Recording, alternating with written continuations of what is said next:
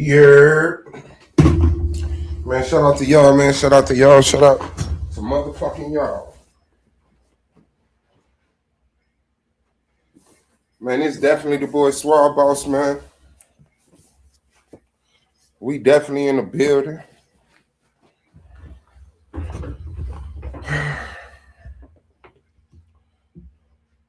Let me put these links in the back chat so motherfuckers can chat back.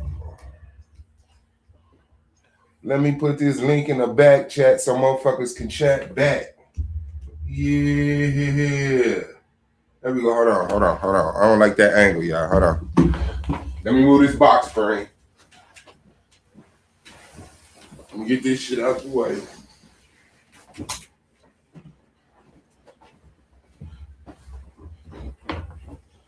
We in the building. All right. I like that angle right there. You feel me? Even though you can see the motherfucking bathroom, my floor ain't dirty. Man, it's the boy Swab Boss, man. That link is out there. Hold on, let me put it in the back chat so motherfuckers can chat back.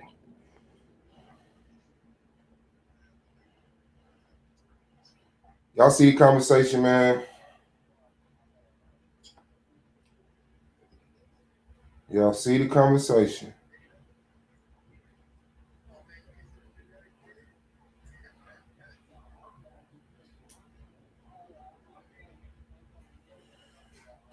All right, it should be back there. Should be back there. Should be back there. Yeah, this the boy Swab Boss, man. And for some reason, I'm not a big fan. I'm not really super knowledgeable about this whole FBA foundationally Black American shit. But once again, Black people have found out a way how not to be Black and then turn around and hate Black people. Once again, descendants of Africans have found a way to not be African and turn around and hate Africans. It's like, are people that white supremacy hurt? Are people that slave trade hurt? That, for one, it's people out there that did not a slave trade. Man, that motherfucking crown is cold. It's people that avoid the motherfucking slave trade. Not avoid, but deny the slave trade. Oh, the slave trade never happened. Now, I am a person that believes that I've had enough information, came across enough information to convince myself that there were Africans. And how's my audio? Because I didn't start my shit over. How's my audio? Can y'all tell me? Am I breaking up? Am I cool?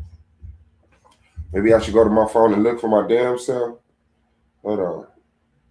And this boy Swap Boss, man. That link is out there. Okay, it sounds good to me. So yeah, and then where the banner at, man?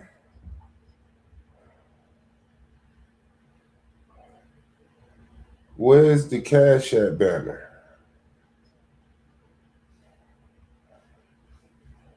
Let me change this one. Yeah, just let me change that one. Get that up out of there. Up out of there. I think that's it, right? Okay. Yeah. Okay, bet. So there you go. Yeah, so like, and I'm gonna try not to sound extreme because maybe it just pisses me off to the point where I'm like, how did this shit happen? How did Black people get so disconnected from everything Black? I just don't understand it. How is it not the simplest thing in the world that Black people need to come together and help Black people? How is that not the most simplest thing in the world? Hold on, where my light at? The light ain't out. It's okay. Yeah. We went through some bullshit. Our ancestors went through some bullshit. We got left in the condition. We worked our way up out of it. The hearts of white people changed. The laws changed, made life easier, made things more accessible. And all of a sudden, people are super duper impressed with themselves and disconnect from what I feel is the something that's healthy to hold on to. I got So many platforms on YouTube. You go over there and I get it. People don't have to be a monolith. I get it. But this type of division is on a different type of. This division is on a different type of level. Like, damn, okay. The GDs beefing with the BDs. Different sets of Crips, beefing with different sets of Crips. Bloods beefing with Bloods. Christians beefing with Christians. Muslims beefing with Muslims. Black people beefing with black people. So I like to have that conversation, at least start that conversation, go somewhere, but just hit that like button and make sure this get rotated. If you have a platform, share it to your platform, please. Share it to your platform. I want to cut our I don't know. I don't know, but I'm gonna see it. I'm gonna try. But yeah, man, that just don't make no sense to me.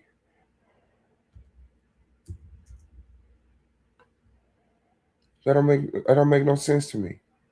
I can't get a group of black people to come do shit.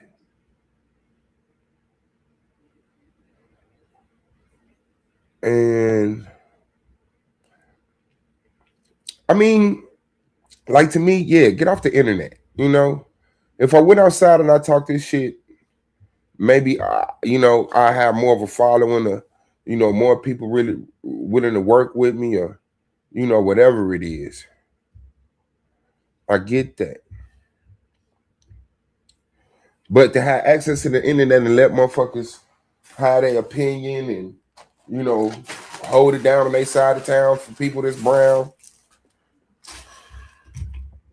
But there's just this damn division between black people that is just, it's unbelievable. It's so fucking unbelievable. Like, I remember when I was young, neighborhood was a thing. Family was a thing. Going outside and knowing who stayed up the block from you was a thing. What happened? Where did that go? How did we lose that? How did we lose the ability to go outside and barbecue? To go on a block and party? To throw a house party? To invite people that you may not be as familiar with? I know you. I'm familiar with you. I know of you. I'm familiar. We see each other. We done spoke before. Come on, man. We having a house party, man. Let's come through and see. Now you got to worry about who the cokehead and who all it is. And whoa.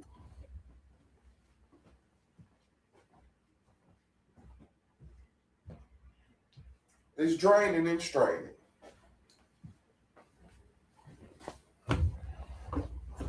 Draining and straining. How did black people get so divided? They hate everything black, including black. And they say, no, I came across some information and I got Indian in my family. Yeah, no shit. I thought all black people had Indian in their family. Like, that was like literally a joke that professional comedians hit the stage and said, oh, your head Texas, you must got Indian in your family. But now people using that, I got Indian in my family, to say I don't have African in my family, which is retarded to me.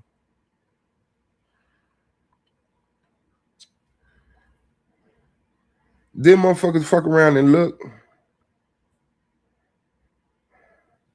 Then motherfuckers turn around and look and have white people in their family. Some of them white people could be from Africa. Did you know that? Did you know you could be related to a white African? And have African ancestry? You fuck around, be proud of that though, wouldn't you? I don't got black African, I got white African. It's a difference. My people was on the winning side of the slave trade.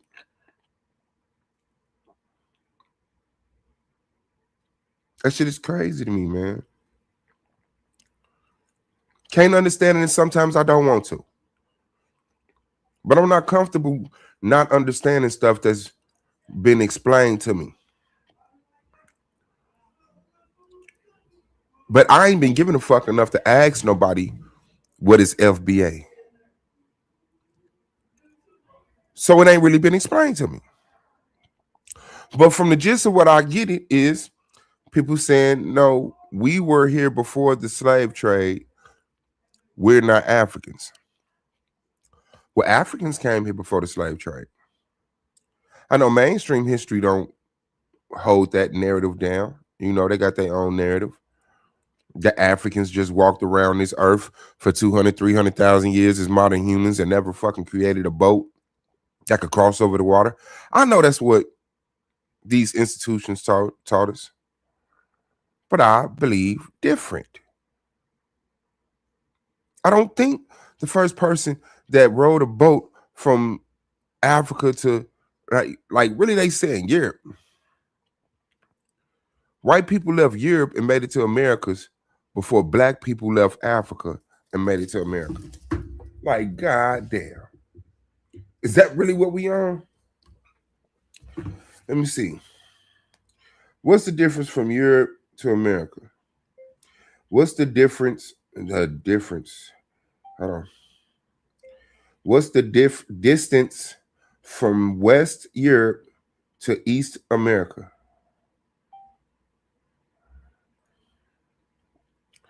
The distance from Western Europe to Eastern America, North America, East Coast, across the Atlantic is roughly 2,500 to 4,000 miles.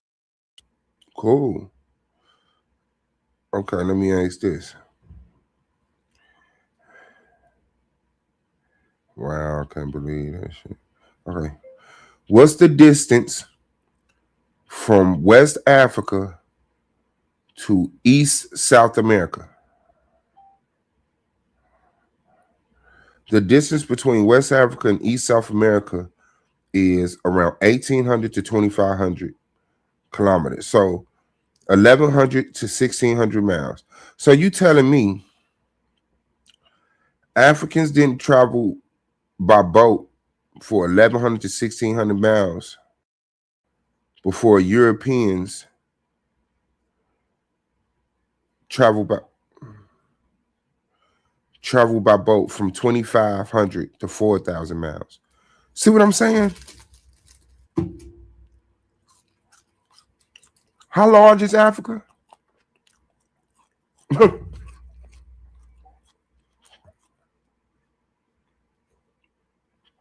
And for some reason, black people wake up today and turn around and start attacking black people for being black, for being African.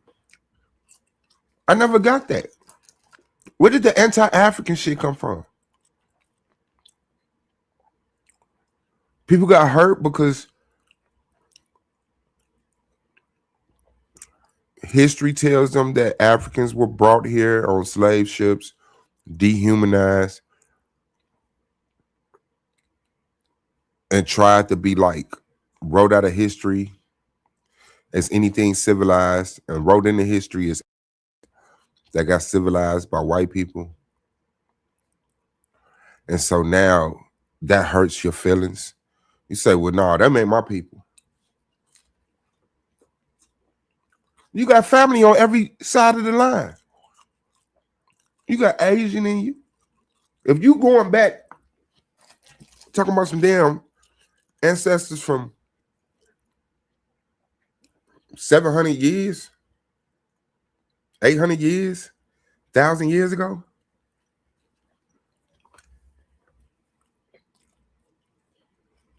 you definitely got a lot of shit in you.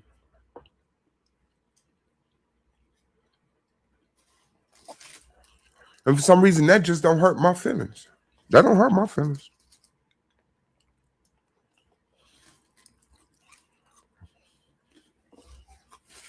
That don't hurt my feelings.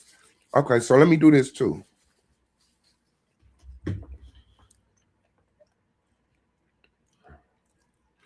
I walk the streets until I find someone who is just like me, looking for some company. All right, hold on. Yeah, I want to find that too, man. I want to go over that little part of the area. I jumped on a panel with them brothers from last night, man. Motherfuckers be setting niggas up around this bitch, dog. Did I find it?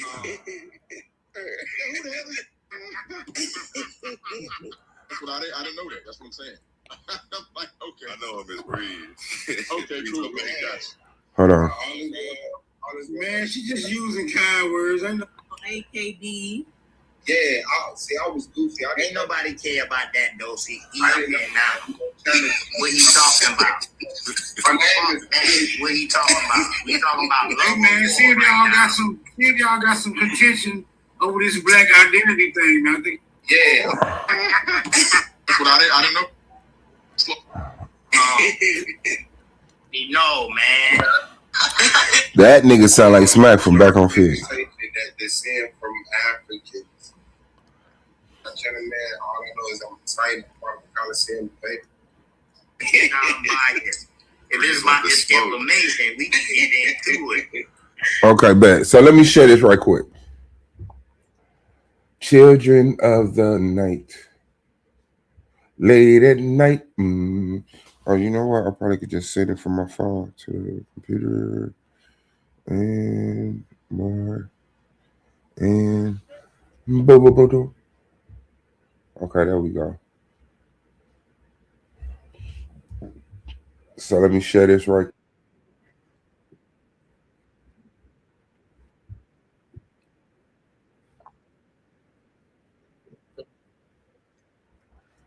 If you really not biased like Breeze, that, baby. Okay, there we go. If it's about this information, Y'all see, I hit the like button. I'm a loud ass nigga because I get loud when niggas get loud with me because I fight real good. I'm sorry. I come from a. And that's what I'm saying, man. Like, man, shout out to everybody, man. But I just don't like clown energy. Clown energy to me just ain't what it do, bro. Like, there's no reason to be this much of a fucking clown. And you could just be a decent person. But I hit the panel.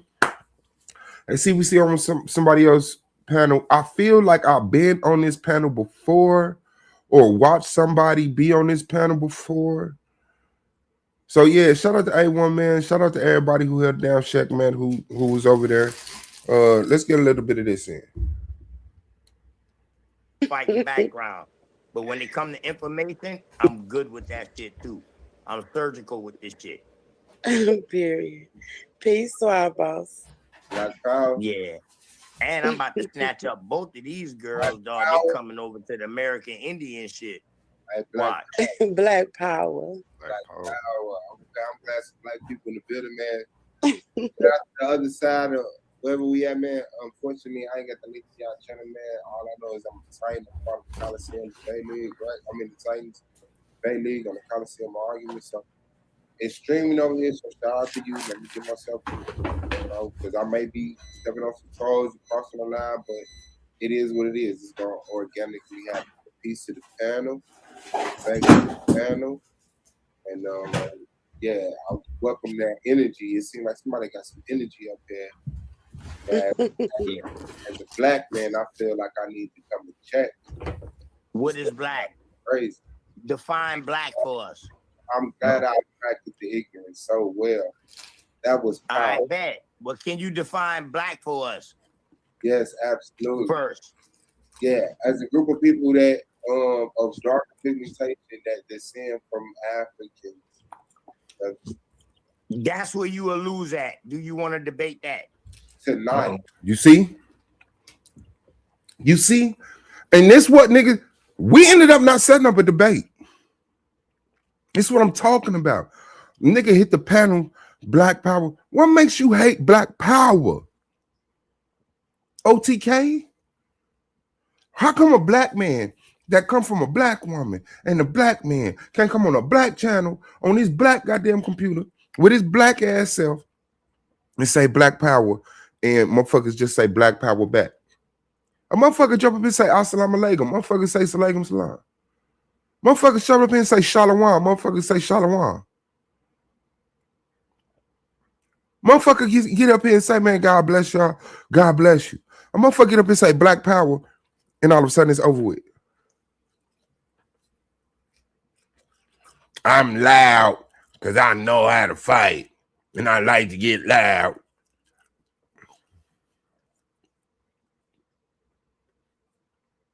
Okay. What is black? Group of people with a darker hue that descend from Africans. You want to debate that? That should have been it right there. I said tonight. Bullshit. And I'm not going to debate it tonight, but let's set the debate up. Yeah, I'm just showing my confidence tonight, nigga. But yeah, let's set that debate up.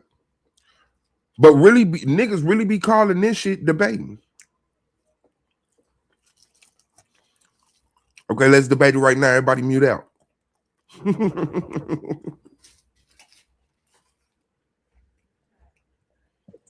Yes. Oh, put them little pea shooters up, nigga, and bring out the big guns, baby. Let's go. Huh? You already know, man. I understand. My name is Swab Boss, man. Brother of the struggle. What's your name, brother? Respectfully, so I can know who I got to. Yeah, I'm a brother of the struggle too. 742. So that's family right there.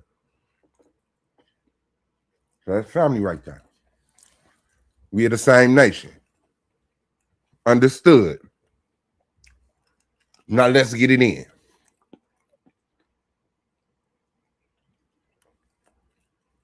You want to debate what about black? Are black people a group of people with a darker hue that descend from Africans? How did you hate that? How did you disconnect from that? How did you not get that? Yeah, that's exactly who it is. We know who black people is. Motherfuckers know who the ancient Moabites is. Motherfuckers know who goddamn the Moors are. Goddamn ancient Israelites. Motherfuckers talking about they found a motherfucker goddamn Israelite, what they call it? Israelite, not a shrine. Altar. An Israelite altar from 1400 BCE. But you don't know who black people are today? Who taught us how to do this to each other, man? Who taught us how to do this? How did black people disconnect from black, turn around and start attacking black people? Motherfuckers is Benubians, Israelites, ancient Moabites. Look at niggas trying to figure it out. Let's go. To the world blow, man. Yeah, OTK. You better, Breeze. Yeah. Yeah, I'm that tight. Yeah, hold on. I'm lost. Hold on, slow down. I'm lost. Who the hell is Breeze? That I am. I've been calling him Breezy since I've been here. Yeah, who the hell is Breeze? I don't know. Who is that? I'm asking who is Breeze? Man, OT Breezy. Oh, see, that's what I didn't know that. That's what I'm saying. I'm like, okay. I know him as Breeze. Okay, Breeze cool. Gotcha. Man, she just using kind words. Ain't nothing breezy about this nigga. Carry. Yeah, I thought y'all was talking to somebody in the chat though. Okay. And actually, I heard your name earlier, Swab Boss, because someone I know, AKD, shout out to sis. She was like, "Whatever happened to Swab Boss?" And they were saying that your name is Argument Lead now. Yeah, shout out to Copper Draco, man. Yeah, I didn't know when you named your YouTube channel that was gonna be your name. So when you jump on the panel and it say Argument League, motherfuckers be like, shout out to the Argument League. What's going on, Argument League? Which is cool, because that's my brand, that's my channel. But yeah. Swab Boss of the Argument League. So that's how I heard of you, but I'm not as familiar or anything. Just wanted to know why I brought up your name before. I appreciate that. Yeah, I was goofy. Ain't nobody care about that though. See, he up here now. What he talking about? Fuck that. What he talking about? We talking about love. Hey man, see if y'all got some contention over this black identity thing. I think y'all was doing That's what I'm something. saying. Now, who was that who said that? Oh, that must be the smoke signal. Hold on, let me see. Because I didn't see nothing move. Got some contention over this black identity thing. I think y'all was doing something. See if y'all got some contention over this black identity thing. I think y'all was doing That's what I'm something. saying. That's what I'm saying, Smoke. I don't like Like- that. I don't like how that just happened. Who is that? That's Smoke Signal. He's the host of the channel. Okay, respect the host of the channel. But on real talk, don't push me into a fight with another motherfucker because I do this for real. I know exactly how to come up here and set a debate. The brother had contention about black. Now we bond a little bit. You know what I'm saying? That's my fucking wrong fault. You know what I'm saying? So Yeah. yes, let's just pass that goofy shit. But I'm definitely here to set up a debate, and I don't give a fuck as long as anyone is in agreement where it is streamed, who make what off of it. I'm here to check that energy that my brother had. Yeah. Because before I even hit the panel, I'm hearing motherfucker a little rowdy, and it was what it was. That's always one of them things that fuck me up when I say it. But what it was is, before I jumped on the panel, one of the brothers was talking to the sisters, and that dude was like, "Why you talking to her? Why you arguing with her? It's a whole man right here. It's a whole man right here." And I'm like, okay, found me somebody to bump heads with. He got that energy. Obviously, everybody on the panel like him. You know, he gets to hold the mic and talk a little bit longer and louder than everybody else. Yeah, that's one of them bump heads with him. So yeah, I get up there and say, man, yeah, I came to see about that energy that's up here. And, you know, when I hit the panel, I say Black Power. So I guess that triggered him. I guess it's the Aboriginal panel. So now, what is black? You got a definition of black and all this stuff. The same questions motherfuckers always ask. Okay, so let's go. Let's set that debate up. That's how this should go. We A1 here, Checkmate here, Smoke Signal here. Let's set it up. It shouldn't be that hard. All right, so what you want to debate? Was American Indians classified as black, Negro, and color? Do you hear me?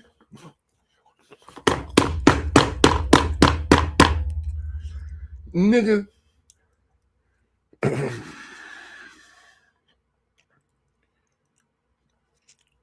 Was Native Americans reclassified as black, Negro, and colored?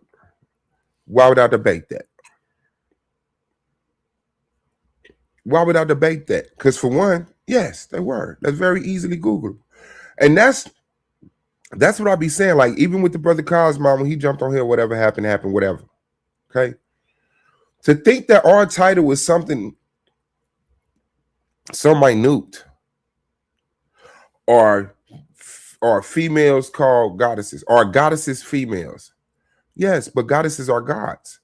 So are female gods. And I wish I'd have had this back chat conversation recorded, because Cosmo got up there and disemboweled himself at least 3 times that I could count. On females ain't gods, they're goddesses. On energy being masculine and feminine and what makes them masculine and feminine. And then it was another contention. But then the nigga tried to get up there and say,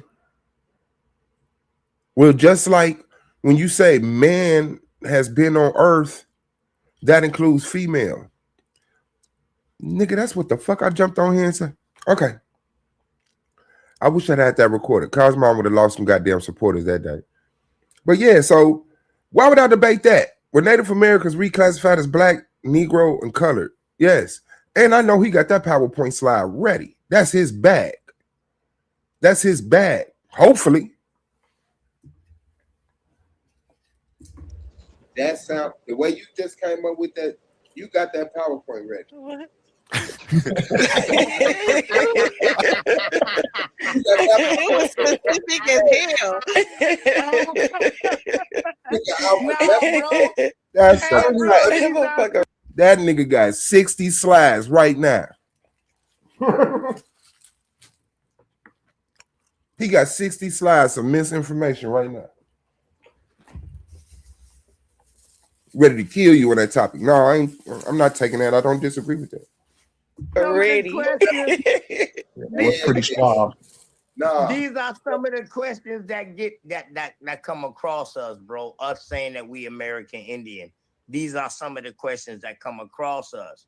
So other niggas, these trans Africans wouldn't take this debate. So y'all not being trans African, y'all being continental Africans, because that's what I hear. Y'all diaspora Africans, because that's what I hear. So being diaspora Africans is way different than transatlantic Africans. Correct? Hey, yes or no? I'm gonna say yes or no. There's a third option. Respectfully, I don't know because I've never given a fuck about that dumbass conversation enough to dedicate that much time to come up with the vernacular you just used. But if you want to get into the conversation, Never I would sit back. Am I a trans African? A Pan African? Nigga, I'm a nigga. I'm black. I have African ancestors. I have Native American ancestors. I have Asian ancestors. I have Caucasian ancestors. I'm pretty sure I got some Arab goddamn ancestry in me. I have a billion ancestors.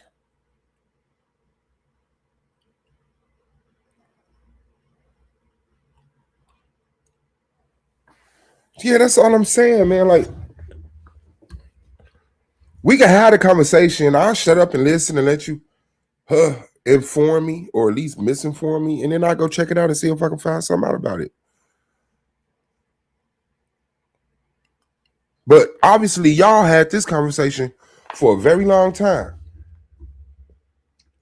Obviously, y'all have drugged this conversation down the street, around the corner, across the alley.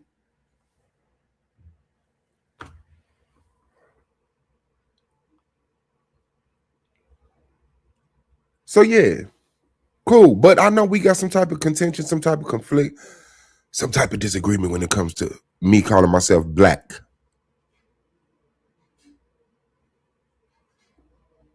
So let's get to it.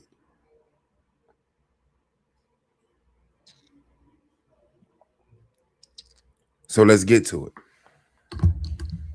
And we never will. Shout out to my brother OTK, but no. Oh, that's the Cam Bam. Okay. Good thing I know that now. Okay. I'm pretty sure I can find a fault with it because you seem emotional about it. What I'm saying is that black people haven't been. I'm passionate. No, Okay. no. See, Hold on, one thing about y'all mistaking emotions for motherfucker being passionate. I can't be emotional about what I am, what is bro. it called when you can't stand to let another nigga talk after he shut the fuck up and let you talk? What is that? I see triggerness. Yeah, that's what I see I'm triggering you. Shut up. Listen, I went to talk you and gonna lose. So yes, I saw triggerness. You shut gonna lose already. Now I'm trying to talk, and guess who's triggered? Because you done lost already, bro. You the one triggered. You told me shut the fuck up. Because I shut up and let you talk. I knew when to shut the fuck up. You talking, suave boss, shut the fuck up and listen to you say your shit. Then I went I didn't even know. I didn't even know the difference between suave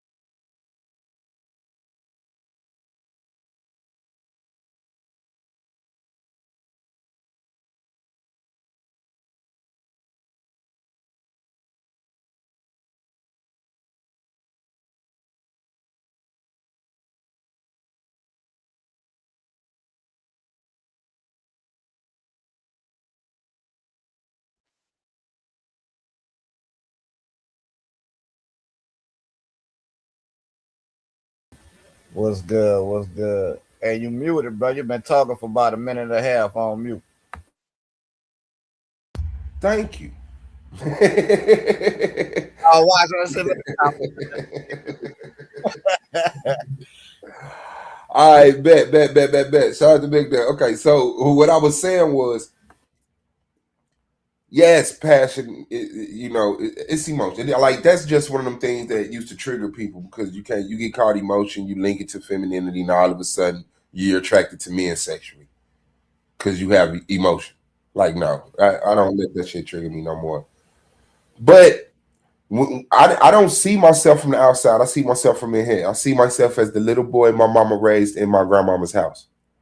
So when I was telling a story, one time I was outside my job, it was this Asian family walking.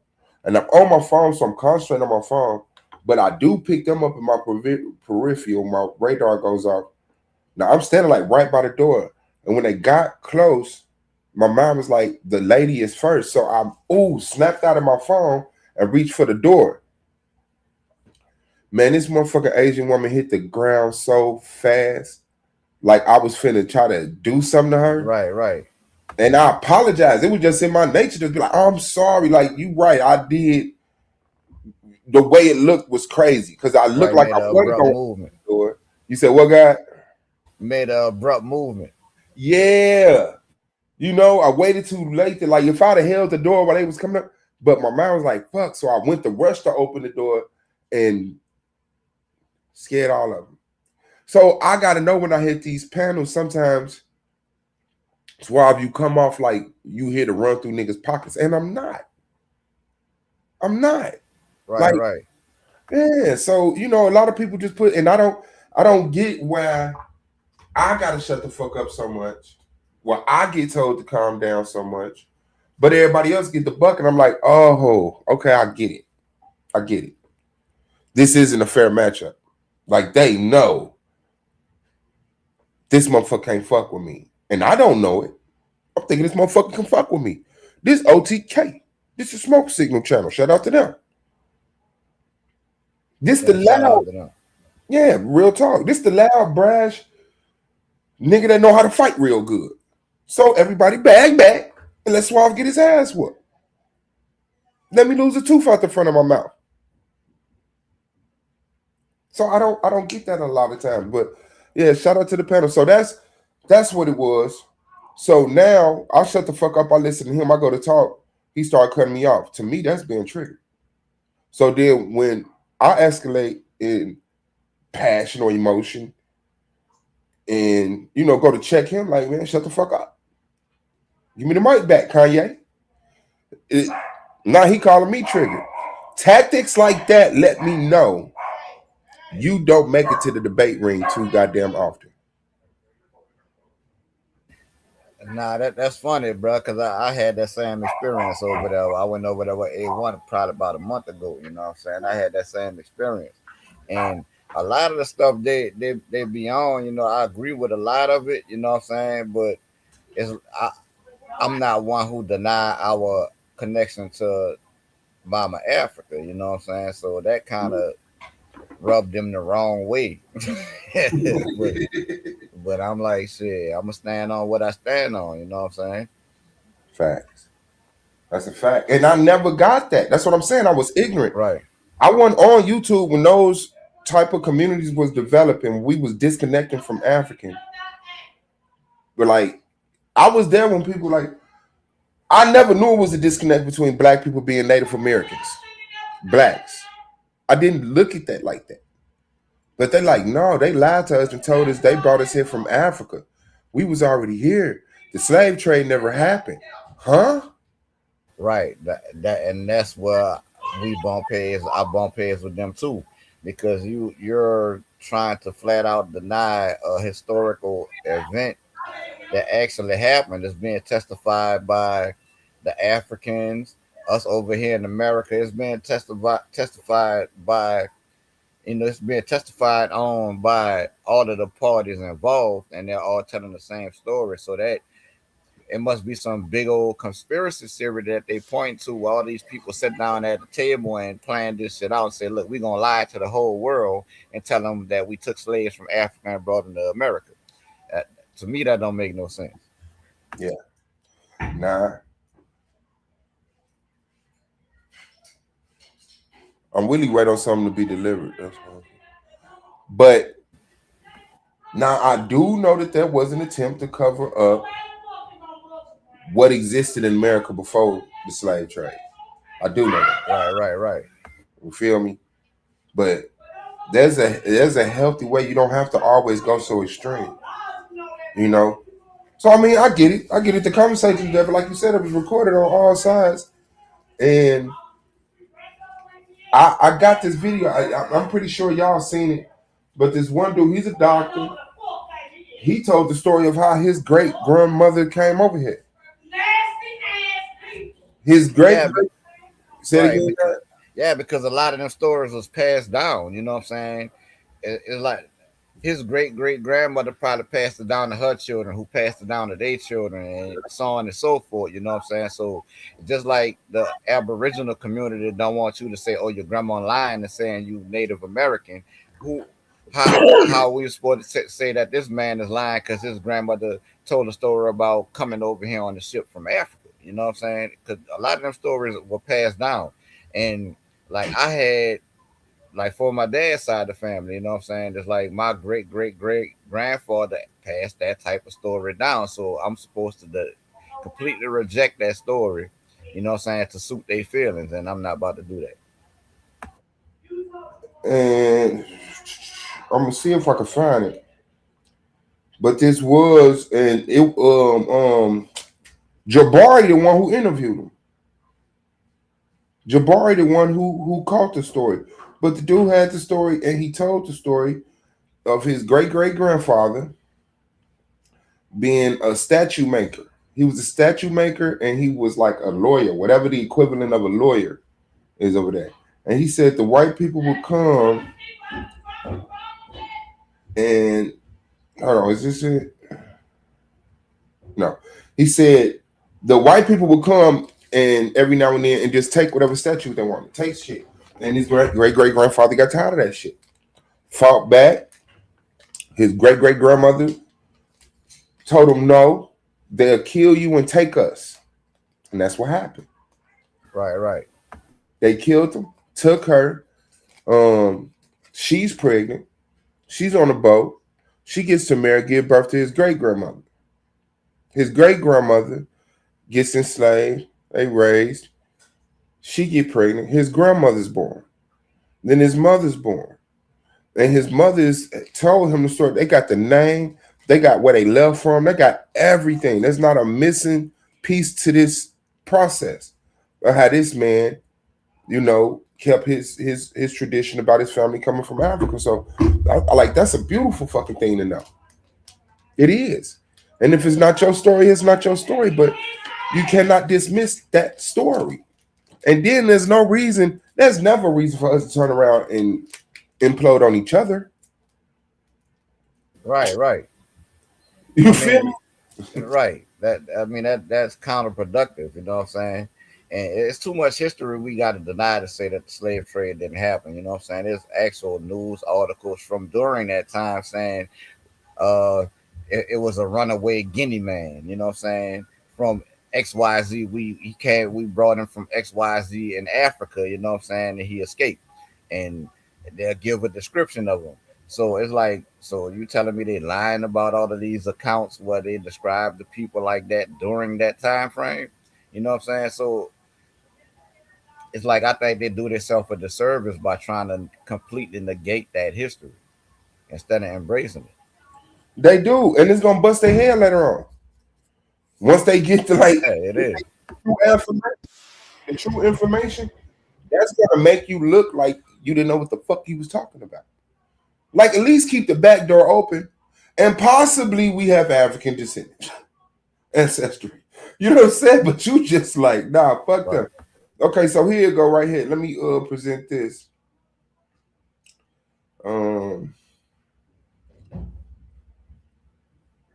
it is a good thing that I can still find this. I need to put it in the playlist somewhere. Okay.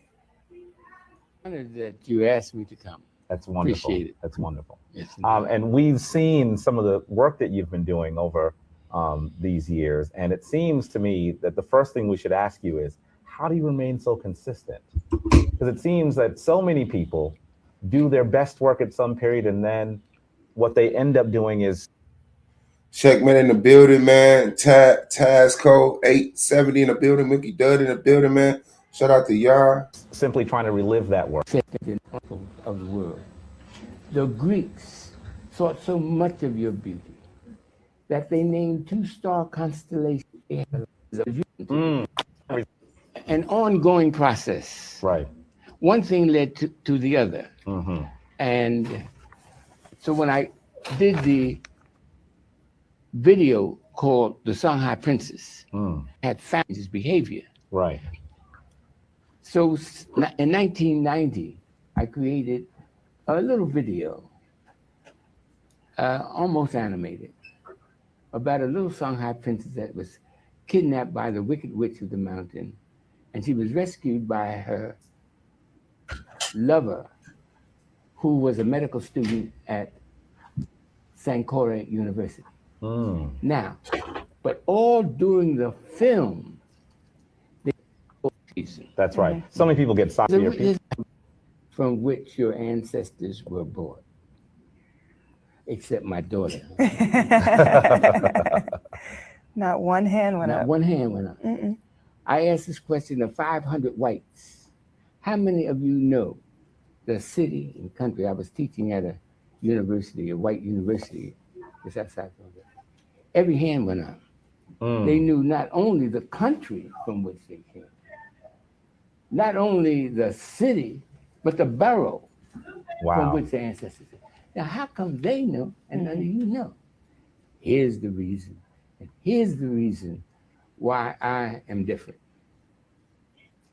The reason is that these South Carolina and North Carolina plantation owners went to Germany to find out how they could control our fathers and mothers on the plantation, because they were getting out of hand. They were burning the houses down. They were killing white folk. They were doing everything negative about being in captivity. They were never slaves. They were prisoners of war, the War of 1591. So what happened was they sought the advice of an expert in Shanghai history. Now, his name was Johann Blumenbach, and he was the head of the Department of History at the University of Göttingen in Germany. And how many of you know this? I know you was taught this in college and everything, all you college folks. Well, when they sought his advice, they said, do they know that they're the Shanghai people? So the plantation owners who traveled over there to seek his advice said, well, of course they know that they come from the great Shanghai Empire. Well, that's your problem. You can't let them know that they came from greatness, from grandeur, from beauty, from sophistication. You'll never be able to control them. So the plantation owner said, well, how can we prevent it? I mean, the mothers and the fathers would tell the children, say, you came from Timbuktu and you came from the city of Jané, and that's where we were born. And then the Europeans came over and invaded us in 1591 and marched us through the seas to the waiting ship. Man, you can't allow them to teach that to their children. They said, well, how you want to stop it?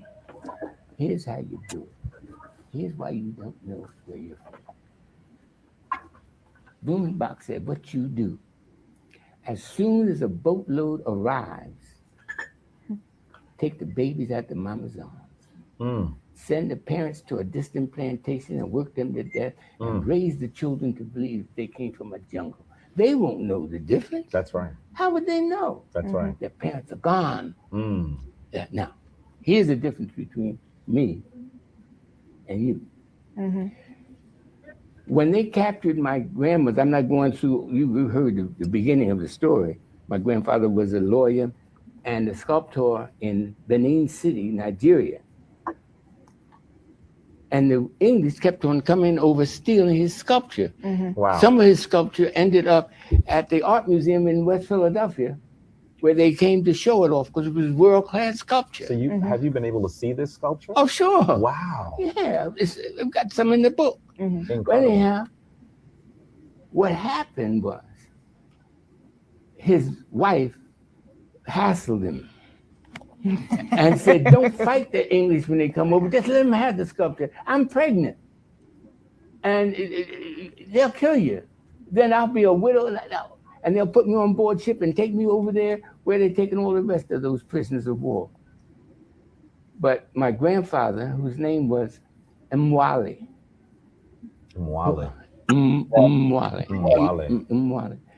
said, I'm fighting them. I'm not going to let them steal my sculpture anymore. And he gathered some of his fellow sculptors, and they fought the English when they came over to steal. They always stealing something. And he said they always stealing something. They killed him, killed my grandfather, and put his wife, his pregnant wife, my great-great-great-grandmother on board the ship. And the ship was named Jesus, by the way. That's deep. I've been angry ever since. Well, at Jesus, not at Jesus, but and on the way over, the baby was born. Wow. All right, named Diane. She named Diane.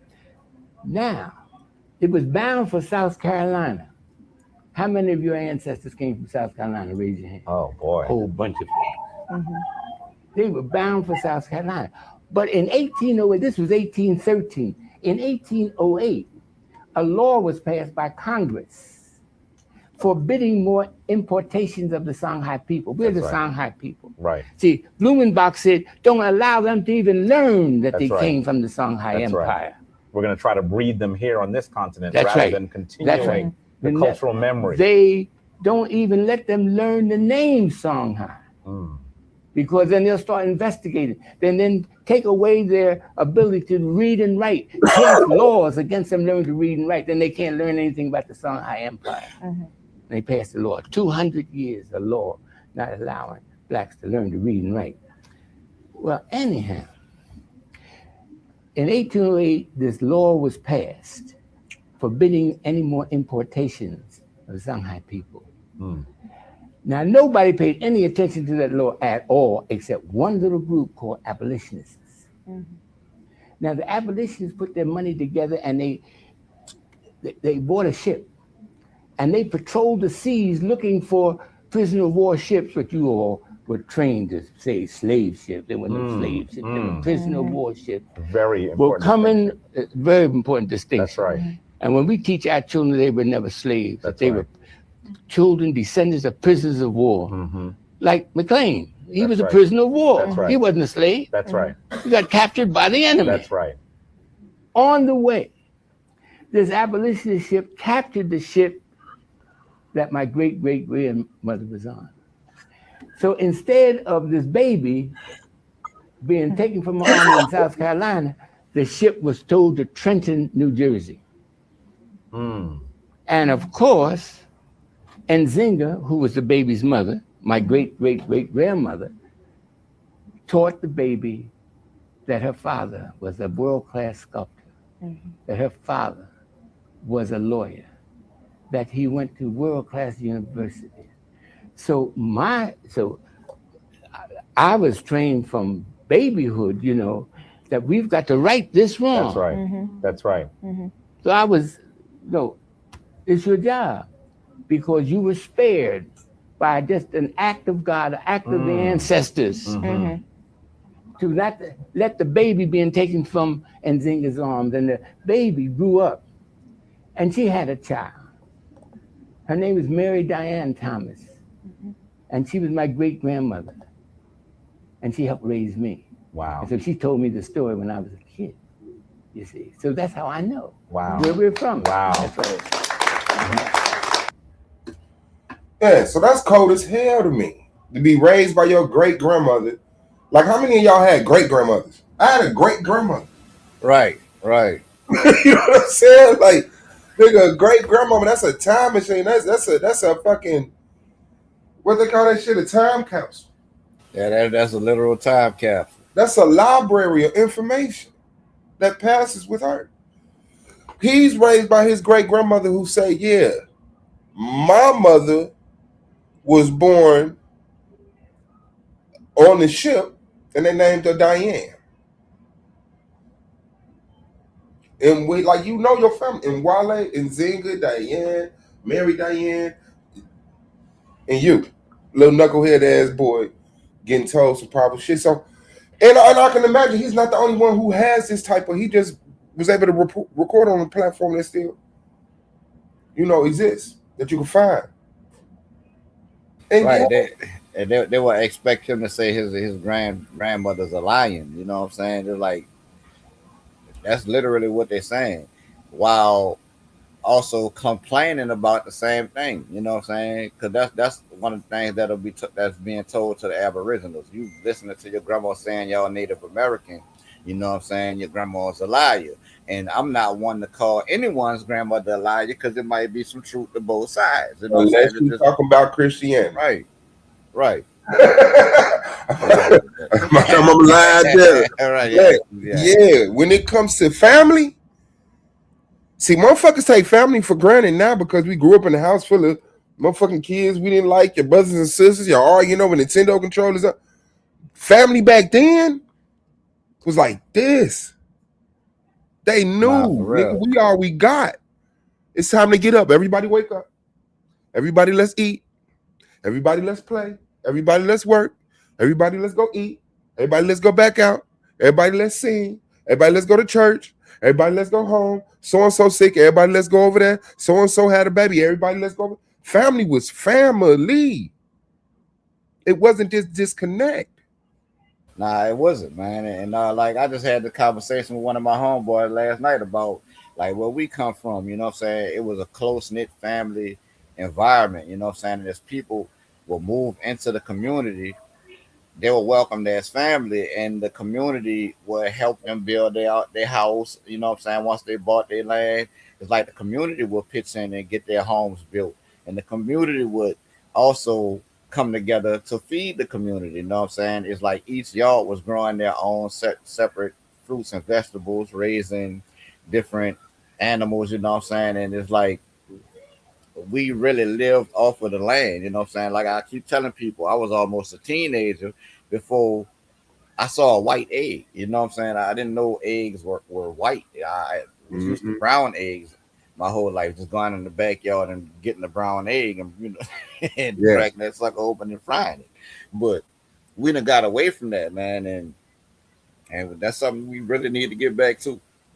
That's a fact. Jose Francis in the building, man. Peace to you, God. What's going on? What's up? What's the topic exactly? Because I don't want to just be talking crazy. Well, it was a discussion on why black people hate black and African. How did black people find out that they was related to Native Americans? I guess it's kind of FBA adjacent, even though I haven't wrapped my mind around the FBA conversation. I really don't have those conversations. But my thing is just, how did black people turn into Benubians, turn around and tell black people, don't be black? Who disconnected us from Africa? Who disconnected us from being black? And why is there such this pillar of disdain or dislike or even hatred? This want to disconnect from being I think African? there's a simple answer to that question.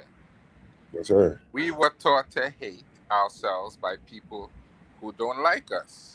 They wanted control over us. They wanted to keep us in a position.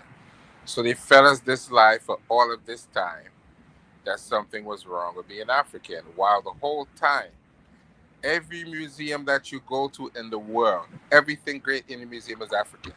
How the fuck you telling me African ain't create no history? And everything you have in your museum don't even look like you. Nothing in the museum looks like you. Right. It looks like me. So something is wrong with your mind if you don't see that. You ever seen any depictions of them old ass decrepit ass, nasty ass? No, they don't have. They barely have that in the museum. They stole everything from everybody else. The majority of the thing in that museum look like you. Right, and like when I was over there, Suave, I had the conversation, and what kind of triggered them was like, by me being from New Orleans, I know that it's a huge African contribution to that culture. You know what I'm saying? And I went to bringing out points like voodoo. How you get voodoo in New Orleans? It come to New Orleans from Cuba by way of Africa. You know what I'm saying? It traces directly into West African spiritual systems. And it's like they lost their shit when I say gumbo. You know what I'm saying? Gumbo is it's literally a West African word. You know what I'm saying? For okra. And oh no, it's not, it's Native American. So I went pulled the etymology up on the word and showed them. I'm like, man, it's like a lot of our culture in New Orleans come directly from Africa by way of the transatlantic slave trade. Africans bought these things over here to them, you know what I'm saying? And they was able to gather every Sunday in a place that was later named Congo Square. Why would they name this place Congo Square? It wasn't no African presence. Shout out to my 318 Naga. You already know these facts. You from Louisiana, just like me. You know what I'm saying? So it's like to me, they do themselves a disservice when they try to disassociate from anything African, you know what I'm saying, and try to deny the contributions of the Africans who were brought over here. Now, we can have the conversation of whether or not they lying about the numbers, inflating the numbers. Yeah, that's a possibility. You know what I'm saying? I can't argue against that. But to say it didn't happen, I can't agree with you on that. I just can't go with that. That's a fact. Yeah, I can see the numbers thing. But it was like, and it was like sometimes, you just was raised on the right side of the truth, and that's convenient. But a lot of shit didn't get past that. Like I was in the midst of a lot of stuff and didn't see the big picture. Like my grandparents used to like celebrate Christmas, but paint Santa brown, paint the elves brown. Right. And never talked to me about it. Never talked to my grandmama. Didn't say, and my grandmother, my father's parents don't even look black. My grandmother is so Native American. Hair was so straight, and like she was brown skinned like me, but like my mother was dark skinned, tight fro. You know what I'm saying? There was a certain, lips and nose and hips and, soul spirit. My grandfather looked Creole. He looked like a white man with lips. I never seen him before, So I'm in the midst of all this stuff, but ain't nobody really breaking nothing down to me. But, once I got older, it was like, yeah, I heard about the slave trade. They talked about the slaves, but I never saw them taught me to hate the slaves. They never taught me to hate the slaves. When I listened to other older people talk, they would tell me when they was a kid, they were told that Africans were swinging from trees with bones in their nose. Now, I don't know if this is a joke that blew out of proportion or if they had really tried to get that off on us. No, they wasn't joking, Swag, because you remember growing up, tell you Africans had bones in their noses, they was eating people. Now that you get older, you realize that's not true. Because you don't see that. Yeah. It still ain't the nigga swinging from a tree. Hey, they got some bones in their nose. But this is what I'm saying. It was like, so I never got that disdain. Okay, life go on. I started going out, coming into contact with certain white supremacist ways. Didn't understand what it was. I would have a white teacher, white math teacher. For some reason, she's just impatient with me. It's irritating. I can't think straight. I rebel. I don't like the way you treat. I get kicked out of class, and I failed that year. And I was the type of motherfucker. When I left elementary, I was in algebra. I was in pre-algebra. I used to love math. By the time I got to high school, I was back in general math. I wasn't even interested no more, But I guess people finding out this information, like you say, y'all got a lot of it. It was shit passed down to y'all. I guess people finding out this information after being so convicted in one mind state hurts them. Like people get church hurt. A motherfucker go to church, they Christians, and they do a little reading outside the Bible, find out that that's some bullshit. They disconnect, and all of a sudden they mad at the church. They mad at every Christian. You know what I'm saying? And I can imagine. That might not be fair, but that's understandable. Because your experience is your experience, and you can't tell people they should not dislike something that didn't work for them. And that's the problem. Yes. You have people, and what gets me said, people like to talk about things that they don't know. They're making statements, just like you watch these lives and they talk about Kemet and the language and the people and the culture. And you ask them, have you ever read a primary text? No. Then how the fuck do you know the language is wrong? How would you know if you didn't even learn the wrong thing to correct it? You just talking. Right. You never took the time to even learn what you consider wrong to see if it makes sense. If it don't make sense, then show me how to correct it. Don't just talk based on your paradigm, but Christians told you something, but you never read a text. You never read to understand the system and how they broke it down. So how are you going to say it's wrong? Especially if you don't even know it to begin with. At least learn what you think is wrong and then say, all right, this is how I know it's wrong. But if you read the Medu Neter text, all of them make sense. All of them make sense. And when they don't make sense, then they know something is wrong. Something is going outside of that Medu Neter. Something ain't right. Somebody mistranslating something. Or there's something else you have to look at besides the language. Shout out This is where these guys get me upset. You never read a text in your life, but you're arguing. What are you arguing about? You ask them what's wrong, they don't even know what's wrong. Because they don't know what's right or wrong. They don't study the language. Go ahead,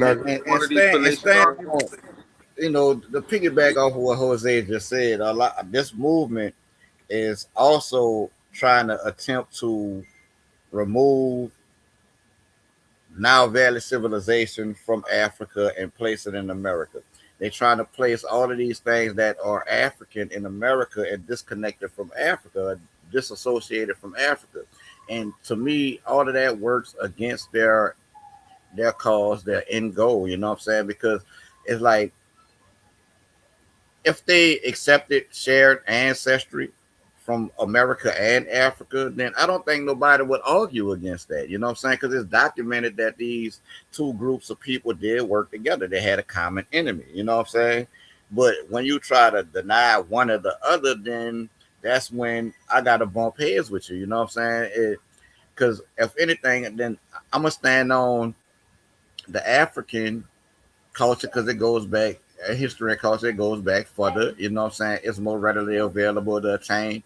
A lot of the stuff that was over here was swept under the rug and forgotten and lost to history. It's like, because you hear a lot of these people talk, they can't even give you a tribal affiliation, because that's another question I asked on that panel. What is the tribal affiliation? And I got attacked about that question. I said, my father's mother she told me she was Black Cherokee. Her father walked around in damn Indian clothes. like her father, wherever they fuck they moved from, whatever little rural county or whatever country type space, like she say he still had Indian regalia that he would put on. Right. But could he speak the language though? I don't know, never met him. And this is the thing. They come up with all these wild theories and they don't study history to understand that there is a connection. And the connection is during our enslavement, some of them enslaved us and some of them helped us as well. Mm-hmm. So there is a mix. And that's true everywhere, right? Like some Africans helped us, some Africans turned on Africans. I'm with you, but some white people helped, some white people didn't.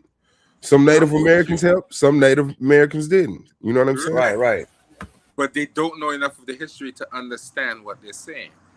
Because you have one group of Cherokee that might have enslaved you and another group that might have helped you. And they're all from the same tribe. They are just disjointed and so fragmented. You understand? So they want to accept one side of the story, but then they're not telling the story properly to say, yeah, some of our people did it. Some of our people did enslave you. It may not have been as bad as white people, but yes, they did. And some of them hope that is how it would have gotten there. And then there's a possibility that all of them were descendants of Olmecs who were actually African people who came from somewhere else. Absolutely. And then with Mesoamerica, they have a lot of holes when they deal with a lot of these civilizations. They don't know about the Olmecs. The Toltecs is a mystery. They just build in civilization on civilization sometimes. So when you see these civilizations stretch back, they actually inherited them from someone else, and sometimes they don't even know who it was. They just moved it. They just saw something nice and moved in. That's a fact. And then motherfuckers is say that all the time. Like say that all the time. We were just watching that video about ancient ruins and stuff, and I was trying to, show how this shit is out of place. They shouldn't have had the technology to build this shit. But often in the video, the narrator would say, and in the 1800s they deserted. In the 1600s they deserted. Like, no, they didn't. No, they didn't. Something happened to them motherfuckers. Right, but this is what I'm saying. In Mesoamerica, they have like the Olmecs are a mystery because they don't have any actual bodies of the Olmecs. The Toltecs is damn near is pretty much mythology. They don't even know where they came from. These people just exist. They just fold them into the mist because they don't know where they came from. They have no idea. Somebody said these people was here. They gave them a name, and that's it. So you don't know. So you can't have these conversations. First of all, you can't have these conversations with people who don't study, because they want to tell you the world of everything about everything and don't know nothing. And you can't have the conversation with motherfuckers who done studied themselves into ignorance. Like, sometimes a motherfucker could be so well, just have this information. I've read this book. This said that. I'm done with it. And I'm like, yeah, well, I think, despite the fact that book exists, further investigation is needed. Like they may wrap it up, but I often look at stuff that has a certain narrative is allowed and accepted and peer reviewed and funded and then given awards. And stuff that don't go with the narrative gets defunded, shamed, blackballed. So it's like, that's just very unfortunate. I mean that's how it works. Yeah. Instead of you simply saying, these people did this thing, I can benefit, you want to be right and you want to rule over someone else's culture. You don't have to do that to appreciate a culture. You can appreciate the culture without all of that excess stuff. You don't need all of that. The people of ancient Kemet never looked at somebody and said, well, you a white man, get out of here, we ain't gonna teach you nothing. Should have. Don't see that in the culture. Should have, but didn't. They never said that. Am I correct? They never really said that. Yeah, I said they should have, but they didn't. I mean, there is a point where certain things they didn't tell the Greeks, because when you see Plutarch writing about it, that is what he said. He said they don't discuss everyday matters in front of us. He said they only discuss everyday matters outside of the house. Mm-hmm. So at one point they stopped telling them because they figured out what was going on. Well, that was just the culture. If you were a priest, you just didn't tell everybody everything anyway. You had to join into the actual priesthood in order to get those secrets. So the people who are indigenous who didn't know that.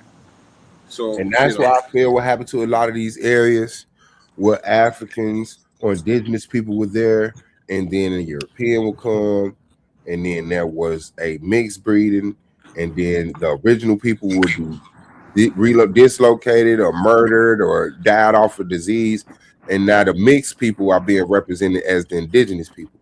But they don't know the science though. They didn't get the information, and so now they can't even keep the culture up. So that's what's happening in America.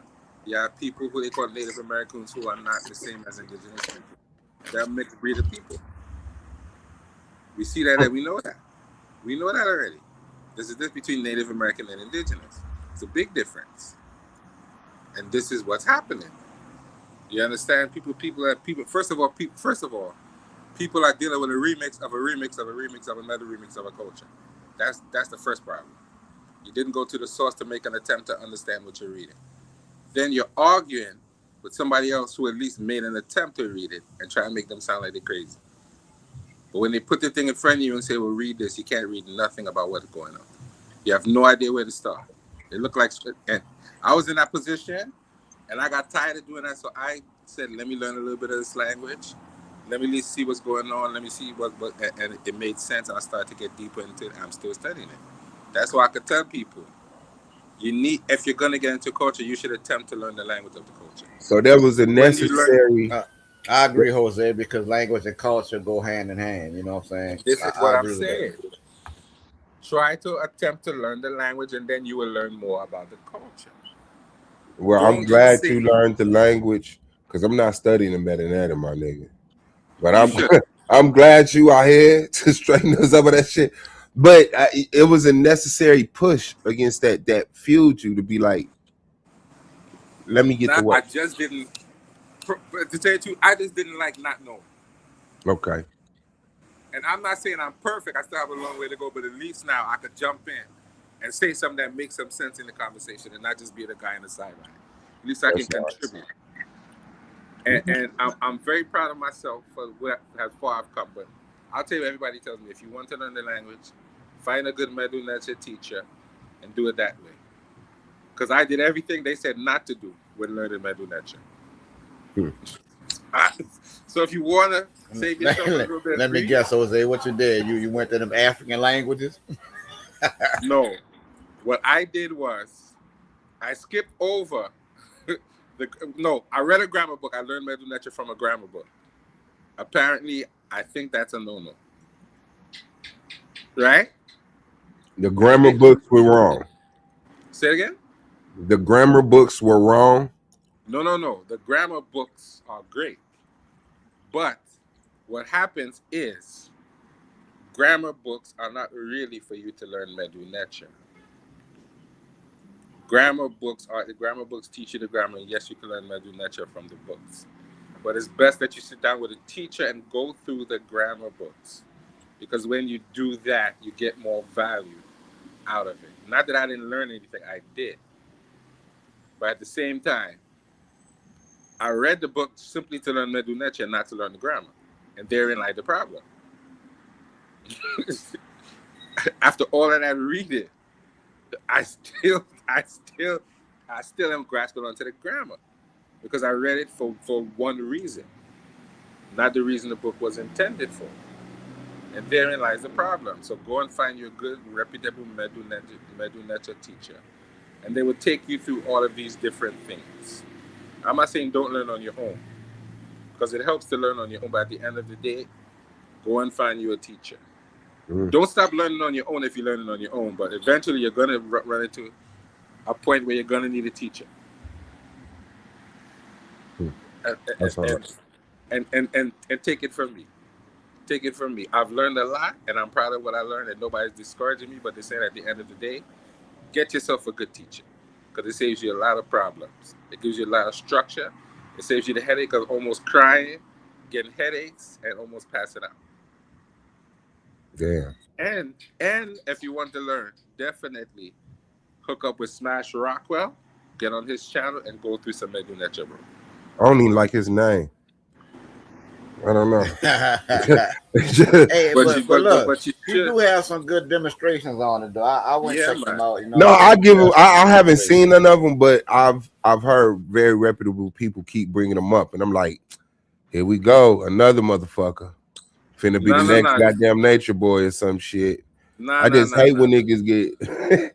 I don't know, dog. It's just a certain level of popularity once you get. Nah, he's not like that, man. It's not that at all. Okay. You need to go into his channel and see the conversation that he have with experts. Then you'll understand. Like, shout out to Smash Rockwell, man. Experts invite him all the time to come and look at things.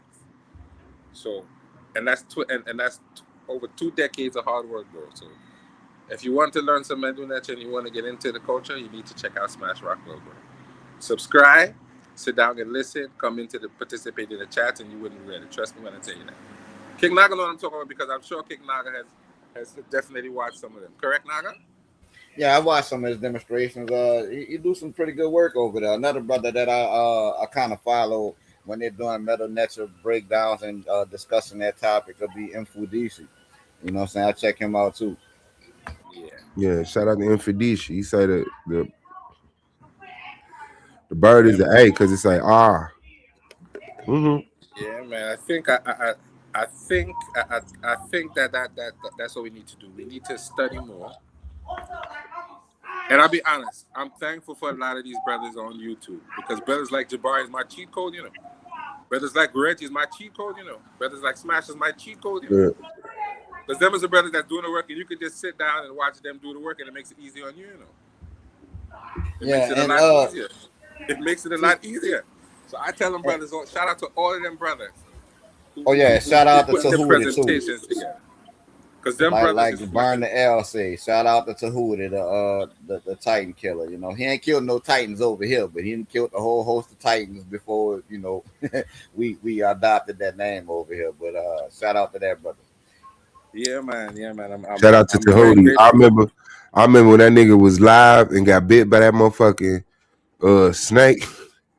Man, he got bit by a snake live? Yeah, Doug. He was saying that. He played it off, but he wrapped that shit up.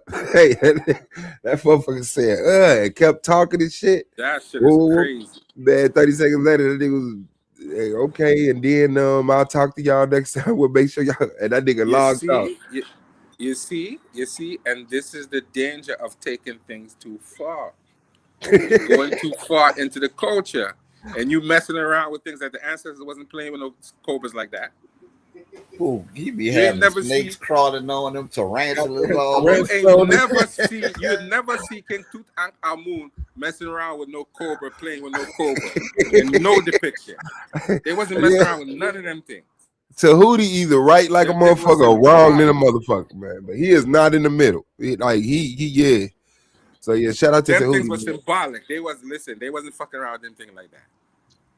Them was symbolic. You ain't never see them run around playing with jackals like that. No, they wasn't doing that, bro. You had to know your limits.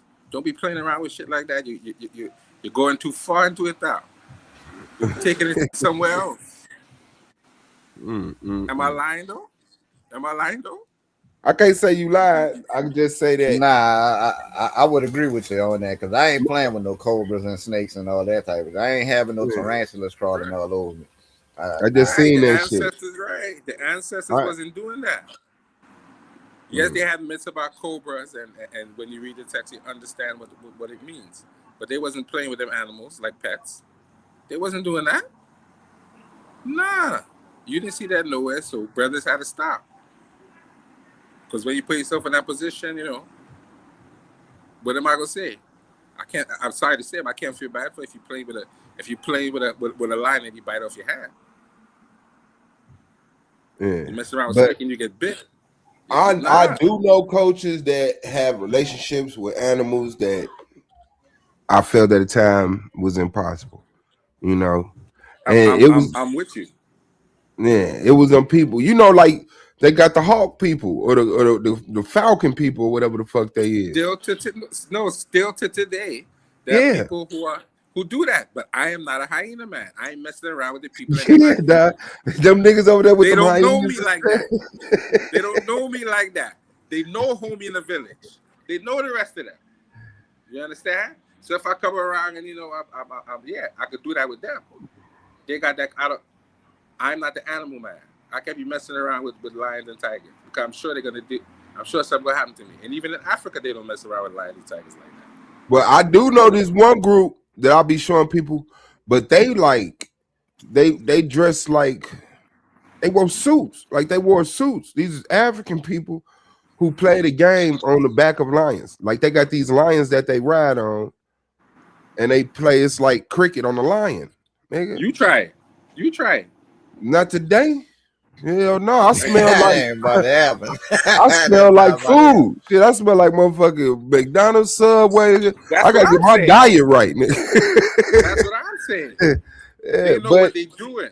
They're accustomed to that.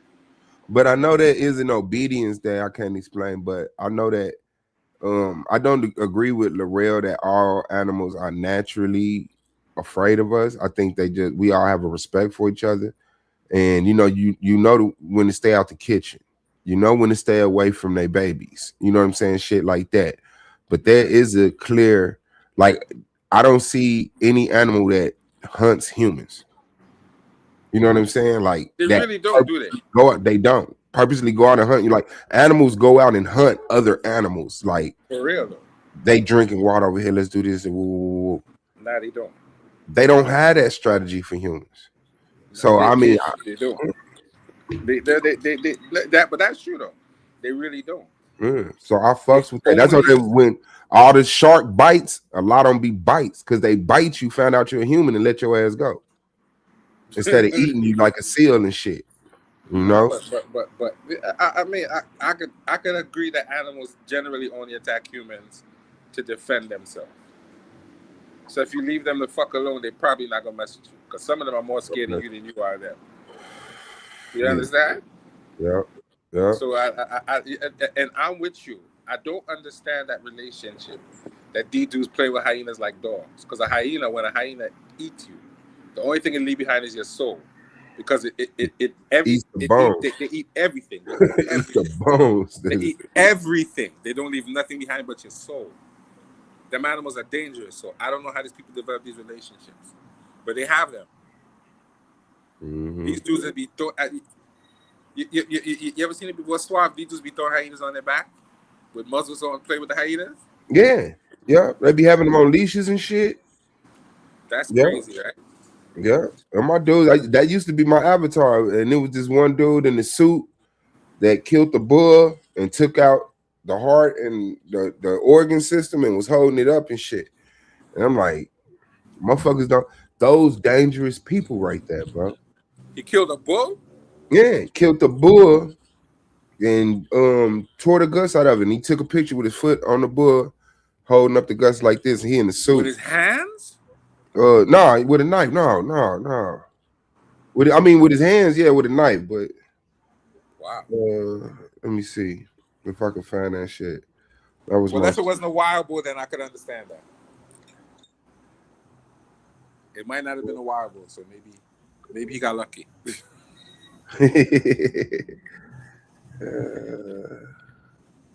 Yeah, man. But I find those relationships with those animals are very interesting.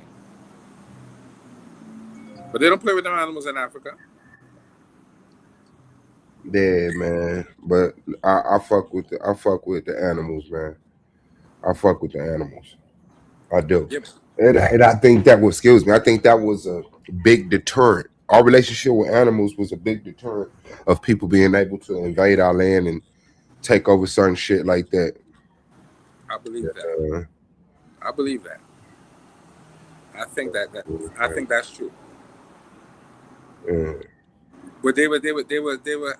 I was watching something the other day on a channel where Kamjiverse channel where he was saying that he think that when some people came up against the ancient Kemetic people, they put animals that they thought was sacred in front of them because they wouldn't kill the animals. But that wasn't true though. They found out it was a lie.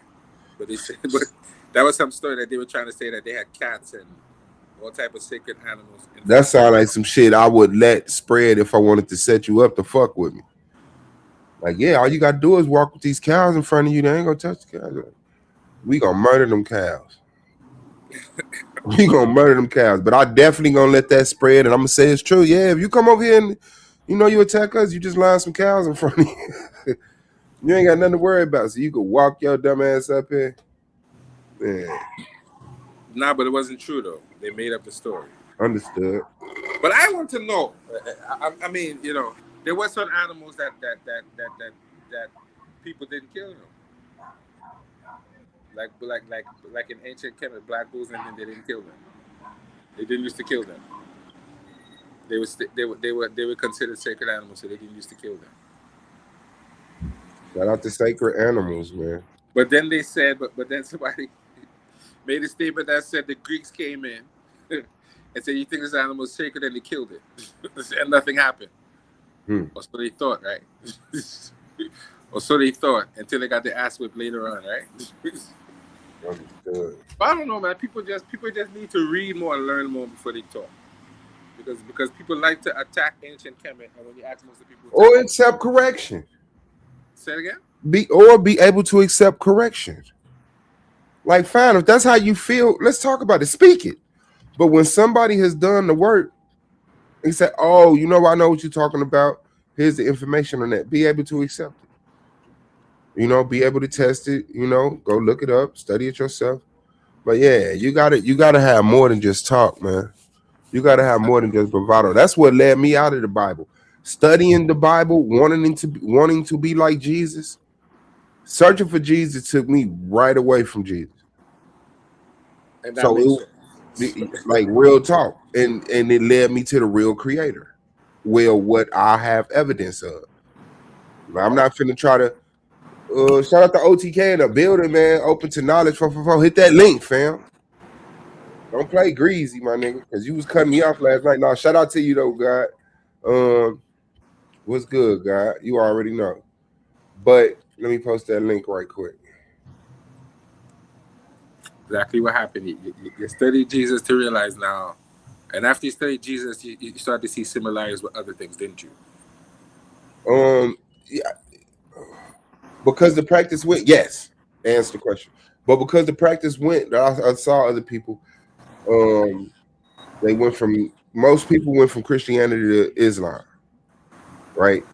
And then there was this Israelite movement that was around that I really didn't even know what it was till I got on YouTube, and I was like, "Oh, that's who them niggas is." Like my ex-wife father was a Hebrew Israelite, you know. Couldn't call him at a certain time on the goddamn Sabbath. He wouldn't do shit to the next day, all this other stuff. Didn't eat pork, went to a temple, you know.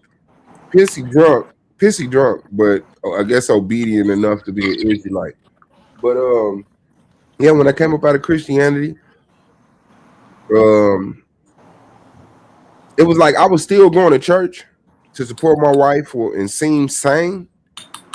But it was like, man, I'm like, I could do a better job at this than him. He's like, the pastor would piss me off. They would literally like open up the book, read a couple of passages, close it, and then speak from their heart for the rest of the day. And I'm like, no, my nigga. Keep reading, my nigga. Some shit coming up. I want to talk about that. You know what I'm saying? Yeah, he want to read it. He want to read chapter. He want to read verse 8. Yeah, you feel me? I said, man, that's crazy. But when 9/11 happened, I was like, okay, shit is real. My government is lying to me, you know.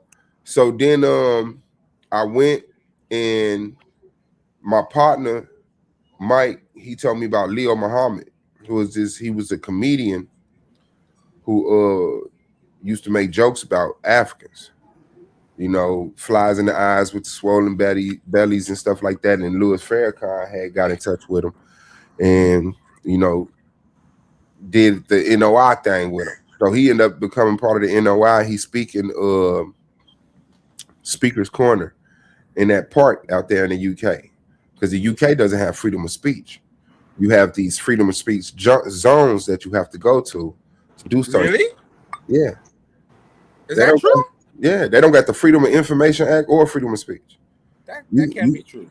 Yeah, look it up. You got to go to Speaker's Corner. That's where they say get down off your soapbox. That's where that comes from.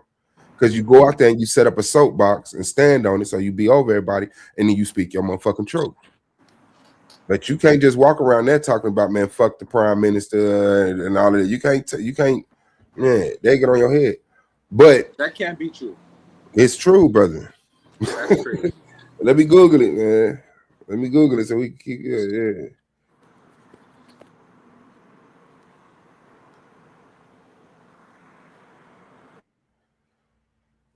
Oh, it's okay. It's recent. Hold on. Wait. 1998.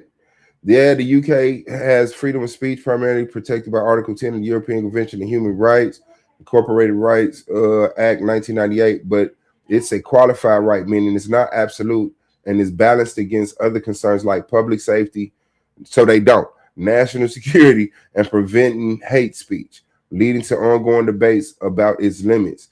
while Parliament has its own guaranteed speech, Bill of Rights, 1689, public expression faces restrictions from laws against incitement, harassment, and grossly offensive content, which recent concerns about increasing enforcement under laws like the Online Safety Act. So they have a form of freedom of speech, but you can't freely say what the fuck you want. If they feel it incite a riot, if I go out there, the Israelites can't do that shit. How they go out on the corner and tell white people they the devil, they going to hell and kiss their foot and all that, you can't do that. So when it comes to certain shit, when it comes to political and religious views, you don't got freedom of speech.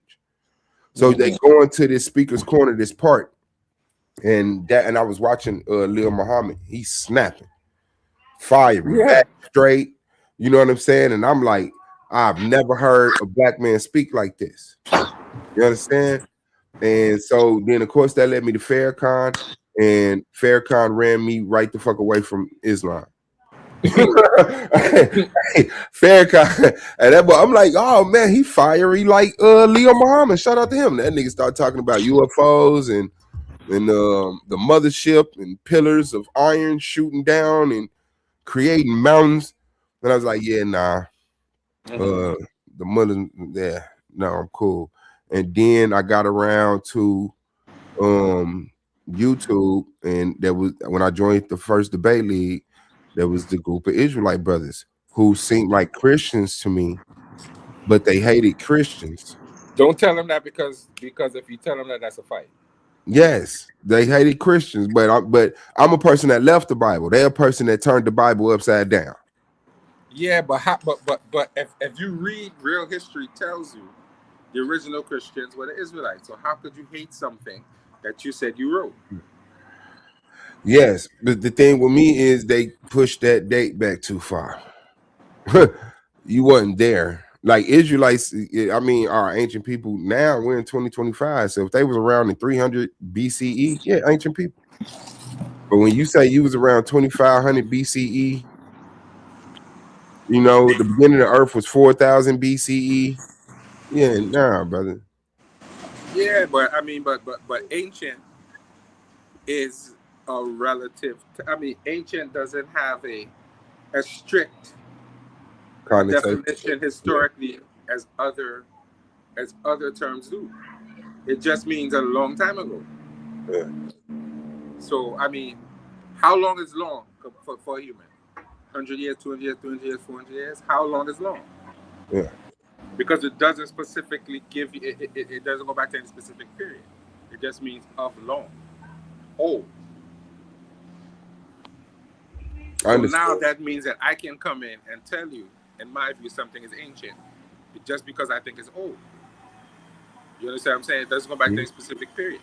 Like Paleolithic is a period, Neolithic is a period, Bronze Age is a period, but ancient is not. The definition of ancient doesn't work that way. It means old. Yeah.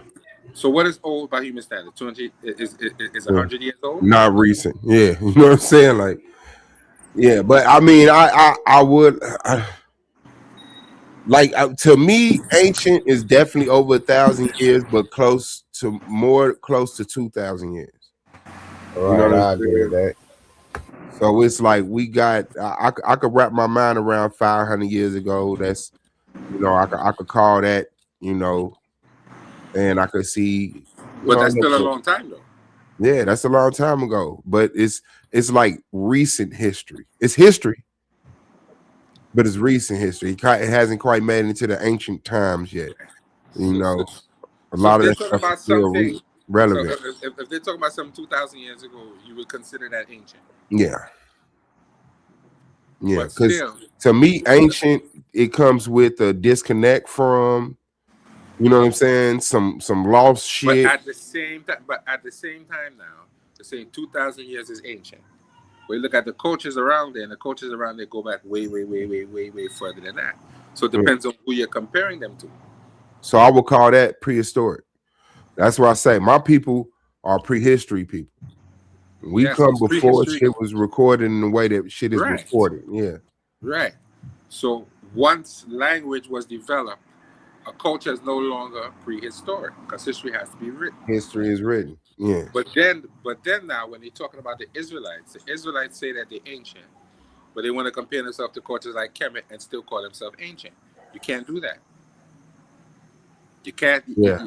You can't do that to say your language is or your culture is 2,000-3,000 years old, and they have remains and objects that are older than your culture. Not even we didn't even talk about living people yet. We just talking about just a mummified person or zombified person. He's 4,000 years old. Yeah, easily. This one is 5,000 years old. That one is 3,000 years old. So Yeah, that means ancient Kemet had dead bodies as older than your whole culture. So you can't make that comparison. We didn't even get into language yet. We didn't get into structure. We didn't get into none of that. We're just talking about strictly artifacts. Things that man-made things. Way older than your culture. Yeah. So how can you make that comparison and think that Hebrew was the first spoken language on the planet? Medu Neter might not even be the first written language or spoken language on the planet either. And then to speak on that disconnect from Black and African, that's what I got from the Israelites. When I started debating the Israelites, one thing I found out is we ain't no stinking Africans. And it made sense. Shit started clicking to me like, oh shit. The Israelites of the Bible did go around and murder Africans. God told them to go take. So then I see that's the Canaanites. So don't tell them that either, because they tell you they're not Canaanites. Yeah, these no, they're absolutely Canaanites. These don't tell them that, King Naga. They can swear you up and down. They have nothing to do with Canaanites. These Arab culturalized people came into African territory and built on top of their shit, claimed their shit, murdered them, took their shit. But yeah, so I'm looking at the story in the Bible and I'm looking at how people are expressing the Israelite paradigm, and I'm like, you're anti-African. You think that this group of dark people in Africa is different from this group of dark people in Africa in a way that they not the same people. Like I could get there's different types of Africans, but they're all Africans. But it's like, no, they don't grow beards. I start hearing all type of shit. They don't grow beards. Look at the shape of their head. Nigga, that don't look like us. Nigga, we are new people. We are a new people that came up out of the destruction of indigenous people. So you have African, Native American, and European in you. That's going to create a different skull. But still at the same time, there's enough DNA for them to do a DNA test to tell you where you come from in Africa. So you're not that different. Yeah. You can't be that different if African ancestors could take you back. Can't be that different. I remember that. I remember all of them tropes they used to be saying Africans can't grow beards, they can't grow locks and all of this. And now you see Africans with beards and locks. You know what I'm saying? They are absolutely continental Africans. Like that kind of pulled me out of that Hebrew Israelite movement. You know what I'm saying? Because I never was down with that stinking African trope they used to be using. Because I'm like, bro, if y'all want any validity to what y'all saying, then y'all better be standing on some African history and culture. You know what I'm saying? It's like y'all, they got a Judean temple in Elephantine on the Nile Valley. You know what I'm saying? So it's like, so how are you saying these stinking Africans when you cohabited and you coalesce with these people and within these civilizations? You know what I'm saying? It was Taharka who came rescued y'all from the Assyrians. You know what I'm saying? He didn't have to do that. So that's what I'm saying. How they stinking Africans and you homeless? Right. You got to go take their land. Right. They got the cattle, they got the clothes, they got the women, and all of a sudden, like, yeah, dog. So that threw me off. So I didn't become an Israelite. But by the time I got through with Islam, studying Islam, I had figured out all the Abrahamic faiths, anything that come from this stuff.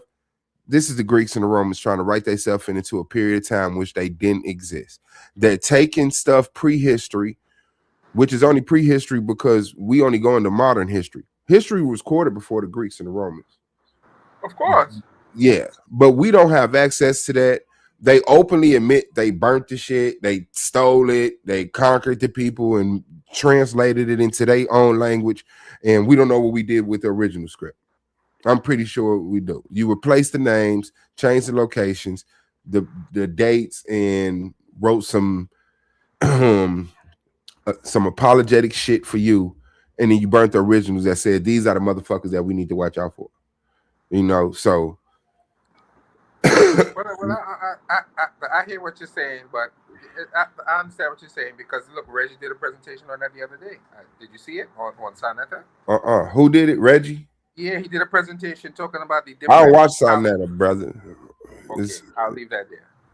You can speak on it. I don't care. You can speak on it. No, but what I love Brother Reggie. I fuck with Brother Reggie. That's my dog. Yeah, you need to go watch it because he's breaking down how the Moses story came from Ramses. I think it's Ramses the second or third, one of his sons and his grandson. Yeah, I know that information. Moshe, Ramses, Moses. Yeah. Yeah, he showed that whole thing. And when he showed them, Israelites got mad, boy. Yeah. So that's what I look at these writings as.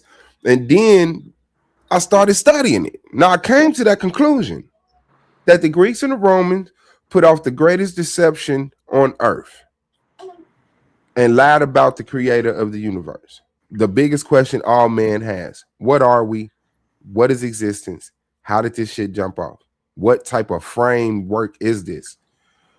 And then I started studying, and I would come across videos with Dr. Ben, Ashra Kwesi, you know, and they taught me how to look for the shit, you know, and it just snowballed from there. Just more and more people that I'm studying, more and more people that I'm listening to, and then I find out the Vaticanus, the Septuagint, the Alexandrias, and I'm like, how are all these writings from the Greeks, dog? Like, not one African tribe came from out the bush, like, in the book of Nkufu. Like, no. OTK is in the building, man. That's fucked up, put in the wrong direction. The misconstrued. The big dog is in the building. Shout out to you. What's good? Peace, man. Peace and love, Swab boss, man. You my dog, man. Hey, we had a good time last night, Swab. I ain't gonna lie. I said, you know what? I'm gonna build with Swab, man. So I'm glad you did this show, man, so I could come up, man, and build with y'all. Y'all having a great conversation right now. So I was just sitting back in the cut listening, man. Hey, peace to everybody else on the panel too. Peace and love into your chat, man. Appreciate that, guys. Yeah, feel free to jump in, man. You know, get it in how you need to get it in. But yeah, that's how I came. So then this is the funny part. This is when I started getting extreme, and I figure everybody has these stages because I even see some people on YouTube now with it. But it becomes extreme when you don't know how big the lie is, right? This is a global lie. And I'm gonna go straight up the middle. These white folks, called the Greeks, murdered, invaded, manipulated their way into positions of certain people. And then there was this play where they separated themselves into two groups of white people, the Greeks and the Romans. Working with the Persians, Arabs, they constructed this fake fight that led into our lands, destroyed our people, and replaced our grandparents' pictures with theirs. But they tried. Yeah, they tried, and they did. It's a lot of civilizations you will never hear about. A lot made it, but there are a lot of empires that they burnt the stone into the ground. You know, it was just crazy. But they did that play. But the whole time the Greeks acting like they don't like the Romans, but they the same people. But you know what I said? I said to me, the Greeks became like little children with Legos. You ever watch your niece, your nephew, your son play with Legos, and then they get mad because the Legos ain't working and they kick the Legos over? Mm-hmm. That's what the Greeks did because they tried to understand and they couldn't understand. So when they couldn't. Can't have it. Nobody can. So now I can get into my pseudo bag with that and talk about difference in biological makeup and the relationship between your body and the universe and their body and universe, your ability to get nutrients from food, sun-enriched food, Yeah, but Their inability to wasn't, get but like, they just to me that's a good comparison because everybody knows when little children get frustrated with things, that's how they behave.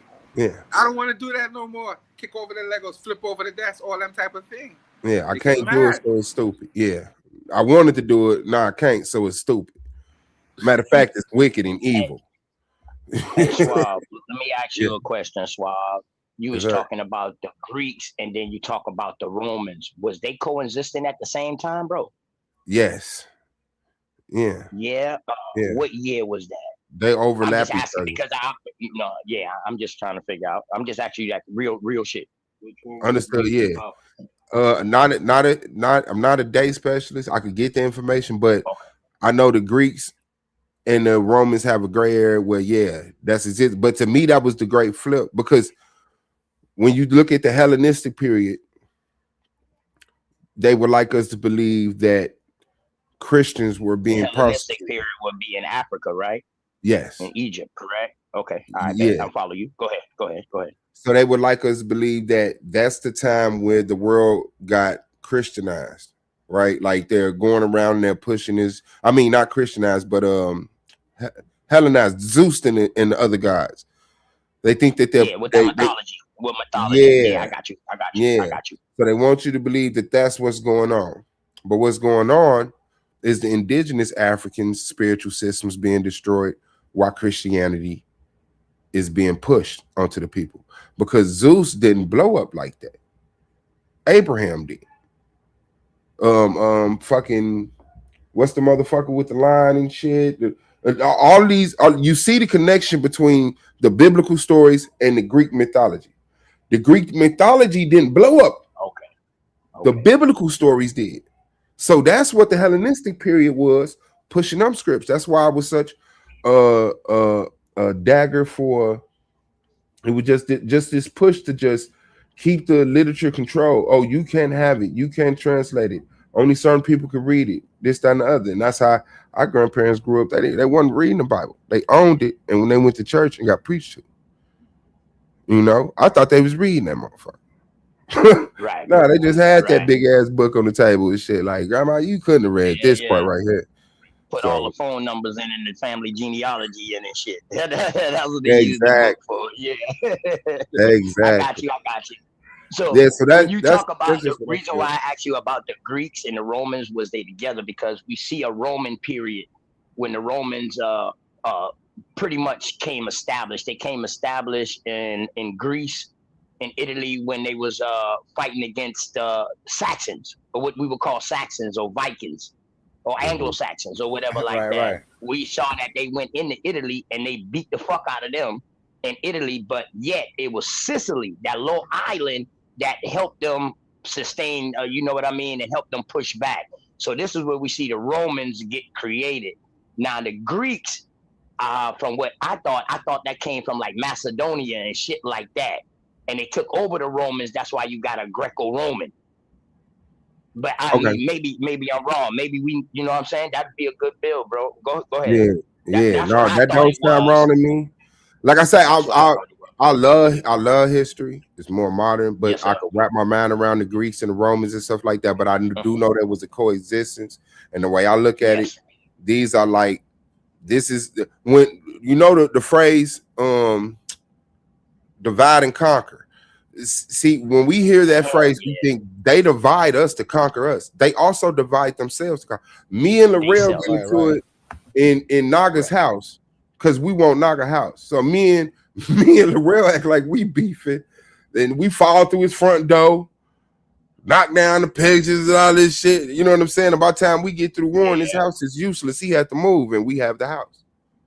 Big You facts, know, big facts. so that's how I'm looking at it. All of these Greek and Roman wars going into African land, and then everybody end up Greek and Roman. The Egyptians were All right, white. so let me ask you this though, bro. Did Alexander them boys actually fight Africans in Africa, or was they fighting the Babylonians, your Persians, your Hittites, all of these motherfuckers from that was occupying Africa? Wouldn't they pushing the people out of Africa, like the Arab world? Yeah, I could see Alexander the Great when, especially when it comes to Alexander the Great. He did it all. If you was around, he fought you. The Persians, They did everything the to push Africans. south into Nubia because them Kandakis wasn't playing with them. So it was your boy Ptolemy that really was like the beginning of the Hellenistic period, because from what I thought the Hellenistic period is where the Greeks started incorporating with the Egyptian deities and stuff like that, and started putting that in their mythology. Also, the African deities, Egyptian deities or whatever like that, they started putting them inside of their Greek mythology and correlating things the same as stuff like that. So Ptolemy, which was Alexander's general, you know, he went around and burnt damn near all the fucking temples down until you had your first black, what they would call your first black pope or bishop, until he said, you know what, I'll make you a pharaoh. Because he wanted to be a pharaoh. He wanted to be a god. So this is where you start seeing the Hellenistic period, I thought, was when you start seeing these Greeks being considered as pharaohs. Up until Cleopatra, who was like the last living pharaoh or whatever like that, female pharaoh of the Hellenistic bloodline. And no, the Greek. What Y'all happened? ran across that? Y'all ran across that? I just asked. No, what happened was Alexander apparently had already conquered the Romans because his general Ptolemy was one of his Roman generals. So when they came in, they were invited in by the Kemetic people to get rid of the Persians. And apparently ended up taking over. My theory is the people of Kemet simply realized we're going down. We are definitely not going to last much longer. So they said, all right, we got to give it up. Let's give it up to some people who at least have some love and respect for knowledge. I think that they honestly thought that. I think they honestly thought that, listen, we got to go out. Let's give it to the Greeks. At least the Greeks going to preserve something. At least they have a love for knowledge. I mean, yeah, they call them children, but they say, hey, you got to pick the lesser of two evils, right? So they figure if they pick they pick the Romans would at least take the culture and carry it somewhere. The culture would survive it somewhere, which it did. So I think that they picked their successor in a very strange kind of way. They said these Persians is barbarians. These Asians is straight barbarians. They got we don't love them. They're untrustworthy. There's nothing we liked about them at all. So we know we going down. So let's get these Romans up in here. See what they gonna do. At least if they take over, we know they're gonna preserve the culture because that's what they do. Even if they Greekify it, we got so much things written down and carved in stone. They can't kill everything. Not everything. Okay. But that makes sense. That makes sense. That made sense to me. What you said, OTK, like the Hellenistic period would start with Ptolemy getting on that throne. This is the beginning of the flip. The flip. The attempt to stop it from looking like this. Beginning of the rewriting. Yeah, the rewriting of African history in Egypt. Yeah, I got you, bro. And then a motherfucker on the last throne would say, oh, we the people that was on the first throne. And all of a sudden, Egypt is white. And we got to prove there was black people and Africans. And I'm like, man, what the fuck? Like, that's crazy word. That's crazy word. Dog, like, how did we get here? Right in front of our face, bro. Egypt was white. Okay. So, yeah, I definitely could get that. They were not Romans, they were Greeks. What happened was Alexander was a Greek, but apparently Ptolemy was his Roman general. They had already conquered him. So these would be your Greco-Romans, right? But they call them Macedonians, but they was your Greco-Romans though, right? Well, Alexander was from Macedonia. He was a conqueror. But at some point in the tale of this, he had conquered the Romans. So his generals were Romans. So when he died, Ptolemy his daddy conquered the Romans. Remember, before Alexander came into power now, Alexander daddy been done pretty much try to unite all of that shit. I don't know about that, but I know. I know in ancient Kemet, those guys were Roman. The Ptolemies were Romans. Romans. The Okay. Ptolemies, All right. They were definitely Romans. I think they were secretly fucking both. I think they were secretly both. Like like at the top, they didn't give a fuck about that shit. It's just like you look at it today. Who defeated the Romans? Like who defeated the Romans? The Greeks. How? And the Romans are still the center of religion. They're there. Yeah. Right. They Only never people that got I ever defeated. But they known- call it. Only They people call that it. I ever known that really defeated the Romans or the Greeks, or the Greco-Romans or whatever you want to call it, would be your boy from Carthage. What's his name? Hannibal. Hannibal. Yes. That's the only person I know. He even went all the way into Europe, across the damn mountains, but then he lost half of his damn troops because they couldn't take that cold, and then he got his ass whooped. And that's the last time you hear about Hannibal. The second Hannibal, not his daddy now, but his son. And I would say the Egyptians got defeated. Where are the Egyptians? Where are they ruling from? What part of culture did the rest of the world agree? Okay, despite what happened in the past, here y'all go. The Romans never got defeated. The world has I don't agreed think the Egyptians had an army.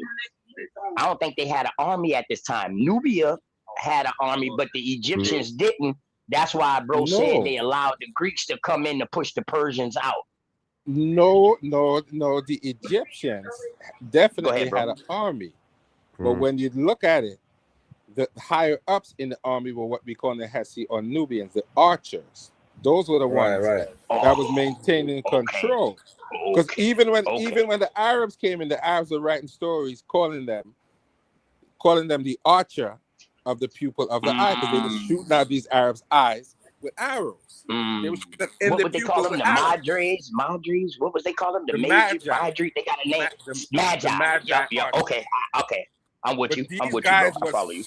These guys were so deadly with it. They were shooting at these Arabs' eyes. They were shooting them in the eyes with arrows. Yeah, like the Sentinelese. Like that's what I say. I'll imagine them. That's Dude, y'all remember they shot that white boy Bible? He came over to hit that Bible up. They shot the Bible on purpose and told him to get away. And he came back and they murdered his ass. They were calling them the archer of the pupil of the eye, or the eye smiters, because they were shooting these guys' eyes out. They were shooting them in their eyes. That's how good they were with arrows. That's wild work. That's wild work. Shoot them in their eye. You gotta have good aim. We living in 2025. We living in 2025, and it's hard for you to shoot somebody in the eye with a gun, much less an arrow.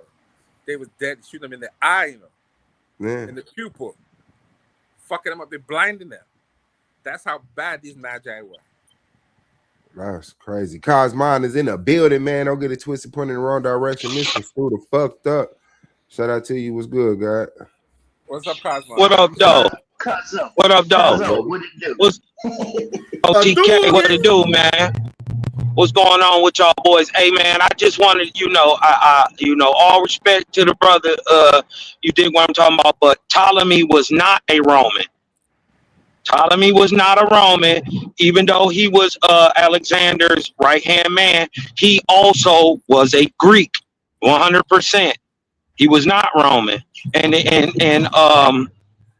Ptolemy, Soter, and also Philadelphus, right? Philadelphus and Soter, his son, are the next pharaohs after Alexander. Another point that I wanted to clear up too was that the brother brought up as into why the Egyptians just let Alexander come on in. Well, the whole point was that, and why they allowed him and made him Pharaoh was that he was saving these people from the Persians. It had been hundreds of years of Persian rule, and these were some cruel, real messed up dudes. You dig what I'm talking about? So when Alexander came in, Alexander wasn't conquering, he was saving these people, right? And this is, he was saving these people, and this is why they gave him the throne and held him as a savior. You dig what I'm saying? But the main reason why they ended up putting them on the throne and they considered them legit is because they ended up getting the priests to bless them as leaders. They by forced the priests to bless them, and according to the culture, once you were blessed in this manner, they had to make you. that was under threat and duress. But All I that. No, it wasn't. It hold on, wasn't I wanna under. say this. And Okay, see, hold that's on, the. before I get Go correct. ahead. Before I get Go correct, ahead. I want to say this right Go quick. ahead. And I Go ahead. looked it up. So basically, Ptolemy was a Greek, Roman, Egyptian. Greek by blood, Roman by citizenship, Egyptian by culture or location, or like that's what I mean. Like it was like he was a Greek and a Roman and an Egyptian. So he was Greco-Roman. Well, That's crazy. Roman is his citizenship, but he was a Greek. He was a Greek. Greek by No, he was blood, Roman. Roman That's by what I'm saying. citizenship, Egyptian by culture. Yeah. So he that was a means that Roman. he got his citizenship. He got his citizenship in Rome. And he because got of a his Roman status. name. Like he say he got a No, say he was wasn't. a- No, he he was wasn't. a Greek He Roman was a conquered mathematician. Roman. He was a conquered Roman. Yeah, a Greek He wasn't a conquered Roman. He was. Listen. He is literally Alexander's childhood friend. They grew up together. They homeboys. But his name was his father. His name is Claudius Ptolemaeus, right? He's a Roman. No, that's the wrong. That's the that's wrong the- one. It is a Yeah, Roman that's the name, wrong but it's a one. Roman You name. want to look for Philadelphia's. He's the first one. Ptolemy is Philadelphia's or Philadelphia is Ptolemy. No. They Yeah, had one. They had one called Philadelphus, which I think was the first Ptolemy's son. Right, and that's the first. That's the first Ptolemy is Philadelphia's, and then No, after I think him it they was got Soter. Soter. I think Soter was first. I could be wrong. Okay, well then guess what? It's Soter and then Philadelphia's. Either So when way, I'm looking up who was the first neither Ptolemy, one of them is. so I'm looking up who was the first Ptolemy or something. Yes. Okay. So here they call him Savior. He might be right about that. I'm not here to argue that. What I'm saying is Soter came with him. Yeah, Ptolemy. Right? There's going to be multiple Ptolemies. There's a Ptolemaic dynasty. It's a whole Ptolemaic dynasty that come after this. More than seven. More than seven. You talk about 100, damn near 100 years they was in Africa before Cleopatra, the last Cleopatra. You have multiple Cleopatras too. So them boys been there for a long but fucking they time, don't bro. know. But they don't know if she was African, if she was mixed, or what she was. They're not sure. And Ruger the Lion is in the building, man. Welcome to the panel, God, man. Okay. Nobody knows what she really looks like. They think she might have Yeah, been. I deal with that. I go with that, bro. I go with that. I respect that. So she might not have been fully Egyptian. But she Yeah, was that's- down with She's the definitely Roman Ptolemy too. daughter, though. She's definitely a Ptolemy daughter. She's definitely a Ptolemy bloodline, though. Ain't no ifs, ands, or buts about it. Now, whether she's mixed with something Some else, of them were because they had more than one Cleopatra too. They had more than one Cleopatra too. Right. Hell yeah, it's an ass of them. So they don't know Ass of them. exactly. I think it's like 4 of them, if I'm not mistaken. I think it was More like than 4 Cleopatras. More than that? You found more than that? Damn. I think so. I don't want to lie, but I think there was Nah, bro. Hey, listen. I take that I take it with a grain of salt, bro. You going off the hip right now, bro. So I you know think what there I might mean? be 6 or 7 of them. 6 or 7. Okay. There's 7 Cleopatra itself. The ones we know about in roughly 32 BC is the 6th one. She's the 6th, right? So, and then what y'all gotta know is, hold on. What you gotta know is, from the time of Alexander coming into saving Egypt, he saved Egypt. When he came in and saved them, to the time of the Roman overthrow of the Greeks, right? Is 300 years of Greco rule before the Roman Caesars even take control in 32 BC. 300 years of Greece, Macedonian, Ptolemaic rule. That's what everybody got to understand. It's 300 years. 300 years from the till Egypt falls in 32. Right, 32 BC. He walked in 332. That's 300 years. See, Yeah, I but think that that's is the Greco, play, but that is bro. Greco-Roman rule, not just Greek. That's Greco and Roman. That's Yeah, I feel like I think that's the play, bro. I know that. I feel like that's the play, like, because y'all know about the 700-year war, right? Yeah, go ahead. What's the 700-year war? Explain that. The war between the Persians and the Greeks that went on for like 700 years. It was. I think it was like a three-way fight. The Persians, the Romans, the Greeks, all were acting like they was fighting for 700 No, years. I never. Yeah, the 700-year war. They fought for 700 No, I never years. heard of that. And then they came to a what they call it. It's a Greek word for it, but basically a stalemate where everybody just said, "All right, we cool now." And then the Persians get Egypt, and then the Greeks walk into Egypt and just basically take over from the Persians. I feel like that was a play, bro. And right after that, you get right after that, you get the Hellenistic period, and then it goes into whatever. No, the Hellenistic period starts with Alexander in I know Egypt. that's what I'm saying. That's when the 700-year war ended. That's when they got. Wait a minute. So wait. So you saying in 332 the 700-year war ended? Let me look it up. Let me look it up because I'll be horrible with dates. Ruger back in the building, man. Right. So yeah, I never heard of that one. That's crazy. That's some new shit. They say you learn something new every day. Every day. Word. I'm down to look. The only 700 years. Yeah, I never heard of it. Anything in Egypt or in Europe is the fucking Moors from 711 AD to fucking 1492. And what I know about 1492, that's the only 700 right. year voyage that I know about. Yeah, that I heard about. Yeah, no, that's the 700 that I heard about.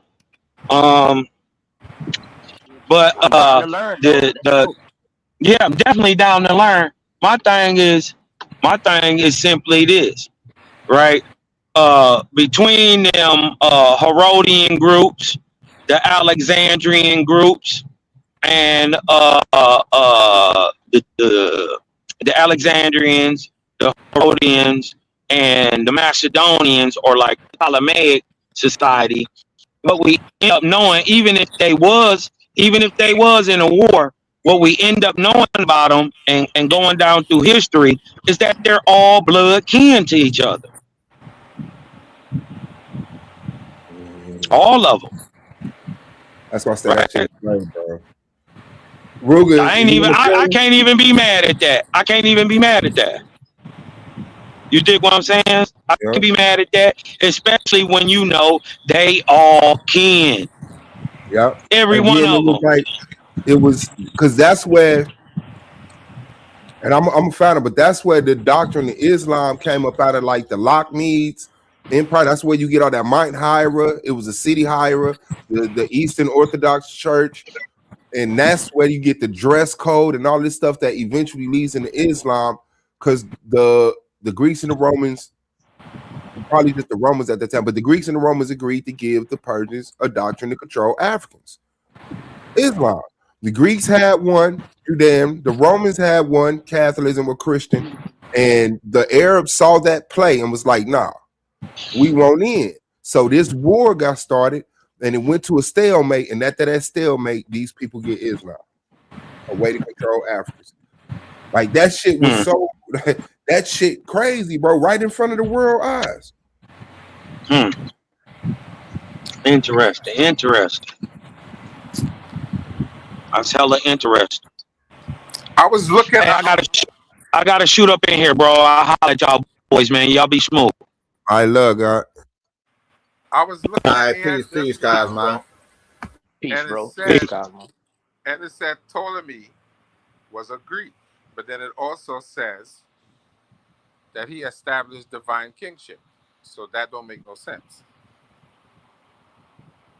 Established the first what? He got He got the kingship in Egypt, though. No, they said he was Greek, and then they said he Yeah, he was established. Greek.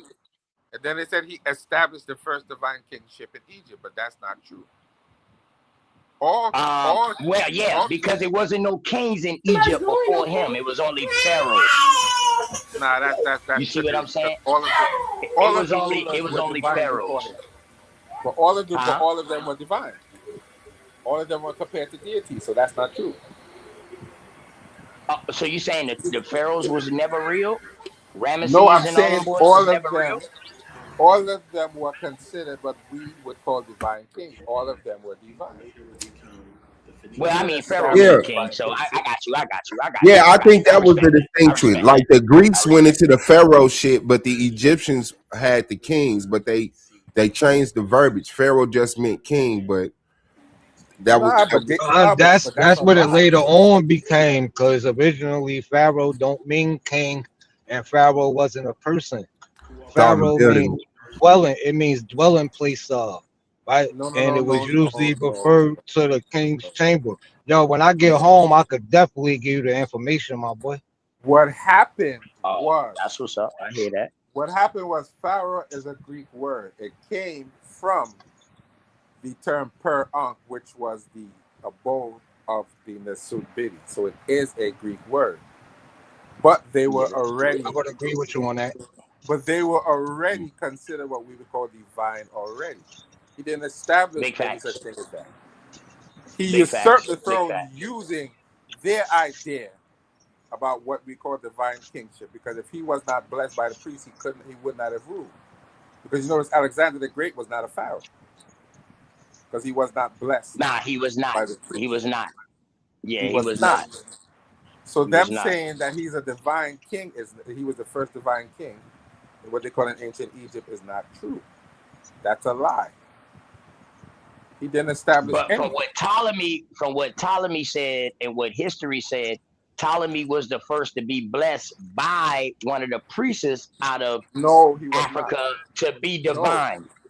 No. Yeah, he ended up becoming your first. He ended up becoming your first bishop of Africa or your first pope or something of Africa. I forgot his name, dog. I forgot his name, though. Every person who ruled ancient Kemet had to be blessed by Amun.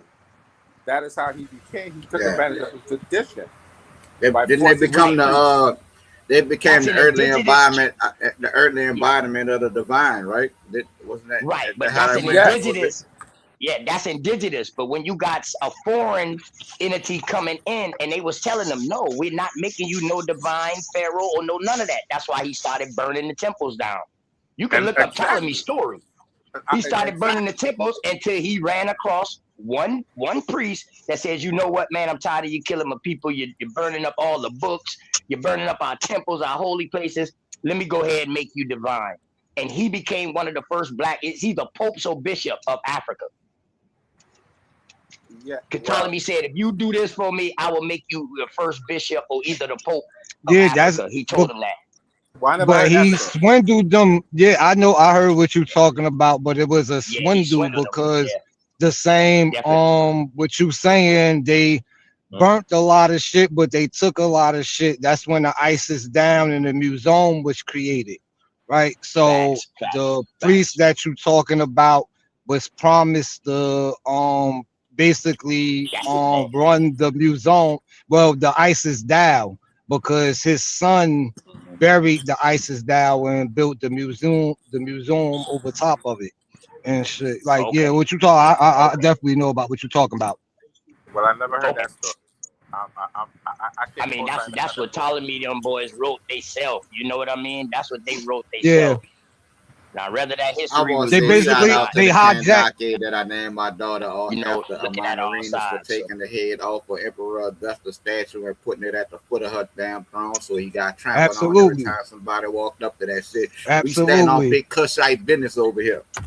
And they found it recent, and they found the head. They were looking for the head all this time, and she cut. They got the head. When a Kendaki cut that's off another the powerful head. Group. That's another powerful group. Off the the head and put it. You know, she cut off the Cushites actually written inside some of the Pharaoh stories. What was it, your 13th? I think it's your 13th dynasty The that they erased. the original stock will be, if we given a designated name to designated places, the original Kemetic stock would be, especially the ruling class, would be Cushitic. Yeah, At the that's end of the right. day. You know what I'm saying? Because Norma came from the south, conquered the north, unified the lands, and established that civilization. You know what I'm saying? Shout out to Nap the Player. Well, Shout out to that's the player. but that's true. That's true. That is true. The culture did come from the south. Come from the south, right? Right. Yeah, I mean, we see that's- all the pyramids. You see all the pyramids And then- starting from its beginning point down south, and then coming up to Egypt, where it's at its final point. That's what I get from it. Yeah, that's why I tell people, man, it's very important. Although they throw a lot of different names, and the name separations is just periodic timetables, right? It doesn't necessarily mean a different people, right? But study motherfucking 2,000-3,000 years prior to pre-dynastic Kemet type shit, right? And see what you find, what you come up with at the end of the day. I walked that walk, so nah, man, I tell for people that haven't walked that, fuck all that new age Kemet shit, because most of the shit that niggas know about Kemet isn't a Kemetic thought. It's shit that's put together after they've been invaded and other people brought they shit in. The original people wasn't even. Yeah, that's absolutely true, bro. That's not true. That's absolutely true. Don't make me go get my boy Silky, bro. And we can have at it all day. I'll feed him the information. You say you He'll play with you. Like Kingdom on you, Jose. You gonna get Silky, so you gonna get Silky to come embarrass himself talking about Berbers after we told him everything. No, he might embarrass himself, but as long as I'm feeding him the information, he gonna definitely be right about what he's talking about at the end of the day. No, he is obsessed with Berbers, and me and King Naga, I think it was you, not so? Told him that 10 times already. The culture comes from the south, and Berber has nothing to do with it. Hey, bro, what we know about Hold on. Time out, my bad, y'all. Okay, so let me correct myself. The 700-year war refers to the prolonged Roman-Persian war. It was between the Arabs, the Persians, and Rome. A century between Roman Empire and successful Persian empires. The Parthian and Sasanian from around 54 BC. So it wasn't as far back as I put it, and it did not end in Hellenistic. No.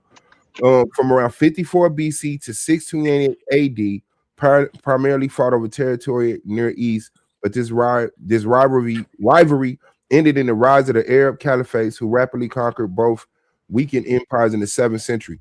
So this is where you get the Islam. This is the whole war when shit has been Hellenized. We know that. So the Greeks is going strong, Rome is going strong, and then the Arabs want their Your Mohammedans.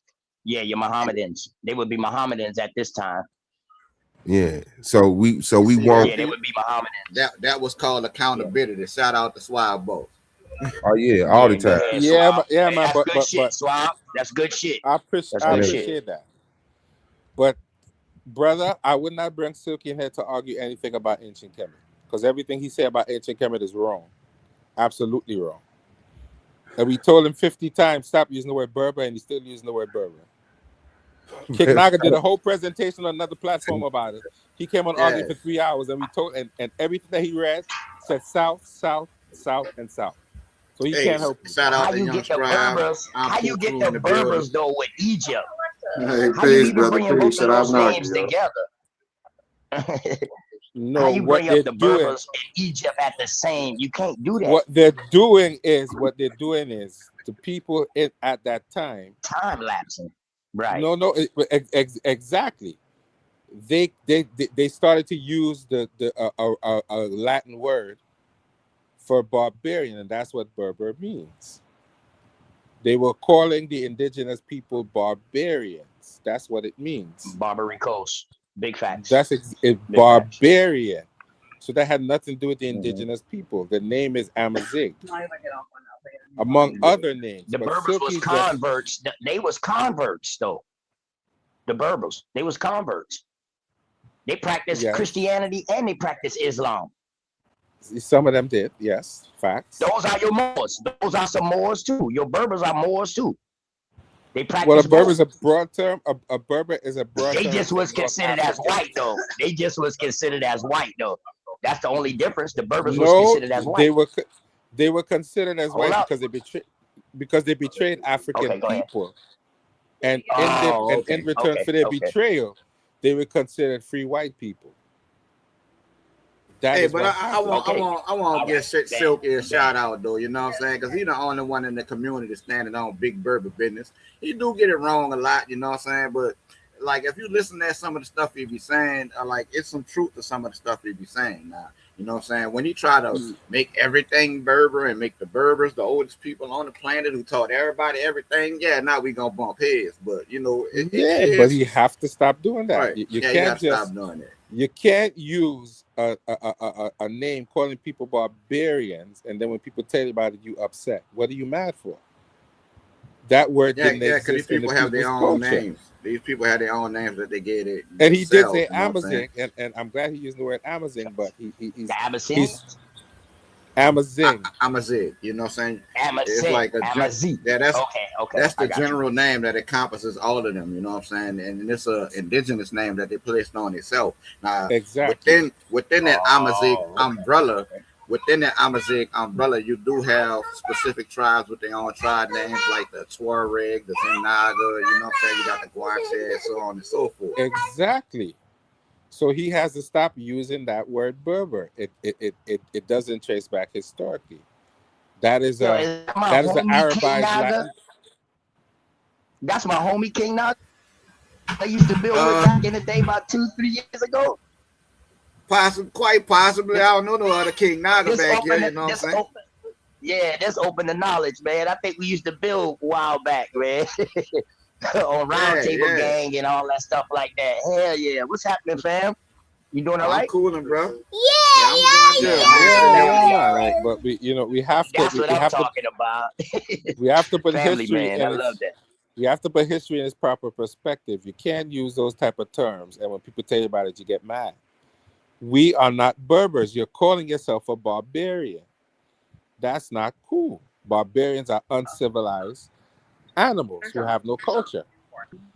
But you can't steal a person's culture and then call them uncivilized. Can we be wrong sometimes when we trying to categorize history? Can we be wrong sometimes? It's a difference between Meaning being that it wrong was and multiple things going on. Meaning that it was multiple things going on at one time, right? So if you say, yo, this was going on at this time period right here, and then somebody else come back and be like, well, over here, this was going on during this time period. How do you fit that in your perspective, in your history, to say what's right and what's wrong? Because you read and you understand where these terms come in.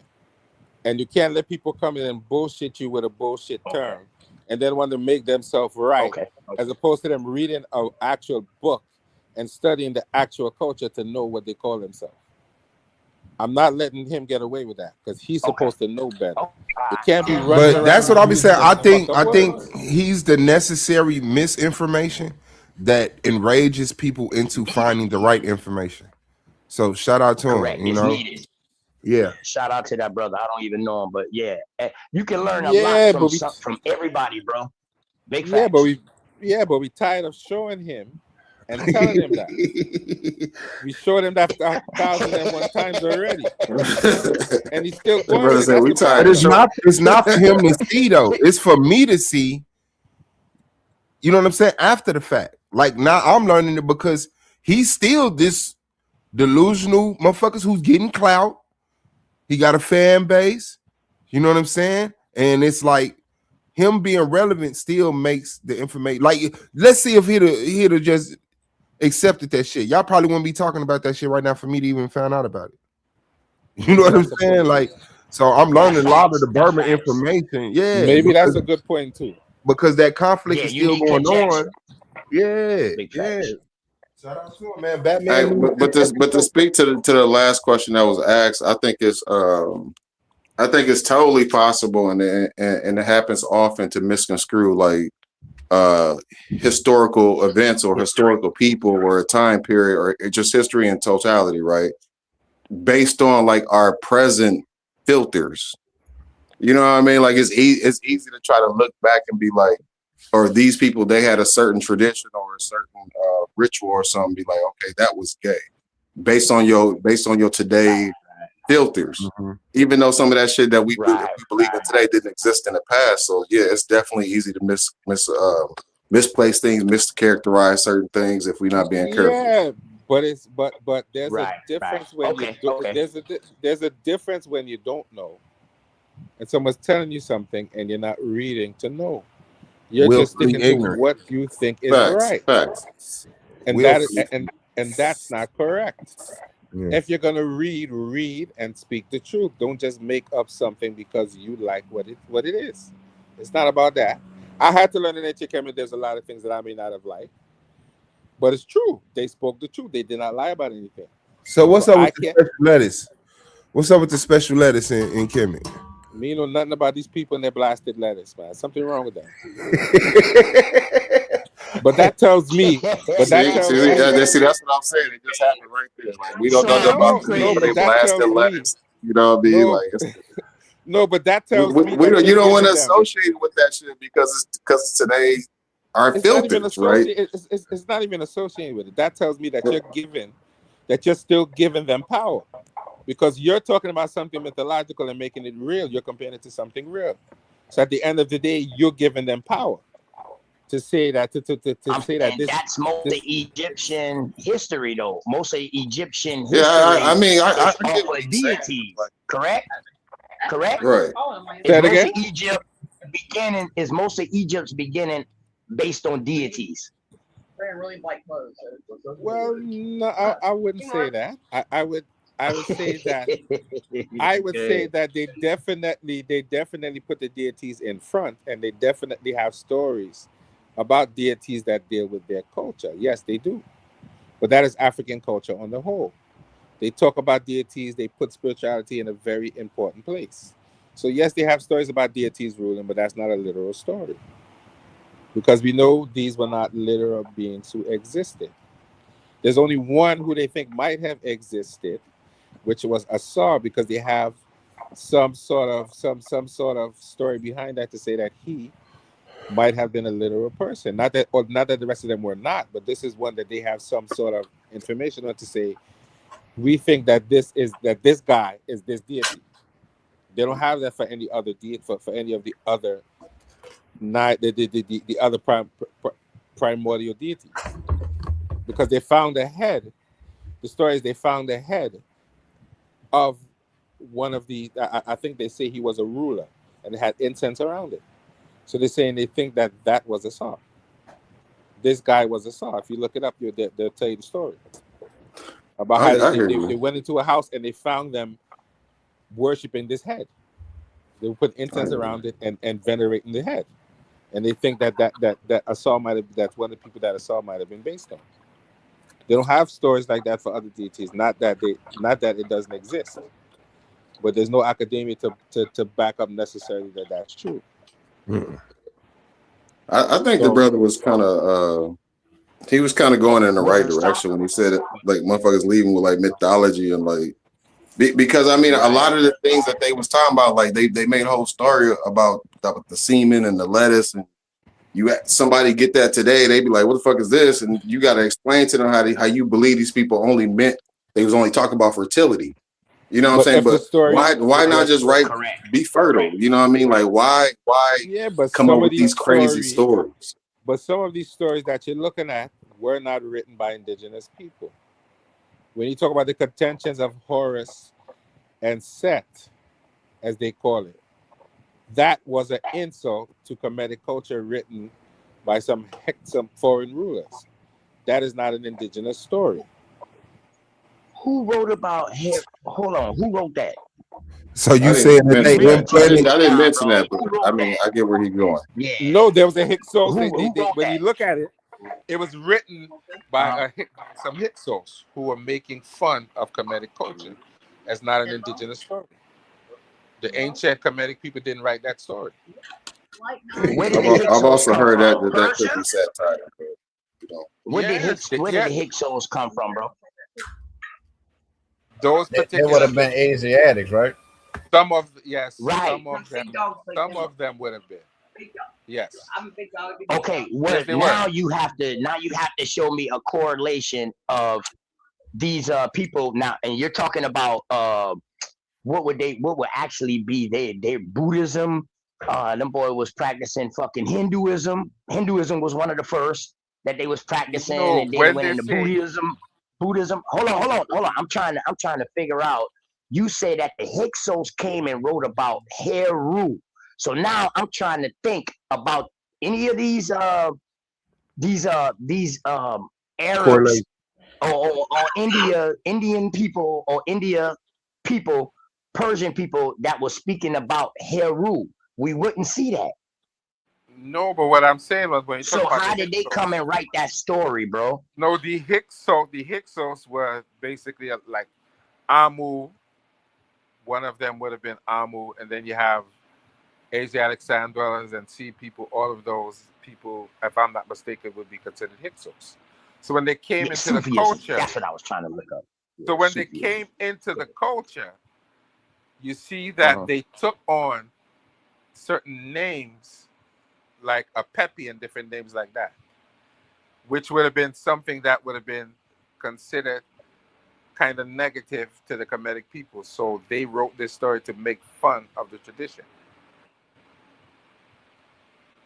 The story comes from them poking fun at the Kemetic I thought the Hyksos assimilated into the Kemetic culture like nicely. I thought that they came with certain technologies and helped out, such as like like the carriage and shit, or the no, not the carriage with like you know what I'm saying. It's like certain. No, that's part of that.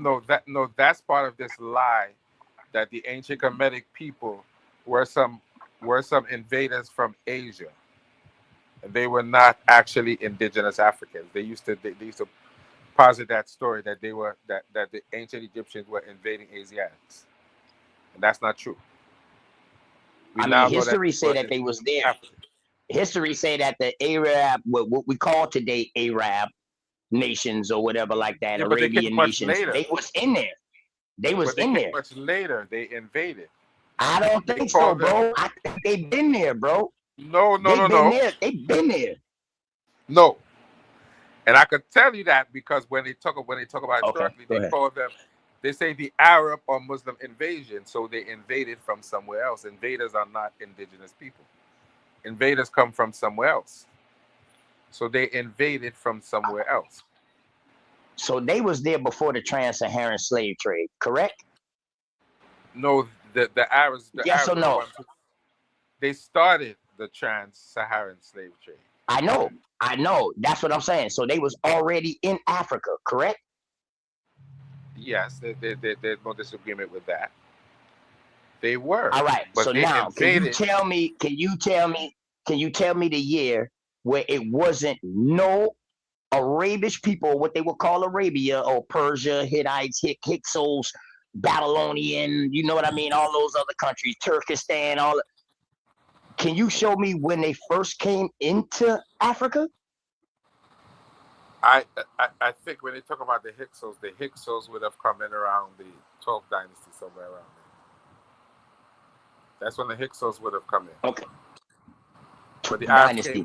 So that would be during the time of your Kushite, who came and pushed the first Persians out of Egypt, because you got a dynasty that wrote out of history and Egyptian history. They was all black and they was led by a woman. From what their history say, it was led by a woman warrior. They came into Egypt and pushed the Persians, or what they would call Persians, out of Egypt, and they ruled Egypt until the Persians regrouped and they came back. You know what I mean? And then they pushed them out. So I think that was the 12th or 13th dynasty. You ever heard of that, bro? The one that they wrote out of history? Because you notice the dynasties is skipped 1 year. I had never heard that. You never heard that? Well, look up your forgotten dynasty that's not written in history, and you will see that they're the Kushites and the Nubians. That came from the south and came and pushed those people out of Persia. Hey, Swab, can you look that up for me real quick, bro? They would have had. I mean, that's the story though. That's the story though, that it was a Nubian ruler that came and pushed out the Hyksos. I think Yeah, that's a real story. I think I think that's somewhere around maybe 12th. I don't know. Maybe between the 12th and 18th dynasty, they would have had a what do they call it? Intermediate period. Missing. So you know the Ottomans was in Africa, right? Before they was called Arabs. You know the Ottomans was there, right? The Ottomans at that time were considered. And you're Turkish. Yes. No, they wasn't. Not at this time. They was considered Ottomans, bro. They didn't have no religious. Yes, they were Arab. They was Arabs. They believed in Hinduism and Sufism at the time. They didn't have no like Islamic book at this time, bro. You do know, correct? That go ahead. You do know that at this point, Turkey is now part of Europe.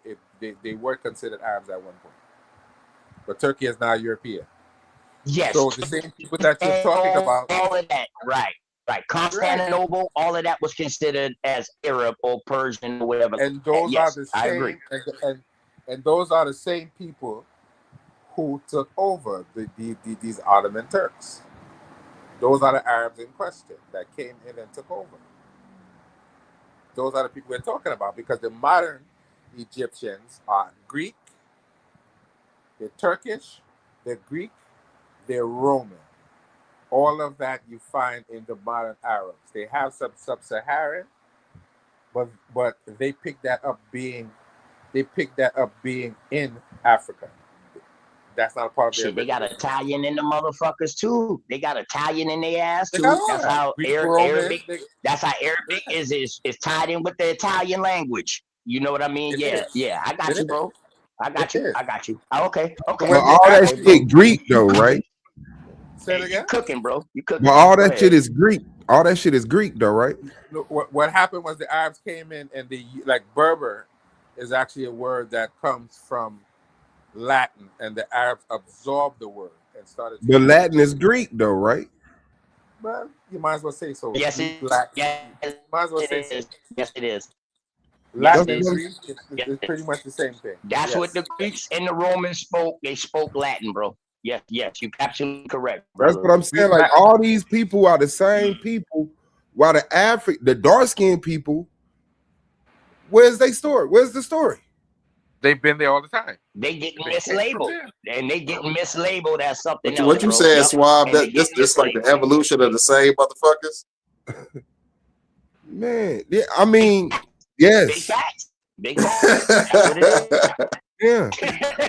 There's a purpose. These niggas just expanded out like a motherfucking germ and shit. It's a purposeful. All them boys family. All them boy family.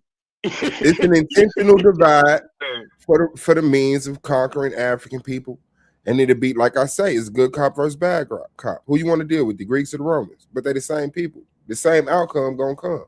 You still gonna end up with Judaism, Christianity, Islam. It's still gonna go to the Pope. Like, man, this shit is crazy, dog. Like, we literally got a Pope who says God speaks to him, the creator of the universe speaks to him, and then he comes to a window and let us know. And then it's law. It's real law on earth. The vicar of Christ. Hey, Swab, with everything like so how do you say it? Like with everything so binary, like you either this or you that, you African or you the white man or you know what I'm saying, you religious or you not religious. Like, is there any room for like a gray area? Yes, I think the healthiest gray room would area be is the gray that area. over all those fucking years, people mixed up with each other. That's the gray area. Well, I would say in context of that, yeah, the gray area to me appears to be the healthy area, where you're not extreme to the left, you're not extreme to the right. You're able to receive correction on both sides, and you're able to receive criticism on both sides because it's just about the truth. Correct. I agree with that. Got you. I like that. I like hey, that. who's that brother just talking just now? That was King Naga, or that was the other brother? No, that's Scribe. That's Young Scribe. Young Scribe. Shout out to Hey, I like that, bro. Yeah, I like that, bro. I like that. Hey, Swab, man, you intelligent brother, man. You got some intelligent brothers up here, man. I just had to come and show you that you know, you saw me last night, you know, in my wild Indian mode. You know, that shit wasn't for you. You know what I mean? Right nigga. I caught a motherfucking a straight arrowhead, a straight tomahawk. Yeah. I get it, man. I love it, man. I'd rather be doing this than fucking around doing a lot of other shit, bro. Don't get it twisted. Great and I definitely fucking Bill. I'm appreciate your definitely gonna presence, keep man. coming back, man. I'm gonna start sharing your shows out. You know what I mean? I'm subscribed. I'm about to subscribe again off my other channel, and I'm gonna put it out, man. You know what I mean? And dog, when you start seeing new people that's American Indian, don't y'all boys shoot them down. Listen to what Yeah, they got to say first. You know what I mean? Like me. Y'all boys didn't know I was American Indian. Y'all thought I was a Kemetic motherfucker, how much I've been talking about Egypt right now and shit. You know what I mean? Y'all would think I'm a Pan-African, but I'm not. But you know I mean, that's just me. I don't rush to put people. I don't rush to put people in boxes. If people automatically come out, like I see, if your name is, you know, Son of Christ or something, then I know. But it's like I be ignorant. I'll be over here in bliss. And y'all be like, nah, nigga, I'm a this, I'm a that, and I'll be like, I just thought you was a nigga, bro. So wait a minute. So Yeah. OTK. So the OTK stands for open to knowledge. That's what OTK Okay, stands I for. love that, bro. I love that, bro. Shout out to you, bro. Shout out to Swab for the show. Now I'm American Indian / Abo, if you want to call it Abo. Yeah, I mean, I've been here. I'm original from here. My people's done been here, so yeah. Hey, shout out to All y'all. right, I got a question about that though, man. I got a question We about don't that. see no difference. We don't see no difference between somebody saying they're Abo. You can be an Abo in Africa, bro, because you are original in Africa. You could be an Abo anywhere. Right. See, people let this definition. They let this definition throw them off. You know what I mean? So Aboriginal just means from the original. I'm with you, but they have Okay, an all right, bet. They have an they have an Abo movement on YouTube that talks a lot of shit and is very anti-African. So if you're not a part of that movement, then unfortunately you can't call yourself an Abo on YouTube. I only talk shit to. I mean, to everybody Africans that entitled talk to shit their to me, title. bro. You know what I mean? But as far as building together, we can build and all that because I want to know what the fuck you was taught over there. So I don't have no problem with no other person and having a conversation with them. But don't tell me who I am, and I wouldn't tell you who you are. That's not what I'm saying. What I'm saying is when you talk to people who brand themselves Abo on YouTube, He not them YouTube niggas, bro. But yeah, I'm a YouTuber, bro. But go check out my channel, bro. No, I'm not. Listen, I'm not judging you. Check it out. I don't do that type of shit. When you use that word in the YouTube community, that comes with a lot of shit behind it that you might not be for. But I don't think he ignorant of those communities. He got with that. He got his own. Like, yeah, I stay away. I stay away from that. But let's Now, get into you a your tether? lane, though. Like, I want to find out what you tether, talking bro. about. You a tether, bro.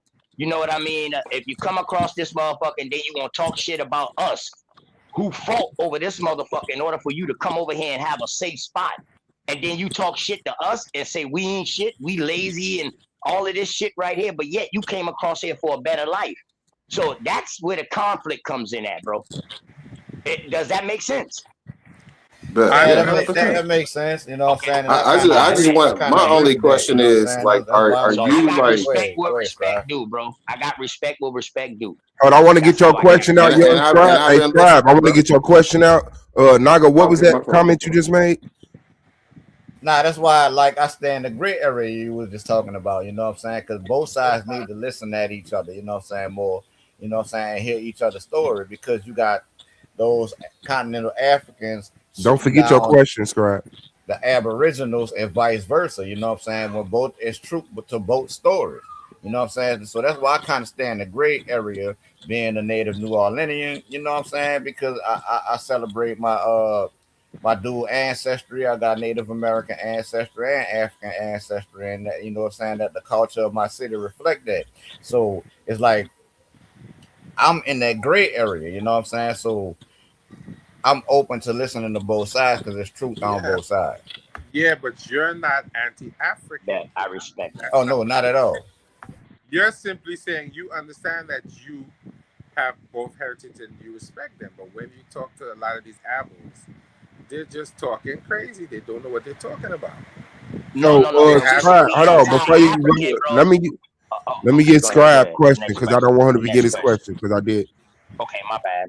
That was fine. Yeah, I think he's I got curious it. about your standing, your stance. Yeah. Thank you, Swab. No, yeah. I'm very curious about your standing. Whenever I hear somebody say that they just abo or just Native American, and I don't even know what you look like, and I have nothing to judge you by. I'm just interested in your. Yeah. Or you said Not Native American American, Indian? bro. Yeah. It's a difference. It's a big difference. Okay, so then maybe you can help clarify some of that. So what my question would have been, it was if according to like genealogy and like science and stuff, they would say that the American Indian or the Native American or that group of people that I'm attempting to describe came from a different, you know what I'm saying, continent, like or well, they used to be named Eurasia, you know what I'm saying? So but according to on the belief, Siberian land bridge. Yeah, I know what you're talking about. right. But according to what you're saying, your concept, you saying according to what I know, according to my people. So is your concept just based off genealogy and as far back as you can bring it? You know what I mean? Like, is the totality of your people not none of your concern? All right, so where I'm from, bro, in Goose Creek, dog, my family them helped build this city. We've been here. In other words, now I'm not saying no other people didn't come here. They came here. You know what I'm saying? Because Goose Creek was a melting pot. When everybody was running from Charleston, they ran to Goose Creek where I'm at, bro. You understand what I'm saying? I'm like fucking 15 minutes from Charleston, from where they say the harbor is at and all of that. So, you know what I mean? It's kind of different where I'm from. Like, we don't got no mayor where I'm from, bro. It's the county council, and then it's the Goose Creek Concerned Citizen. I'm the vice president of Goose Creek Concerned Citizen. So we're like the mayor of our own place. I just got a historical marker put up that it's an Etowah Indian village. You know what I'm saying? So we got the records. We got records and shit like that to prove that we've been here. You know what I'm saying? This goes way back. So now that other shit about that Siberian land bridge, if you talk to some of these Native Americans who say that, bro, they will tell you that they met a people when they got cross here. Yeah, right. Okay. But when you we are the people that they saw when they got here. When you do, that's what I'm telling you. Well, then you're indigenous, because Native American and indigenous is not the same thing. That's why I say I'm not a Native American. I'm American Indian. That's a misnomer too. Well, yeah, you can say that. Africa is a misnomer too. Possibly. Possibly. Hey, that exonym rabbit hole get deep. We've been misnomered, Sam. Trust me. We know they misnomers, bro. We know they misnomers. We know. You understand what I'm saying? We called ourselves by our chiefs. We didn't call ourselves by you know what I mean? Like one overall. But there's name an like academic. that. You know what I mean? But there's an academic debate on whether the term comes from indigenous people or not. That's a debate, because they have a people called African. I love to see that debate. They think that that's where it might have come from. Then some people say Leo Africanus. That's where the name comes from. But then there's an argument. Yeah, I got you. But then there's an argument that Romans just named themselves after other people, so he probably just adopted the name from somebody else. I mean, ain't you had Africa before Africanus?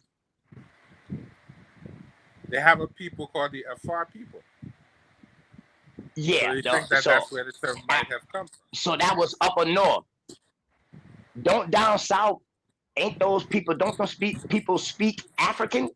Isn't African like a language for the people down south, Africa? No. Nah, that you talking about the Afrikaan. You know what I'm saying? That's what the Afrikaan is. That would be it's Dutch. A language, that would be right? Yeah, it's a Dutch Creole language. Yeah. They're invaders who invaded South Africa. Yeah, that's correct. Based on Dutch and whatever. So it's not an indigenous language. They made up that language. Nah, you're right. Nah, I didn't say it was an indigenous language. I just asked you was the language called African. Afrikaners, yes. Yeah, okay. All right. It's a language. Is that a misnomer? Is that a misnomer? For them, no. Huh? No, they made up a language. All right. Is Egypt a misnomer, bro? Yeah, Egypt is a misnomer. That's that picture I said I couldn't find earlier. That's crazy. Yeah, that's that pic I couldn't find earlier. I found that motherfucker, fam. Hey, yo. So that Egypt was is that definitely a shit, misnomer. Because that came. And I got a question, yo, for everybody.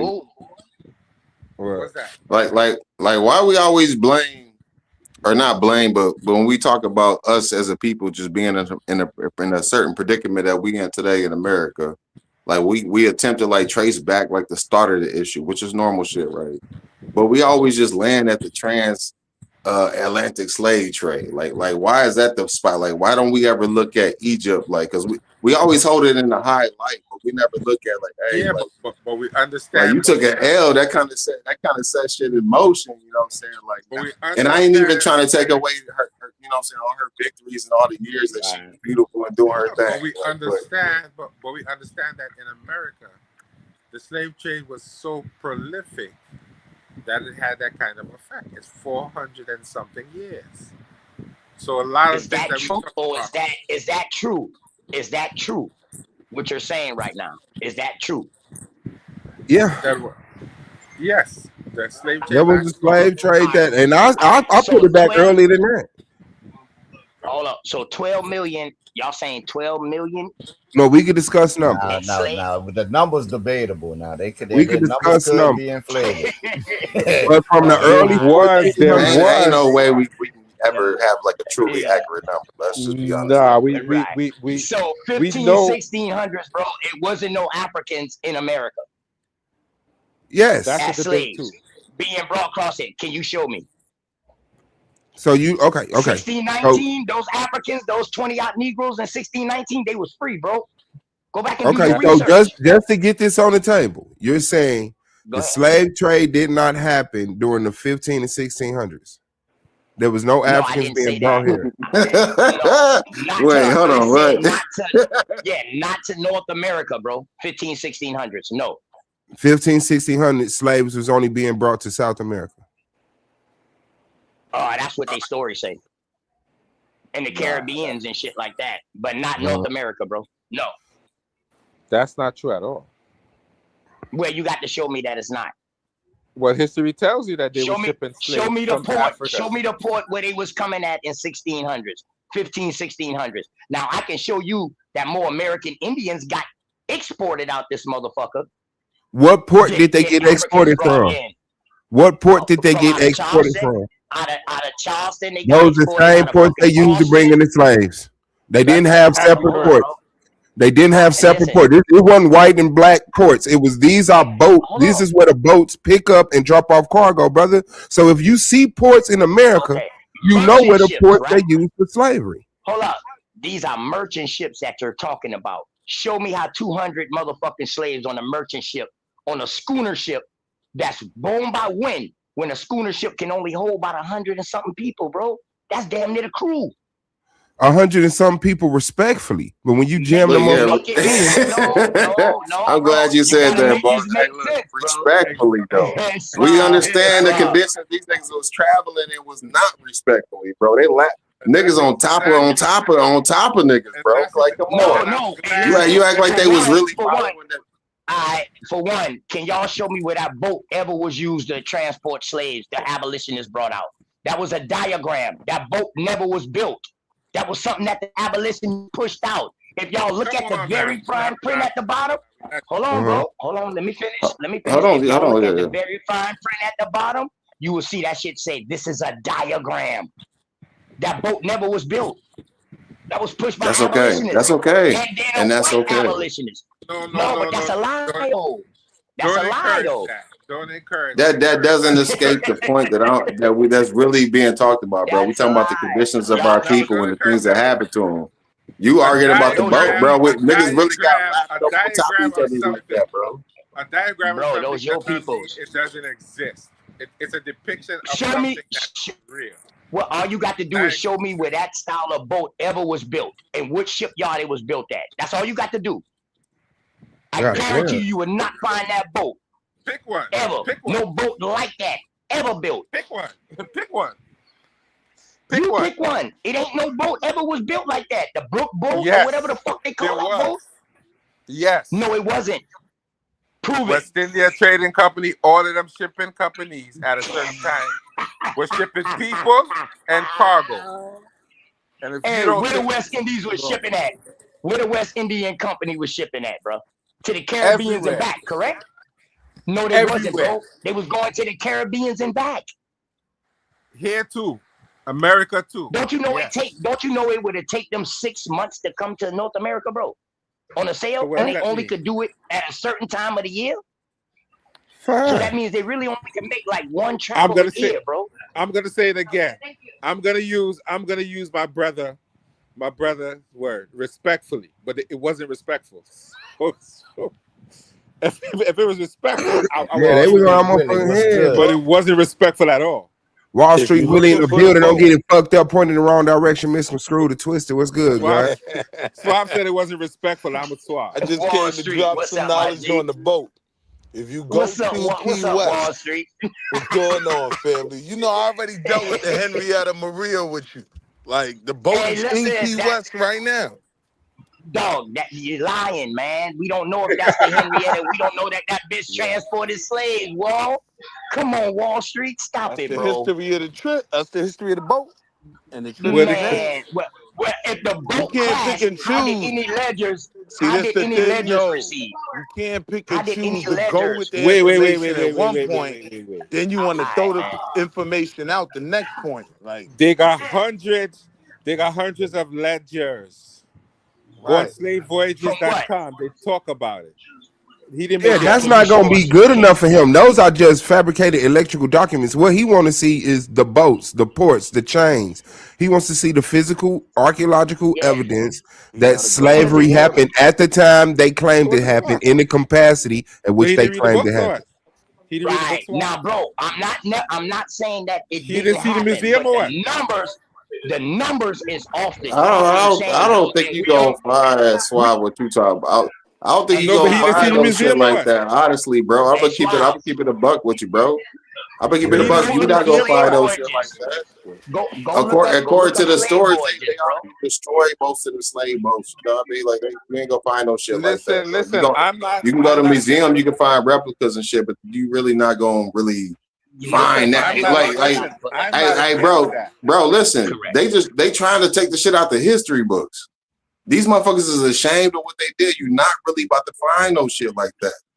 We supposed to be keeping this shit alive, but this nigga saying this shit never happened. I'm not against what you're saying, but that's not what he's saying. He's trying to say the shit never happened at all. No. That's what I'm saying, bro. Like I didn't No. never you say said that, it bro. never Don't happened. put words in my mouth. Yeah, I don't want. Hold on, let I'm me saying fix you that. Let me went to fix teach that. Let me fix that. Let me fix that because I want to have a conversation.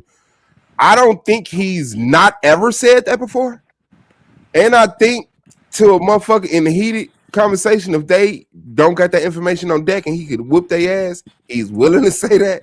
But he never said that. He never said that. What he's saying is his question is the timeline and the number. You know what I'm saying? The capacity. Well, if you of go which- on slave voyages, they definitely show you millions. Yeah, that's slave voyages. That's a If you go on website. slave voyages, if you go on slave voyages, saying, which but we what had is you- Davis Eltis, You said that's a which we had website. What Davis you? Eltis. No, what Davis he's Eltis. looking for physical evidence. Hold on. Shit that can't be manipulated in no way. Like it should be boats So everywhere. Swab, It should be chains everywhere. But Swab, that's Swab. to say that the Swab. people that was doing this at this time was really So you keeping have track. never seen. So you have never They seen. was I'm keeping just track, no, bro. don't get it twisted. I'm just getting him understood because it seemed like y'all misunderstanding his argument. I don't believe what he said. Well, that's to help. You know what I'm saying? I can agree with him understand on what the y'all trying to numbers. say. Right. I can agree with him on the numbers. I can agree with him on the numbers, but I believe he's going the wrong direction with the dates. Like I believe that slaves start being transported, where Africans start being transported here as slaves in early 1400s. They like for you to think that shit didn't happen to the late 1400s. No, bro. No. The first voyage didn't start to fucking 1490 something. Yeah, that's the first documented. The only time that they started bringing, the first time that's documented that they started bringing so-called what they call Africans off the Barbary Coast, bringing them to South America and to the Caribbeans, dog, was like the 1500s. Yes, and I believe that if they documented a boat, there were boats they did before that first documented boat. They didn't right. just I'm gonna keep it a buck with you. I'm gonna keep it a buck with you. Like most people today, before you get your business certified and stamped and the okay from the big guy upstairs, you've been doing this shit prior. Been doing that shit. Dog. You've been doing this shit prior. Now you just gotta prove 2 years, 5 years prior to getting your LLC. You've been doing it prior. But the day your LLC get issued is your all y'all got birthday. to do is show me. Y'all got to show me any European that was in North America before the 1500s. That's all y'all got to do. You didn't hear me, bro. No, I heard you. I agree with you, bro, with what you were saying. But dog, y'all putting words in my mouth. Y'all misconstruing what I'm saying. I never said the transatlantic slave trade didn't happen. What I said is the numbers. I give you that. That's my bad. I give you that. That's my bad. The numbers is off, bro. Hold on, can I finish? The numbers is off. And what I'm telling you, y'all can't show me no boat coming in with no Africans or so-called African slaves in 1600s in North America. Nah, I would probably have to agree with you on that. You know what I'm saying? It's like the Africans. That's all I was saying. The Africans who did make it into like French and Spanish territories in North America were like more or less explorers, you know what I'm saying, and laborers working on those ships. You know what I'm saying? So it wasn't like a large scale. Nah, we gotta thing be going clear on. now though. African slave trade was documented in Haiti. Going back to the 1500s. Yeah, that's the Caribbeans, bro. That's the But Caribbeans. But hold on. He trying to limit it. What I'm explaining to you is, if it's moving through there, it's going somewhere else, right? 9 times out of 10, it was a spot. You know how if you driving a truck, you got to get gas, you got to stop at certain stations, right? Like that shit was a rest stop. That's what the Haiti They didn't was. know nothing. They didn't know nothing about North America, bro, until after the 1500s. Florida was the first contact. So how do you with the explain the Piri conquistadors. Reis? Yeah, How do you explain the Piri Reis map? Shout out What to the happened? Third Coast. How do you explain the Piri Reis map? How do you explain it? That the world knew about North America before mainstream history tells us. That's a lie. Why it ain't on no map? The Piri Reis map. No, what year was that Piri Reis map formed? The Piri Reis map is compiled out of maps that existed before it, but it actually has America on it. And I'll pull it up. I'll Google it right quick. But I ain't gonna lie, I jumped on the motherfucking game. Yeah, pull it up for me, bro. Ain't nobody else ever heard of the Piri Reis map? Like it's supposed to. I ain't never heard of it. You gotta show me, bro. That's that shit that said that this is Asia. Yeah, that's the shit talking about this is Asia. Asia minor and you got an Asia major. I know what he talking about. Okay. I guess I gotta see it, bro. Yeah, I love topography, bro. Yeah, but then you have to understand, Europeans didn't know shit about geography, so there was misnomer in every fucking thing. They knew They came about to America travel and thought they was as Indians. far You can't say what the fuck you want. Hold on. Piri You can't Reis say map. that they didn't know. You can't say that they didn't know about geography when they was detailing their country over there. They've been fighting in war since BC times over there, bro. They've been Okay, and I'm documenting gonna their say- continent. And So I'm don't gonna say they say it didn't know again. about geography, bro. Hey, that's a They lie, didn't. dog. Don't say that, They bro. didn't. Don't say that. The Let me tell entire you why. world, You though. wanna say ocean? Let me tell you You why. wanna say ocean travel? You wanna The say entire ocean world, travel? though. Yeah, When they didn't know about Columbus, the entire world, bro. when Columbus and these guys were sailing around and they reached the coast of America, these motherfuckers. These thought they were niggas, Indians. yeah. That's why they call them Columbus never Indians. hit North Them America, niggas bro. ain't even know where the Columbus, fuck they was going, bro. I didn't Yeah, say. I didn't Columbus say. never hit I North didn't say America, he came bro. to America. I didn't say he came to America. I Oh. said when. I said he never reached the continent. He never set foot North America. on the land. Yeah, on North America. Right. He did not, but his homies did.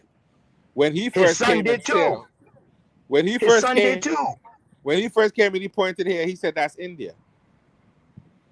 He didn't know where the fuck he was. Is that That's the why he Dominican We called should him have beat his Republic? ass where the right fuck he there, was. but you let him go. Hey, word. Hold on. Is you talking about Hispaniola? No, Hispaniola. That was his is first Haiti. contact? But Hispaniola is Haiti, bro.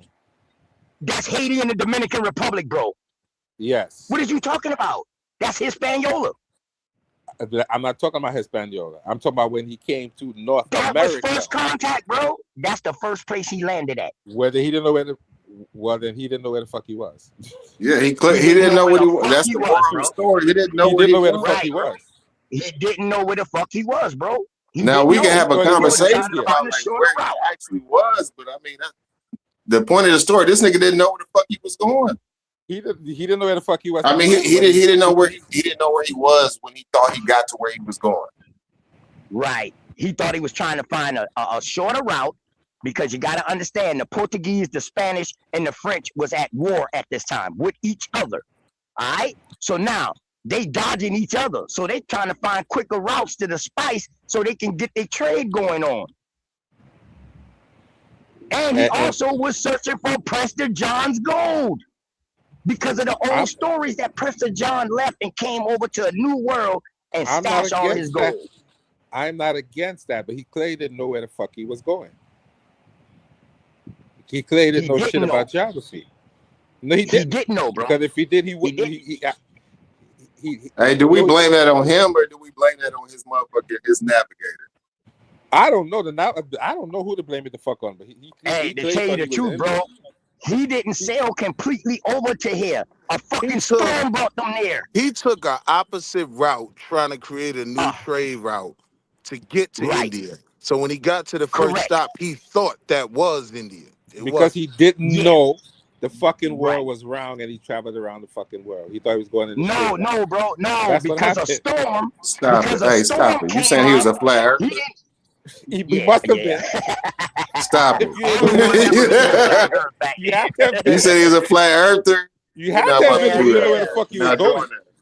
We're not doing that. All those boys was flat earthers back then, bro. All of them was flat earthers until Magellan.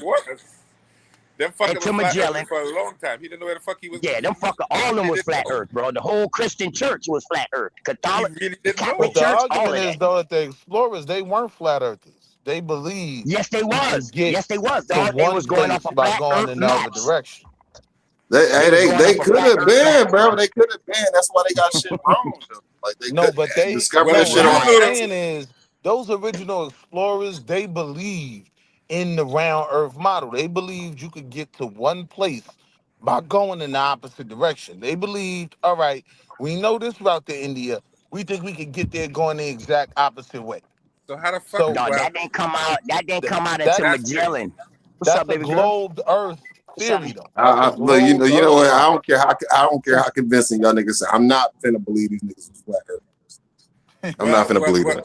Well, bro, if you don't know, if you knew that the earth was round, you could realize you could go the opposite way and come back right around to where the fuck you started. So clearly he didn't know that. I don't know. I believe that. I believe motherfuckers knew about that. I believe motherfuckers knew about you their can't achieve that locality. on a flat earth. Outside You of can't that shit, it got sketchy. You can't believe that you can get to someplace going the opposite direction in a flat earth model. No, them explorers were not flat earthers. So how the fuck he didn't know where he was then? Because they hadn't. He could get that shit wrong, yet. bro. They hadn't traversed that land yet, but they did believe, right, that the world was round.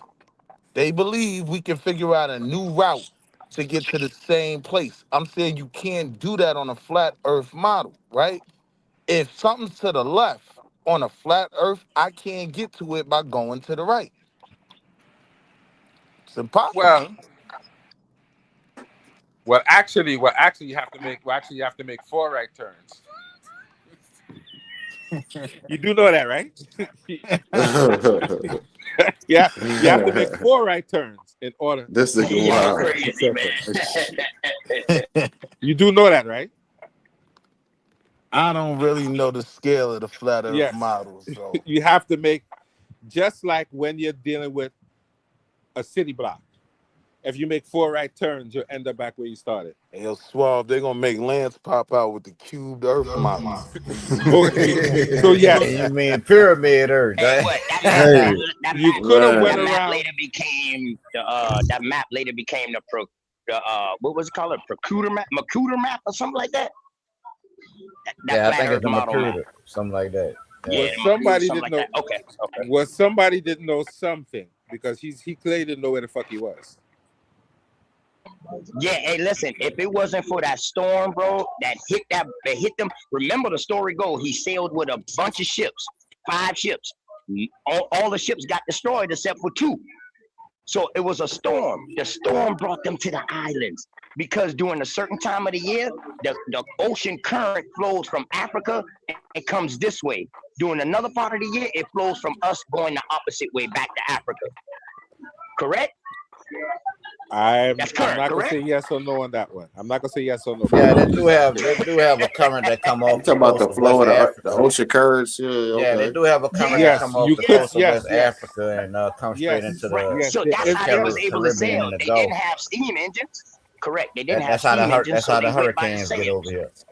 That's how Yeah, the Yeah, I was like, hurricanes that would should sail be their that ass off. should be making a polar vortexes over the Midwest and shit. That's the reason why we all fucked up right now. That they do have a route that you could sail from Africa to America. Yes, but that's still Columbus still didn't know where the fuck he was going. Clearly, he didn't know. He did not know where he was going. That's a fact. However, he didn't know. He didn't know. Because if you could say a man could sail from Mali, West Africa, with the intention of coming to America, he knew where the fuck he was going. He knew what the fuck he was doing.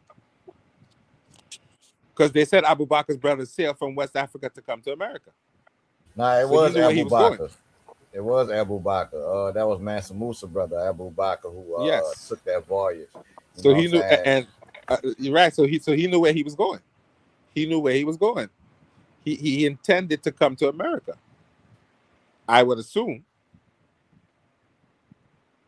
And they think that is where and that is where this and that is where you get into the theory of the Olmecs and who the Olmecs were, because they look like African people. So some people think that was Abu Bakr and these Africans that came from Africa to come to America.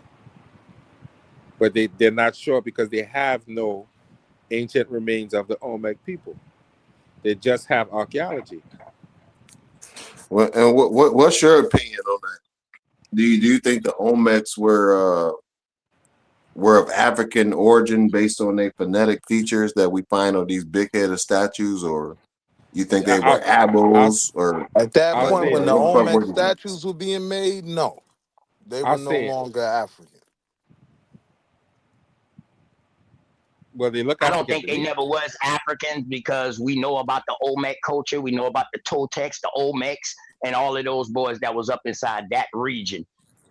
They don't have no African, because now y'all gonna have to show me what Africans came over here to influence And them. that is and So in your opinion, this is like an extension of like maybe like the modern day Mexican, like who are these people today? This is the before your point is Mexicans. no, Okay. They Polynesian people. the Man, Olmecs. the Olmecs is before the Mayans and the fucking Aztecs. They are The a whole Olmecs are civilization, the bro. Olmecs. The Olmecs were the ancestors of the Aztecs and the Mayans and the Incans. I know, bro. These were I know. And right. the Toltecs. But I'm saying, who are those people today? That's what I was asking. That's why you said the Mexicans. Oh, Them shit, niggas them is boy from all No, mixed they up now, no. bro. You Them ever boy seen all a mixed nigga up in from Mexico Fiji? right He now, looked man. just like an Come on, Olmec bro. statue. Yeah, because you got a nigga from Fiji that got brought to Mexico during the fucking Pacific slave trade. Correct? Chinos and the Indians? Y'all familiar with this story? No. Yeah, I'm not Oh, well okay. versed on this Pacific. Well, look it No. up. Chinos into Indians, and they will show you that Pacific slave trade. Okay, so let me ask you this, OTK. So, do you believe in evolution? Hell no. Okay, bet. So you believe that humans have? Hold on. So he said, "What the fuck?" Hold on. So I don't agree with evolution in the way that it's being told either. Right? Nah, and I'm me willing to neither. be wrong, and I'm willing to be corrected. Okay. So I respect that. do you believe that humans were intelligent since our inception, or do you think we No, went I through think this? that was a learning. I think that came over time with learning. Or I over think time? Africans were. I think Yeah, Africans the were. same way. The So same that way you how we believe adapt now. Now I believe in adaptation. I believe in that over evolution. I believe that people adapted to their surroundings and they became better. And So what you they believe started doing. adaptation is a part of evolution. So do you have? So Thank so you. No, let's not necessarily. Not Thank necessarily. you. Not Thank you for hold on. necessarily. Before we get into that, save me before we 10 get into minutes. that, Thank you. because it's Go not ahead, bro. Go ahead. the reason I ask you is because I agree that humans have been intelligent. Africans, indigenous people globally have been intelligent for over 300,000 years as modern people. Do you believe that? I think longer than that, bro. I could agree with that. I don't think there should be a time limit put on it, bro. I don't think it should be a time limit put on it. Understood. I believe that people existed in different That's areas at the same time or at different times. I don't believe everybody came out of one spot. That's not me, bro. Understood. believe in I that. also disagree with the outer Africa theory. So now we have Because indigenous people. evolution also debunks of out of Africa theory and push you into Africa No, it theory. doesn't. I could Yes, hold it on, does. hold on, hold on, Hold on. hold on. Y'all doing a lot right now. Y'all, I'm please. still on it. I know, but you're doing your question. I don't know how I you. know I it's don't know bringing what's out a going lot on. of shit that you want to kick in the nuts. But my point is this. I just had to get so do you think that people from different continents had the science to build boats to travel back and forth for the last hundreds of thousands of years that we've been intelligent? Or do you think just within the last 2,000 years when white people made a boat, motherfuckers started seeing shit?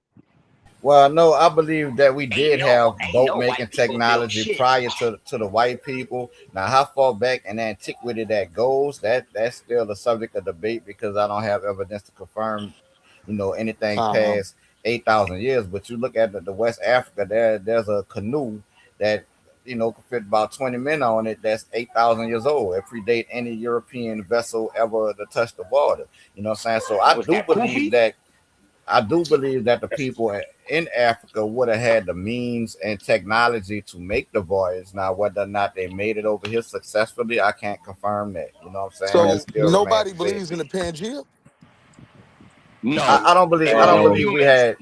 It wasn't I no don't believe we humans had doing humans. I believe the Pangea, but the Pangea has nothing to do with the evolution of humanity and maybe the evolution of the technology that we invented that would portray some of our intelligence that sets us apart from other species. Pangea is just like a different time frame where we didn't even exist, and life itself was just flourishing. Right. So when we talk about shifts in the tectonic plates, correct? It deals with absolutely. But Yeah. we were Being just broken not there off. to experience that. That's it. But by time people are being looked at as modern humans, and then Scribe, I want you to continue, don't lose your point. But I did want to get OTK perspective on that. Do you believe that Native Americans, indigenous Americans, North and South, had the technology to travel to Africa before the slave trade supposedly happened? Yes, and vice versa. Okay. Yes. One thing about me, bro, I believe in realismism. I believe in things that's real, dog. And the technology that these boys was student of on. Brother Larry. Don't you lie on my master teacher. I don't deal with Don't none you lie of them, on bro. my master teacher. Scribe, you had a question Brother on? Larry, though.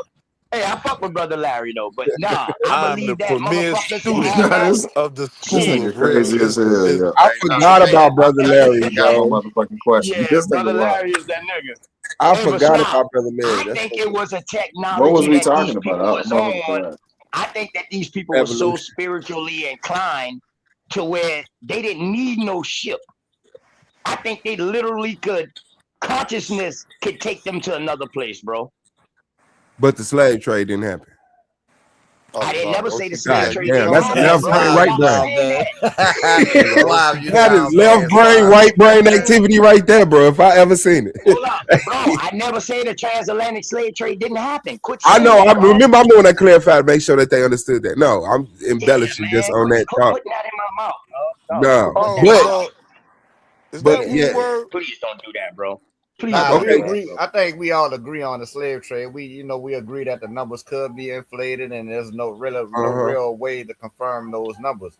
You know what I'm saying? Because I feel like if the numbers were that high, then it would be more of us over here than 40, 50 million.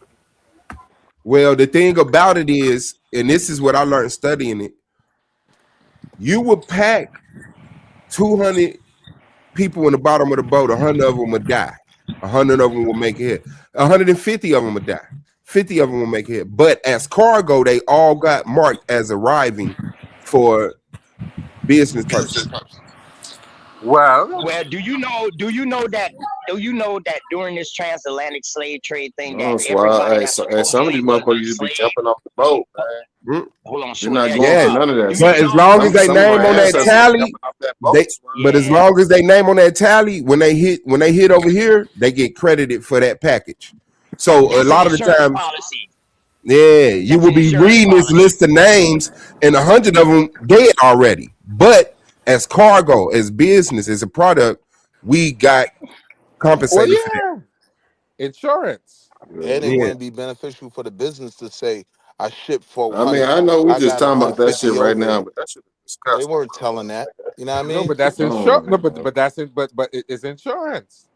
All these big Yeah, companies, all these big It's an companies that insurance we policy. talking, all these My big question companies would that we be, talking, all these big companies that we're talking about now was into the fucking slave trade. yeah.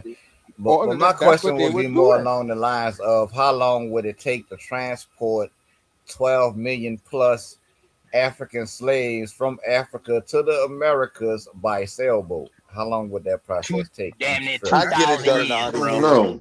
No. Did you see the? Damn near Did you see 2,000 the? in 100 years, years. bro.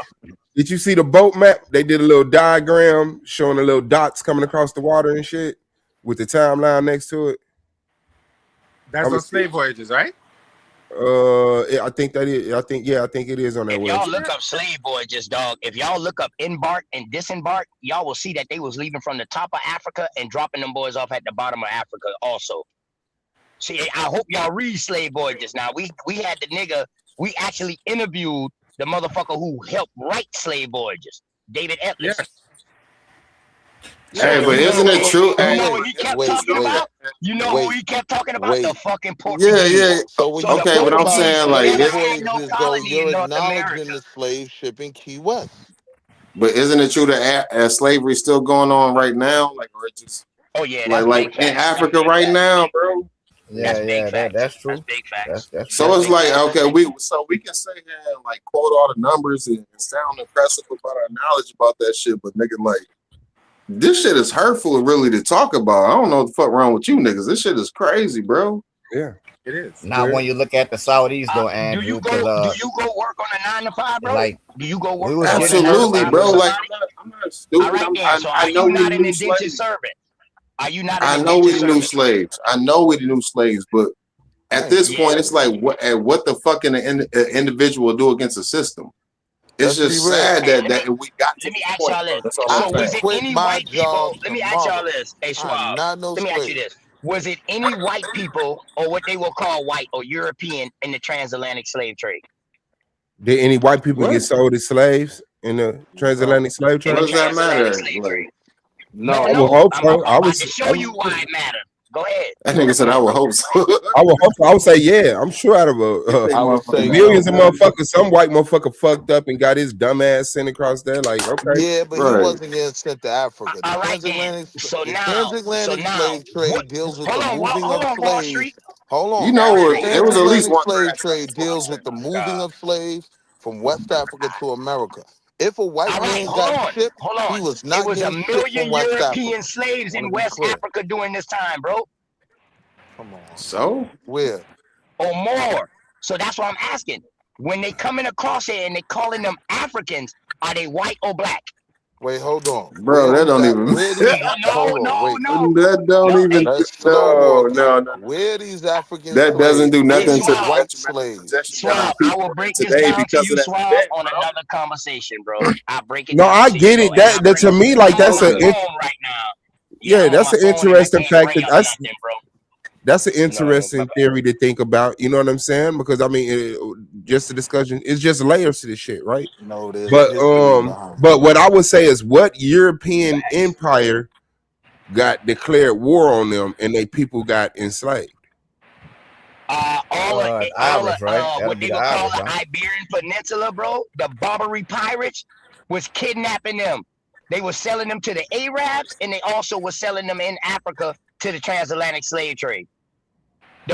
Those same Barbary pirates he talking about on the Barbary coast. The people All in that was going on during the same time of the the people in transatlantic West slave trade, Africa bro. were not buying slaves. They were selling them. They had an abundance of people to be sold. They were Oh not my! importing people. People Hey, were my good coming there brother, to buy these niggas, Barbary not pirates, sell them. these Barbary pirates was selling European women and kids Into Africa, in into West West Africa. Africa. In West Africa, Now, bro. can you give us the source for that? If I That's was a by heavy my phone, statement. I would, bro. But hold on, you got a brother right here who know about Africa, who from Africa.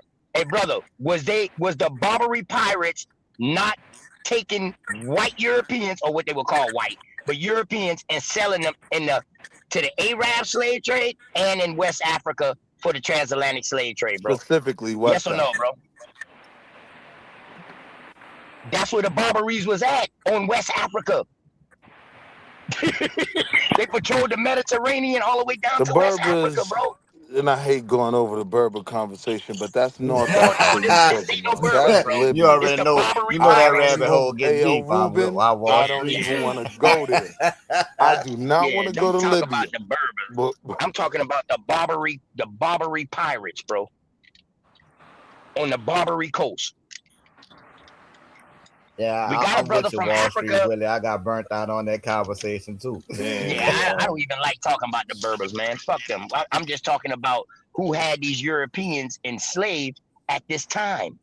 So you talking about the From Berbers? the Iberian Peninsula, which is Spain, Portugal, and parts of Europe, parts of So you're France. talking about the Berbers? That was the Iberian coast, bro. No, If all you of them was believe not that brothers. narrative, you're talking about the Berbers. No, So the now you Berbers got to that look at came where later, they bro. were. They were in North Africa. No, bro. The Barbary Coast. You look up where the Barbary Coast is at, bro. It was named the Barbary Coast after the Barbary pirates, which later became the Berbers. Later? Yeah. Nah, OTK, you lost me, man. I know, because you don't know history. Because you don't know history, bro. But everything good. Wall Street, you my nigga now. You know that. Banu in the building, Lord Banu to be exact. You talking hundreds of Peace, years brother. Peace, before peace, the peace. Lord, but no in Shout out this to bitch. you, Mecca. You heard me? Shout out to you, Mecca. God. In the building. You already know, man. Talk Naga. Squad boss, what's good with you? Black Power. To the chat. Cooling, bro. Holding it down. Peace and love, bro. Peace and love. What y'all want to today? Yeah, it ain't no contentions, man. It's just a conversation, man. You No, know what I well, mean? those About are history, correct? right. But according Okay. to All right, bet. according to AI, yes, they had North Africans who were enslaving Europeans and holding them for ransom. Thank you. But they look for that too, though. West Yeah, but they look Africans? for that though. Hold on, West Africans? Thank you. North African. It doesn't say West Africans. Right. Thank No, you. it says North African. Thank you. But they hold on. They was enslaving was my point. Europeans and bringing them to the West Coast and the North Coast, bro. They had the whole Mediterranean Sea, At what bro, time? all the way down to the Atlantic on the West Coast, to the Canary Islands. They had the Canary Islands too. It says Barbary pirates operating from North Africa between the 16th and 19th centuries captured hundreds of thousands, potentially over a million Europeans, enslaving them in a significant white slave trade for labor or ransom, a system often overlooked in history, but involved in brutal conditions akin to other forms of slavery, leading to the creation of the U.S. Navy and fueling conflict like the Barbary Wars. Now, All right. whether that's Is that true, not the height? Is the 16th, 17th century not the height of the transatlantic slave trade, bro? Yeah, Yes but or it's no? not connected to the transatlantic slave trade at all. Yes, it There's is. What some the other shit hell? going on. Man, There's some stop it, other bro. shit. Stop it, bro. Stop it, Yeah, bro. right. Stop it, bro. Stop it, Wall Nothing Street. about Stop what it, he Wall just Street. read refutes the fact that these people were in North Africa. North Africa is not what the transatlantic slave trade story is based around. Boy, they was bringing people from all over, so say the transatlantic slave trade. All those people wasn't from West Africa. They came from all over. North Africa, East Africa. Yo, they was bro. bringing them from all over, so say the transatlantic slave trade, bro. The people, I'm that's not I'm true. not against. That's I'm not not true. against what you're saying. I'm not against what you're saying. But the majority of those people did come from West Africa. Correct. That is what the transatlantic slave trade narrative is based on. It's based on the people from West Africa, specifically. All the way over to Ghana. Hey, listen, they was transported out of West Africa. Correct. Do your story, bro. They was yeah, not you, bro. Not you. I talking to Wall Street. I talking to Wall Street. But they was I coming said the from same all thing. over. Wall Street? No, these people didn't all descend from West Africa. Who was in this transatlantic slave trade, bro? They was getting enslaved. You had Africans enslaving Africans, bro. Yes or no? Yes or no? Every portion then. of the slave trade then, bro. was All right not then. connected to the transatlantic slave trade. Okay, so Not- let me show you something that's really gonna piss you off. Let me show you something that's gonna really piss you off, Dad. Okay, so here we is, 1516. This slave voyage. This the little graph they got showing the boats leaving out of Africa, coming to the Americas over whatever period of motherfucking time. And they said, you see them little dots right there? Now watch this. Watch this. Let me get one of them hoes up out of there. Damn, you can make it a little bigger, bro. I'm on my phone, man. Damn. Let me see. Because I can't even see the dots you talking about, bro. Okay. No, you good, right? Already. Let me. It's another format. It is a good conversation, though, man. It might Hey, not I be. respect y'all brothers, man. I respect y'all brothers for letting me come in and talk to y'all, dog. Y'all could have been done flame me up and tell me, man, fuck you, get your ass from out here. Y'all could have been did that, man. So I appreciate y'all, bro. OTK means obviously talking crazy. She's my brother, though. We was about to get him out of here. No, you can't get me out of here, bro. You can't get me out of here because I know what I know. Apparently, I just learned y'all something because y'all didn't even know nothing about the Barbary pirates enslaving Europeans during the height of the transatlantic slave trade. Y'all didn't even know that. I mean, I knew about it. I just didn't want to rekindle that Berber conversation. Yeah, that's right. I was trying to leave that one dead. Damn, boy, what the Berber did to y'all, man? Damn, what the Berber do? No, I'm trying to see. Let me see. Cause them bitches coming across that I'm early. trying to fall into that intellectual Berber manhole. Yeah, I got we you. ain't even I going got you, bro. back in. Yeah, I'm not gonna take you there, bro. I'm not gonna take you there. Word. I'm not gonna take you there. Suave, what is you doing? Man, I'm trying to show this Yeah, I little can see it now, graph. Swab. You good? Okay, bet. Yo, TK, you Abo? I'm American Indian too. American Indian? Mm-hmm. Peace, God. They just met If you each other. just want to say American, I'm cool with that too. Y'all Abos hurting the reparation argument, man. Y'all definitely not. Dog, don't you got Abo lineage? It depends on what you call Aboriginal. Hey, Swab. Hey, Hey, that's Swab. why we Yeah. standing on Hey, that Swab. American shit. We Yes, American. That's sir. why we stay right. We ain't Yeah, if American. you say That's that, why I are say I'm a you nigga. America? I'm a nigga. Because everything Yeah, else we've already been here since it been formed. I agree. everything Yeah, else you is like what already defined. It's too defined, and I don't agree with none of it 100%. But The only Swab, I'm thing talking about you said, you what like guy? Smoke Signal. Smoke Signal say that too. problem I'm a is, nigga. right? The reparation around the factual nature of the slave trade and that it was a crime. All these arguments that no, it wasn't that many niggas and you can't prove it. I want to be clear, it's only hurting the reparations argument. It definitely ain't helping it. Hey, We don't want What you Naga mean? got the reparations, bro. argument. Hey, Naga What got you the mean by argument though, Wall reparation? Street Willie, because we want our Huh? reparations from these Native Americans and from the colonists who You said what snatched I our mean by land from up under reparations? our feet when the damn Seminoles Say, went on that what trail you of mean? tears. So basically, what you saying is the Apples owe us reparations too. Nah, No, what I'm I'm just saying saying if is the black what I'm ones saying that is I them. know got good No, he intentions, said like Native I hear Americans. Black He said Abel Native saying, Americans, y'all. I'm saying No, I he hear didn't say Black that. Abel saying that reparations is for us, the native people, right? But even if I'm willing to work with them to fight for something that I feel like we should all get more so than they do. They want to cut people off. But my point is their arguments don't help the reparation fight. The Understood? reparation fight Yeah. is But based Wall Street, around but what, slavery. Hey, but hold on though. Can I Don't ask we you a got a question different about story though, reparations? bro? Don't we got a different story though? Yes or no, Wall When, Street? when, here's the I story. don't know. Here's the story of the Aboriginals. The Aboriginals and the Native Americans, all of them, got their land that they wanted. And when they got their land,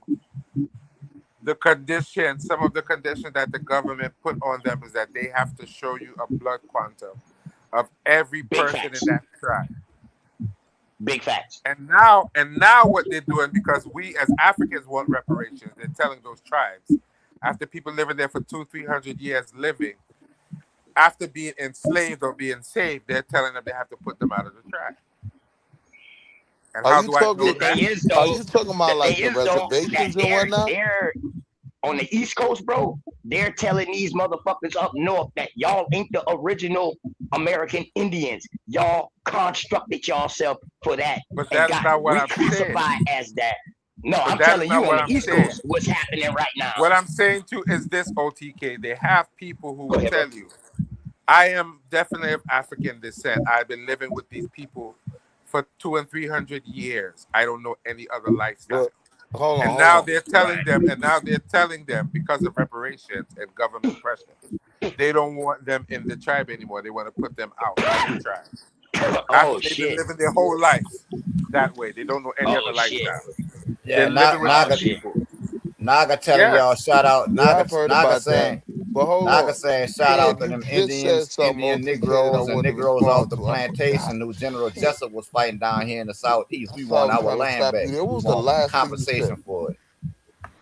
Yeah, yo, but this is what they're when doing black now. people, They're Oh, when telling black wait. people I get remember. these reparations, OTK was talking about them going after blacks in some of the northeast areas saying you're not Native American, right? That's what you were No, saying? I didn't say that. No, I didn't say that.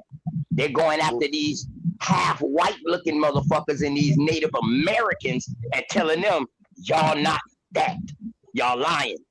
Now But here's they're the thing, doing right? Here's the thing. And to the other brother from Vermont Africa, Indians, hold on the real quick. I'm Vermont gonna be short. Indians are one of your first prime examples. That was the latest thing just happened in I'm gonna be Vermont. sure, OTK, but the other thing I disagree with the other brother said was that they had chosen the lands they were given. They got the land they wanted. I would argue absolutely not. They got Utah, they got dirt, they got tumbleweed. You get what I'm saying? That's why they couldn't survive on that land, because it was dead land, right? But when Nah, you it talk was about Indians over there, bro. but wait. When you talk about people being pushed out of Indian societies, right? This was something that was already going on in the 80s. They was trying to push black people out. And the real reason they was trying to push them out was because they saw the grift. I don't think y'all realize our ancestors were hustling too. right? So niggas start claiming Chief Bigfoot and all of that, but they're people. They're people who know them are calling them Shango, right? Some African shit. But yeah, on paper, niggas will play Chief Man, Bigfoot, stop that. Halawatha. Listen, I could walk you through it, my nigga. We could go to Long Island, right? Like these things are right there, right? So Old Dirty Bastard was an African? You look at that nigga and you don't see an African. Look at that nigga haircut. Hold up, bro. Was Old Dirty Bastard an African, bro? No, he was an American. He was an American. He was an American, Old correct? Dirty Bastard has never had all of Central Park, right? His Old Dirty granddaddy, right? Bastard has never had a good hairline.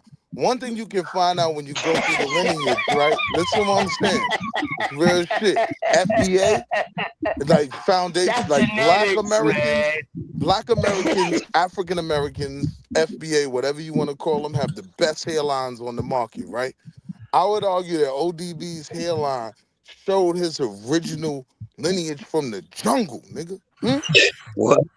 You don't look at that nigga hairline. Hey, man. Let me say real quick. When we talk about reparations, when we talk about black people getting reparations, like what exactly is we talking about? Like a dollar amount, or We like know what does that mean? man. We talking about money. We talking about land. We talking about tax exemption. We talking about free education, free healthcare. We talking about the ability to define ourselves, and determine our fucking future. And yeah, that's it. The destruction of certain white shit. We talking about the redistribution of wealth, The nigga that took land. the reparation conversation the furthest was the best nigga that could sell it. And the reason I always said he was the best nigga that could sell it, because he got a Negro off who we knew deleted that white girl, right? I'm talking about Johnny the Cochran. good brother Johnny Cochran, right? Listen to what I'm telling you. You got to present an argument that if we're asking for reparations, right, we got to present an argument that can win.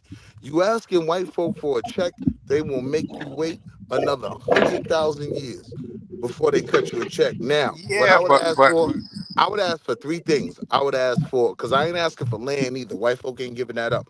But I would ask for free education, for a case that I could clearly demonstrate that they denied us the ability to learn how to read under the fear of deletion, right? Like, so I can make that argument, right? I also want employment, right? Like some type of employment package that will help us, and we could clearly point to DEI and say that was never directly for us. We deserve something specifically for us to correct the problems of the past. Yeah, But the then third part that will put bread in people's pocket, I want a tax break. Now listen to why. White folk, if we tell white folk, cool, I get it. You don't want to, because if you look what happened in California, right? And I'm a land. The Asians and the Puerto Ricans or the Mexicans, whatever them niggas, you know, they all Mexicans to me. But the Latinos and the Asians came together when it was a reparations bill on the floor. They said, why should we have to pay this shit? We ain't make a nickel. And we are the tax-paying citizens of California. Cool, right? So now I got to deal with your argument whether I agree or not. So now I'm saying, let us pay ourselves back. Give me 100 years of no taxes, nigga. I don't care what you do for a living. You could work at the gas station, $36,000 a year, right? You might be coming home with 20, 25 of it. You know what I mean? You don't think that extra 11,000 is going to change the game for the nigga in the gas station? But I'm And then with as you. you go up, Exactly. and then as you go So up, you know I'm that with you on that. California. Do you know that California just rolled out like 5 million, or it's on the table like 5 million per black family in reparations? but It that's just a came certain across area. today. Nah, That just that came ain't across. everywhere. It's in California though, bro. Nah, That's but the whole listen, state. listen. That has to do with it. What is it? A domain, whatever. That has to do with the Eminent domain. highways that were eminent domain. So that has to do with the highways that were built through certain people's land. So what I'm saying is, it Built ain't to for certain black people people land. Okay. statewide. It's for a certain group of people. Yeah. Well, I know that they will never fucking give us reparations. They will never agree to reparations. Like, we better off just put on But ourselves you for see about the a bullshit problem. like they said. But But if we talking about We reparations, want and restitution. the thing, what I want is, like I said, Hey, shout out to I want restitution. sovereignty from your laws. I want the ability to define ourselves and determine our future. I want money. Nigga, you could forget about it. I want land That in all the at crown territories. But All of here's the the crown. Mitch Hold on, McConnell let me get it voted out. Let that me get it down. out. You And now we you had the main 30 argument black against. niggas vote that Look down at with you him. being the main argument against reparations now. I'm just saying that argument for sovereignty against law, nigga. We I'm are just telling you never what I'm going to going sell through. after Mitch but McConnell. here's the problem. Never. Hold on. Let me get it all out so y'all know just how big this is. Land, money, free education in all of the crown territories globally. Tax exemption globally. I want what is it? Punitive immunity globally. I want the redistribution of all museum artifacts, including the Vatican and all these other people, personal collections to be handed back over to us, and then we could talk about something. But that's what I want. Those would be American Indian artifacts, though. Now that last part was a good ad. Correct? The That would be last American one. Indian artifacts, I'm correct? talking about globally though. Yeah, American but look- Indian, Australian, and Aboriginal. See, but this the problem though, Suave. See, I Like, fuck let's with you, be Suave. clear. I Let's fuck be with you, clear. Let's Suave. be clear. Reparations is a domestic argument. We're not going to the international courts at this point. We're not going to The Hague to look for something international. So I'm saying I'm just dealing with the conversation from where it is Right. prefaced in America. Right now in America, I But you think know I what's could the problem? hold on. Listen to what I'm saying. In America, I think I could sell the white people who are talking about we don't want to hear no more of this victim stuff and blah blah blah. All right, you know what? We will let y'all pay yourselves for 100 years. Yeah, you get a tax break. You know what I mean?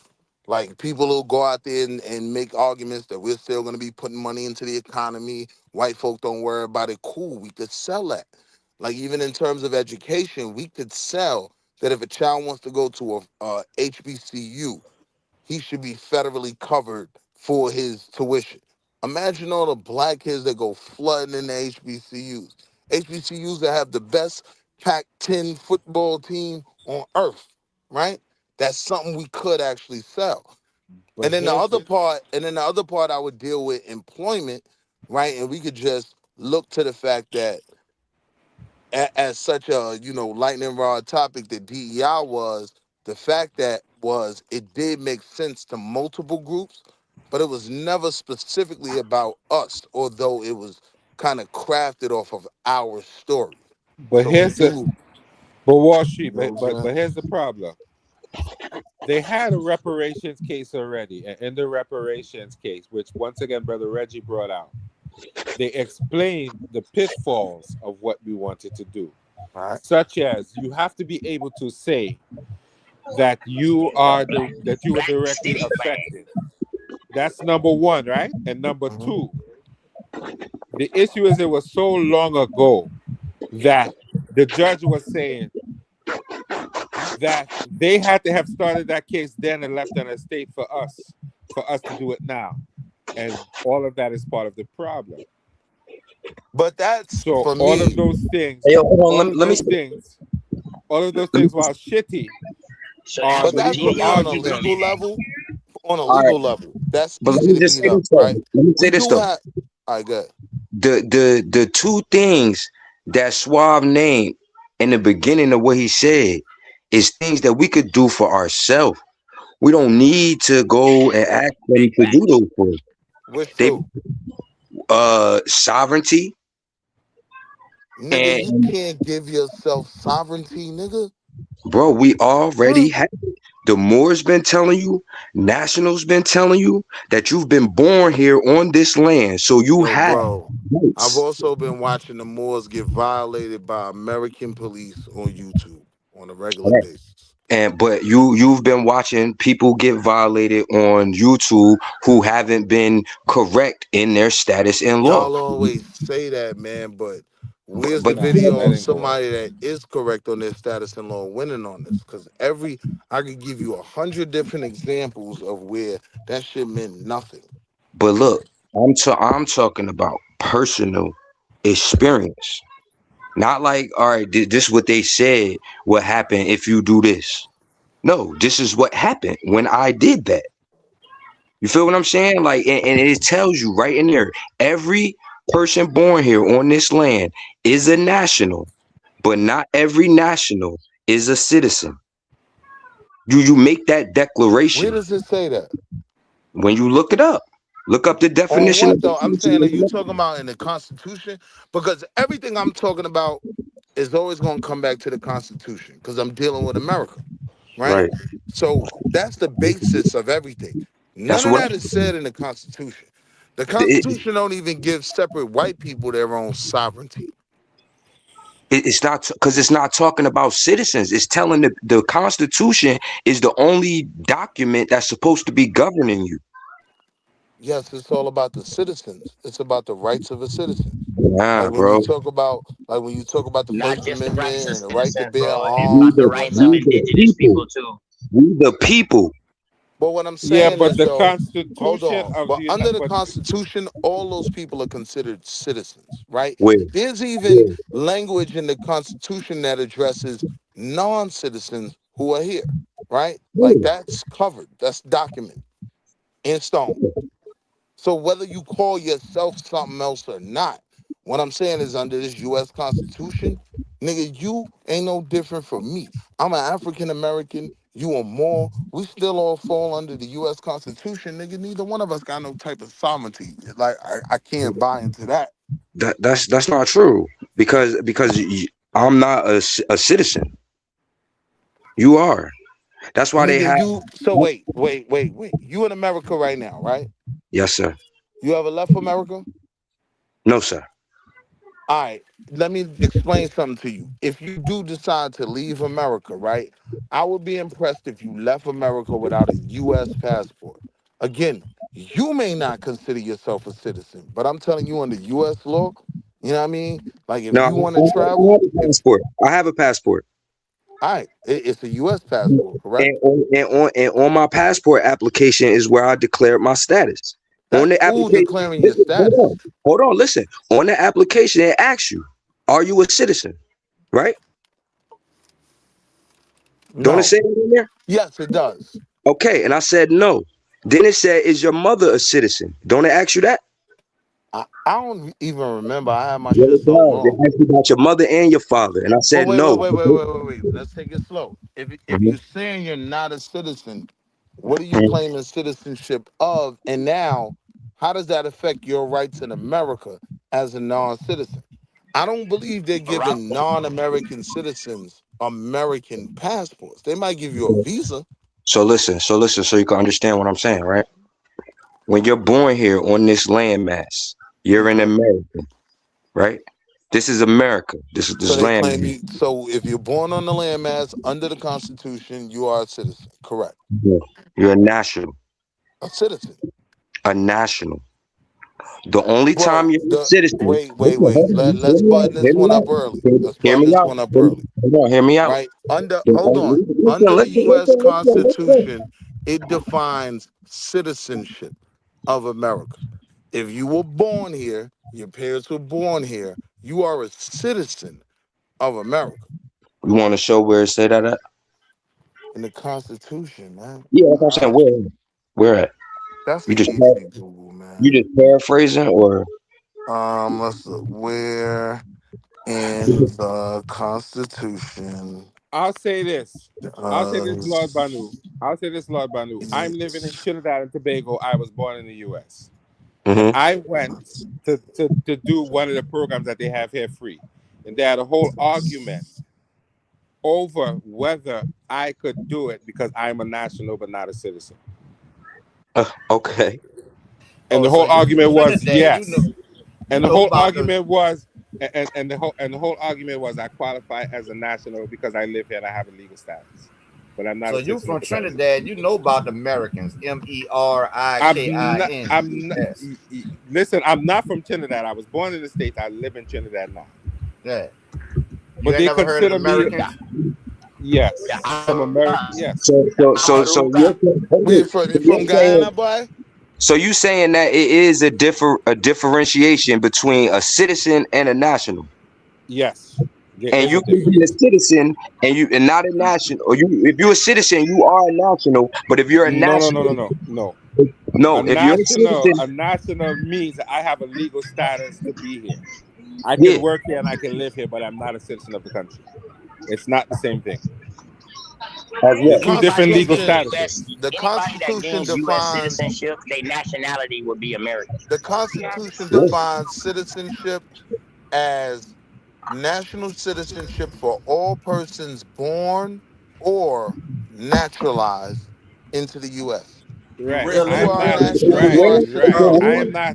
I'm not disagreeing with that. I'm not disagreeing Listen with to what what you you're said. saying. Hold on. Listen to what you said. Into the U.S., the United States of America is not America. It's not the landmass. Here we go. Here we That's go. crazy. It's facts. Right, It just that's only is the what it 13 is. colonies. Yeah, the It just United is what States is it only is. the 13 colonies. Go ahead.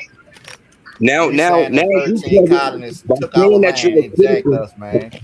By saying that you're a citizen, right, to the United States of America, you're pledging allegiance to that business. But So here's that's what Being a business.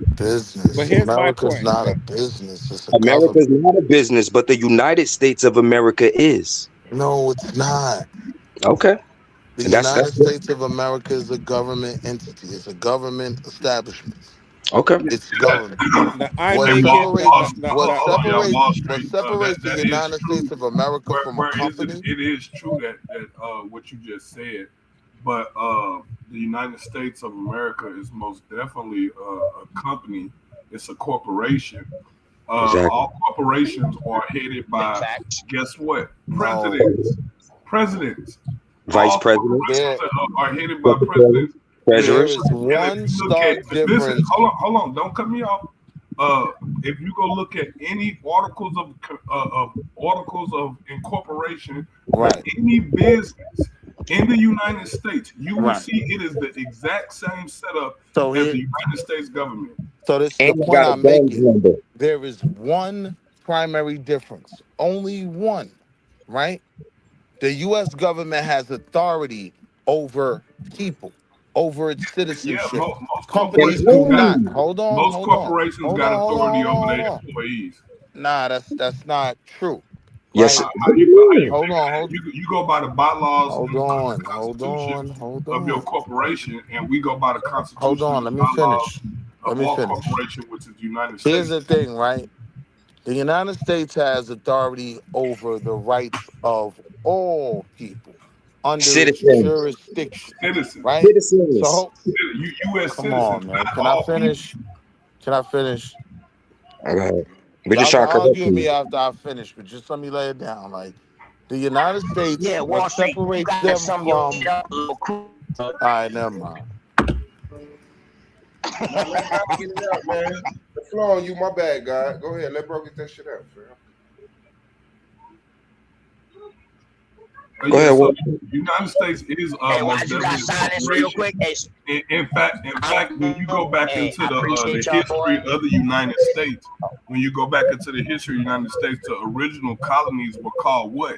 Companies. Before we get Before complicated OTK, with man, I it, fuck with you, bro, man. You already know come through. You was on mute. before we get complicated with Hold it, on. My bad, Willie. All right, OTK, you finna head up out, bro? Yeah, man. Hey, peace to everybody on the wall. You already know we see each other again in the streets, You my bro. guy. I appreciate all y'all, man. Hey, y'all boys have a blessed one, man.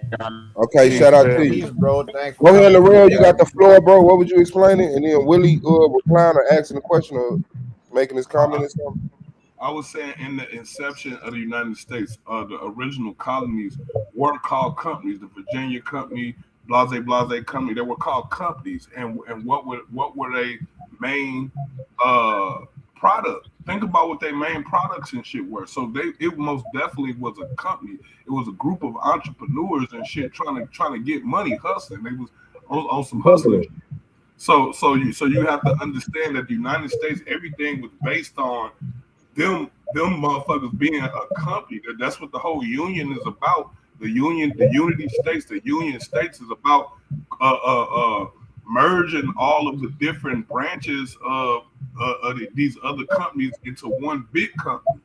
Like, and we see that on the corporate level all the time, and it happened on the federal level. It happens on the state level. This is most definitely a corporation. What it's not is it's not necessarily a nation per se. To me, if you ask me, it's not necessarily a nation per se. You know what I'm saying? But it is by definition. But when you talk about common ancestry and certain common customs and things like that, some of that stuff was like imputed on us. It was modernly they say that corporations are people, corporations are nations. Hold on. Yeah, hold I know. on. And legally they could be. No, corporations are people under U.S. law. A corporation is a person, right? They're persons. So wait. So here's the thing, right?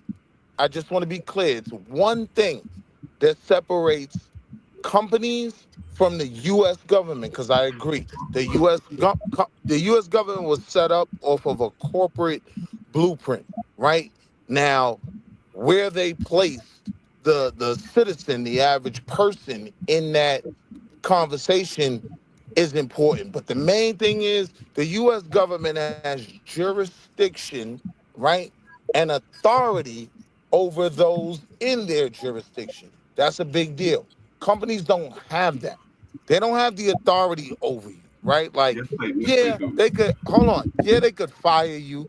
Yeah, they could maybe even fine you and try to make you pay it. But they can't imprison you, right? They can't hold you down and kidnap you. None of that. The U.S. government can't. That's the stark difference between the two. That's illegal for the U.S. government to do. What are you talking about? Yeah. So I was going to touch on that, right? So I'm glad you said jurisdiction, right? Because that's one of the main things that you do when you go into these entities is challenge their jurisdiction over you. That's what you do. You challenge the judge's jurisdiction. You say, what gives you the right to rule over me when I'm not a part of your corporation? I'm a national, not a citizen. What gives you the right? And that's when they make you to the end of court, and they just let that shit go. They let you go. They don't want to deal with that shit. The answer is because the courts are not operating as a corporation. They're operating as a nation. You are a subject of God. You're not a subject of the United States corporation. It says, in God we trust. Those are God-given inalienable rights. So if your sovereignty comes from God, the government can't overstep God. They can't oversee God. That's a national. The government is God. But yo, wait. You don't find in God. The way they recognize God, that is God the we trust in the Constitution. That's number one. You will not find those words in the Constitution. Not in God we trust, but the fact that they're God. That's the company motto. What I'm saying is, even dealing with jurisdiction, right? I can be a whole American citizen, and if I go into Dubai and do something stupid, Dubai has jurisdiction over their land. They will lock me up and nobody will care. Yeah, I mean, bro, because somebody has the power and the force to abduct you and force you to do something does not mean that they have jurisdiction over you. That just means that they're felonious restraining you and they're coercing you and forcing you through coercion and duress. Watch this, Laurel. When you go into the jail systems now, right? If you find people from other countries in there, they're citizens of that country, right? Or citizens of this country. But you will never find a national of any country in no jail here because they can't lock them up. That's the difference too. When you go overseas as a national, you won't be in nobody's jail. So what separates a national from a citizen? You say the difference? The difference is that nationals can't vote and cannot participate in the voting process in the United States, whereas citizens can. That's the difference. But if you do, then you give up your national immunity to certain crimes and things like that. Like you can't just arrest a national. You can't just lock him up. Like even for like certain crimes, like you just can't do it because he's a national. You know what I'm saying? They have diplomatic immunity to certain crimes. You see what I'm saying? So when you're a national, the rules change for you. When you're just a citizen, I watched the American government have Muammar Gaddafi out here looking like Carlos Santana as they dragged him through the streets. Yeah, I but again, watched you're this talking about American threat, duress, government and go coercion. into the sovereign land of Iraq. Right? That's by force, brother. That's threat, duress, and coercion. That's Like, my point, though. yeah, America but anybody will can do that. exert So, that so you force. saying if I break into your house, right, and I abduct you and your wife, you're saying that's my wife and that's my house because now I have possession and control over it. Is that what you're saying? I'm saying you don't have the legal answer the ability question because to I want to no, understand I where your wasn't logic coming speaking to from. that at all. I mean, No, I but that's exactly what we're talking about. Is No, we're jurisdiction not, bro. just because you can kidnap me and you can force me through duress and coercion does not mean that you have power over me. So here's what I'm saying, right? Even America can't do that. It has laws in injunction with international law that it just can't violate, right? But America does get to determine the arguments it respects and the ones it doesn't. And I'm saying I've never seen this "I'm sovereign from America" argument ever work. I've never seen it work. Well, I mean, you can't be sovereign from a continent. That's a landmass. You can't be sovereign from a landmass. You heard me? I posted videos in the back chat of me wilding the police out. Yeah, No, but like that, with my own license plates on the vehicle. You feel me? No license, never had a license in my life. You feel me? Vehicle not registered, insured, and none of this shit. You feel me? Like, so it's like when we talk about like the reparation, because I Hey, really you want to got a get back video of them to pulling get back you to that over and topic letting with you the go? reparations. Yep. We kind of got off topic. and me getting out. They tried to write me a ticket. Me getting out, balling the ticket up, and throwing it back in their car. Yeah, but that don't mean you wasn't still held liable for that ticket, nigga. What you mean? Where the police letting a nigga with no license or warrant, multiple Nigga, warrants? I can Let us ball get a that ticket video. We up. need that video, Banu. So wait. How you got a I warrant? mean, Lord Banu, it could be something as simple as that those How particular you got police a officers warrant didn't want if to deal you're a with the paperwork. national? Like it could be something as simple as that. Like I've seen police officers who just didn't want to deal with that shit and just be like, you know what, man, go and get the fuck out of here. And then Nah, wait. Let's I've slow seen walk it. other Let's police slow walk officers that will sit there and argue with Let's your slow ass walk it. and put If a your ass nigga got a and warrant, kidnap your body.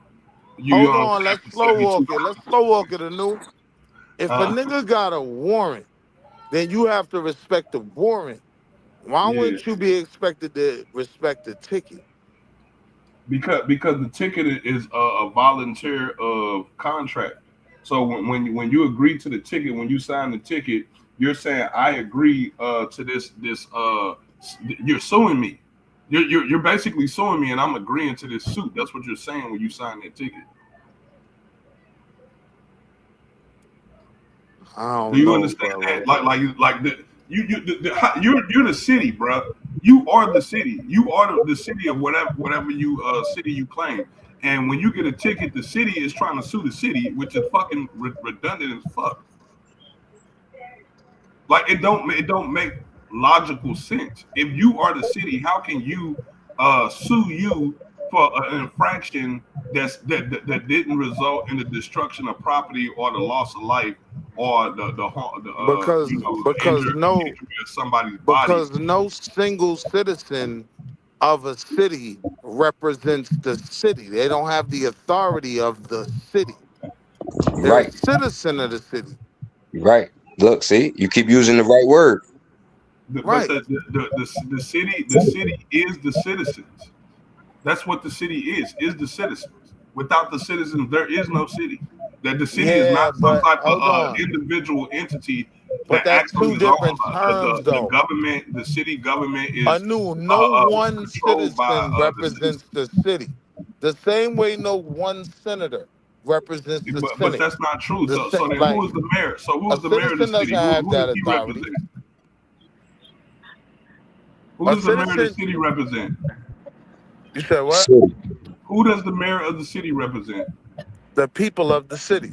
Okay, so that means that's one person representing the entire citizenship of that city. Yes, right? because he was voted So to there that you point, go. so he has that. there you go. Wait, You can't have one person Let's not do represent that. Let's not do that. He was I voted mean, what do you in mean? by Just the like the citizens who president gave. represents Hold all on. the citizens of the federal government. What are you He was voted in by the citizens who gave Right, him the that citizens. That's what I authority. just. Nobody gives a The single citizens Hold are the on. city, bro. Hold You're on, agreeing to my point. hold on. Let's walk it slow. I ain't going nowhere. I'm saying he has that authority because he's voted in by the citizens. Nobody gives one citizen the authority to usurp the accepted law of the city. The law of the city is the law created by the people of the city. Right, and bro, you just agreeing to what I just said. The city is the people. It's the There is city. no city without the people. No, the city is not the brother. Wall Listen. Street. Listen, Willie. Listen. The city don't exist without the citizens. Correct. Without the citizens, there Correct. is no government. There is no legislation. There's only one point. There's no law. Listen, there's no laws. There's none of that. It's There's the only people. one It's the point. people. It's the No people. one person. Stop looking. You're looking at the corporation. Listen, no one person, no one citizen is the body of the people. I'm That's saying a those lie. two terms. That's a lie, bro. Those two you terms just aren't admitted that synonymous, the bro. mayor is the city and the president is the fucking country. So that's a Nah, lie. those two terms aren't synonymous. Oh man, dude, the mayor represents all the people in the city. The governor represents everybody in the state. Yes, the because they president were represents elected. everybody in the country. Like, what part of that don't you get? They were elected. But he not when they were elected by the citizenry. When our president go to Russia, he not representing the idea. He representing the people of America. Because he was elected by the people. Right. So Right. the people is where the power come from. It's not the fucking government itself. It's the people. The power is to the people, not the people. We having two different conversations though. Because all I'm saying is no. The citizen does not have the same authority as an elected official under American law. No authority. It's a fact. That is true. That is very true. But what I think Washi Willie is trying to say, at least on paper, they have checks and balances to stop these people from doing it. It doesn't always work. Correct. But there is a framework that says if the president starts to act fucking crazy tomorrow, we're supposed to be able to get him the fuck up out of it. Correct. There are certain things that even the Now, that don't president work. can't usurp. Now There's clearly, certain things that even a president can't usurp. Now clearly, well, that was the truth, but apparently Trump is doing exactly what he's not supposed to. He's usurping a lot of shit he ain't supposed to. Trump is different. That's why you. I want to get back That's to why the they're trying to tear down the Constitution so they can do whatever the fuck they want. Because right now they're stuck. Let's not outline. Well, Martin Luther, let's say it this way. Much as you know what I'm saying, he already got enough publicity, man. Let's bring back the conversation back to the reparations, man. Like we shouldn't even be concentrating on nation. Yeah, because I want the whole Southeast. I want the whole Southeast. You know what I'm saying? We shouldn't even be whole concentrating Louisiana territory. Give me that. Only thing we should be talking about is the structure of our own body politic and what that means and what that looks like in the near future. That's what we ought to be talking about. We shouldn't be talking about what the fuck the Republicans talking about, what they think. We shouldn't even be giving a fuck about what Donald Trump talking about, what he doing. None of that shit serve our interests. We have absolutely different interests of the United States government. Black people do not have the same interests. We don't give a fuck about Iran. We don't give a fuck about Palestine. We don't give a fuck about Israel. We don't give a fuck about half the shit that they spend billions and trillions of dollars on. So that's some interests we share in common. Because we fight in these wars and we don't never get shit out of it as a group of people, as a collective. I knew, but you would agree that there are certain things that we do share in common in terms of the, benefits of America's policy. Like, yeah, there are certain things. Like what? I'm saying when you say nothing that the American government. We don't share no interest, and the reason why I say that is because you don't gain shit from it. What have you gained in the past wars, in the past 30 years? What have you as an American gained from it? So I wouldn't just get stuck at wars, right? But I would say that's the main acquisition. We gained higher gas prices, my boy. I know that's the easiest place to go. I get that, but What do you mean? there are other things. That's how they acquisition everything that they have. Right. I got you. I agree. Right, but what I'm saying is there are certain other things that are in my interest. The FAA, right? Making sure planes can fly. That's in my best interest. Man, right? The EPA, right? That ain't got nothing to do with niggas. Ain't thinking about no fucking planes in the sky. Come on, bro. I'm just saying, bro. We talking about. You're not letting me make the argument, we don't care about shit like that. I do. That's not, nigga, I'm black. I'm saying, bro, that's not an interest. Like collectively, if you ask any group of black people, right? Let's just say you go to any. I disagree with you. Listen to what I'm saying, bro. If you go to a random group of 50 black people and ask them their interest politically, I guarantee you, none of them is going to be about the safety of fucking airplanes. I disagree. Oh man. I 100%.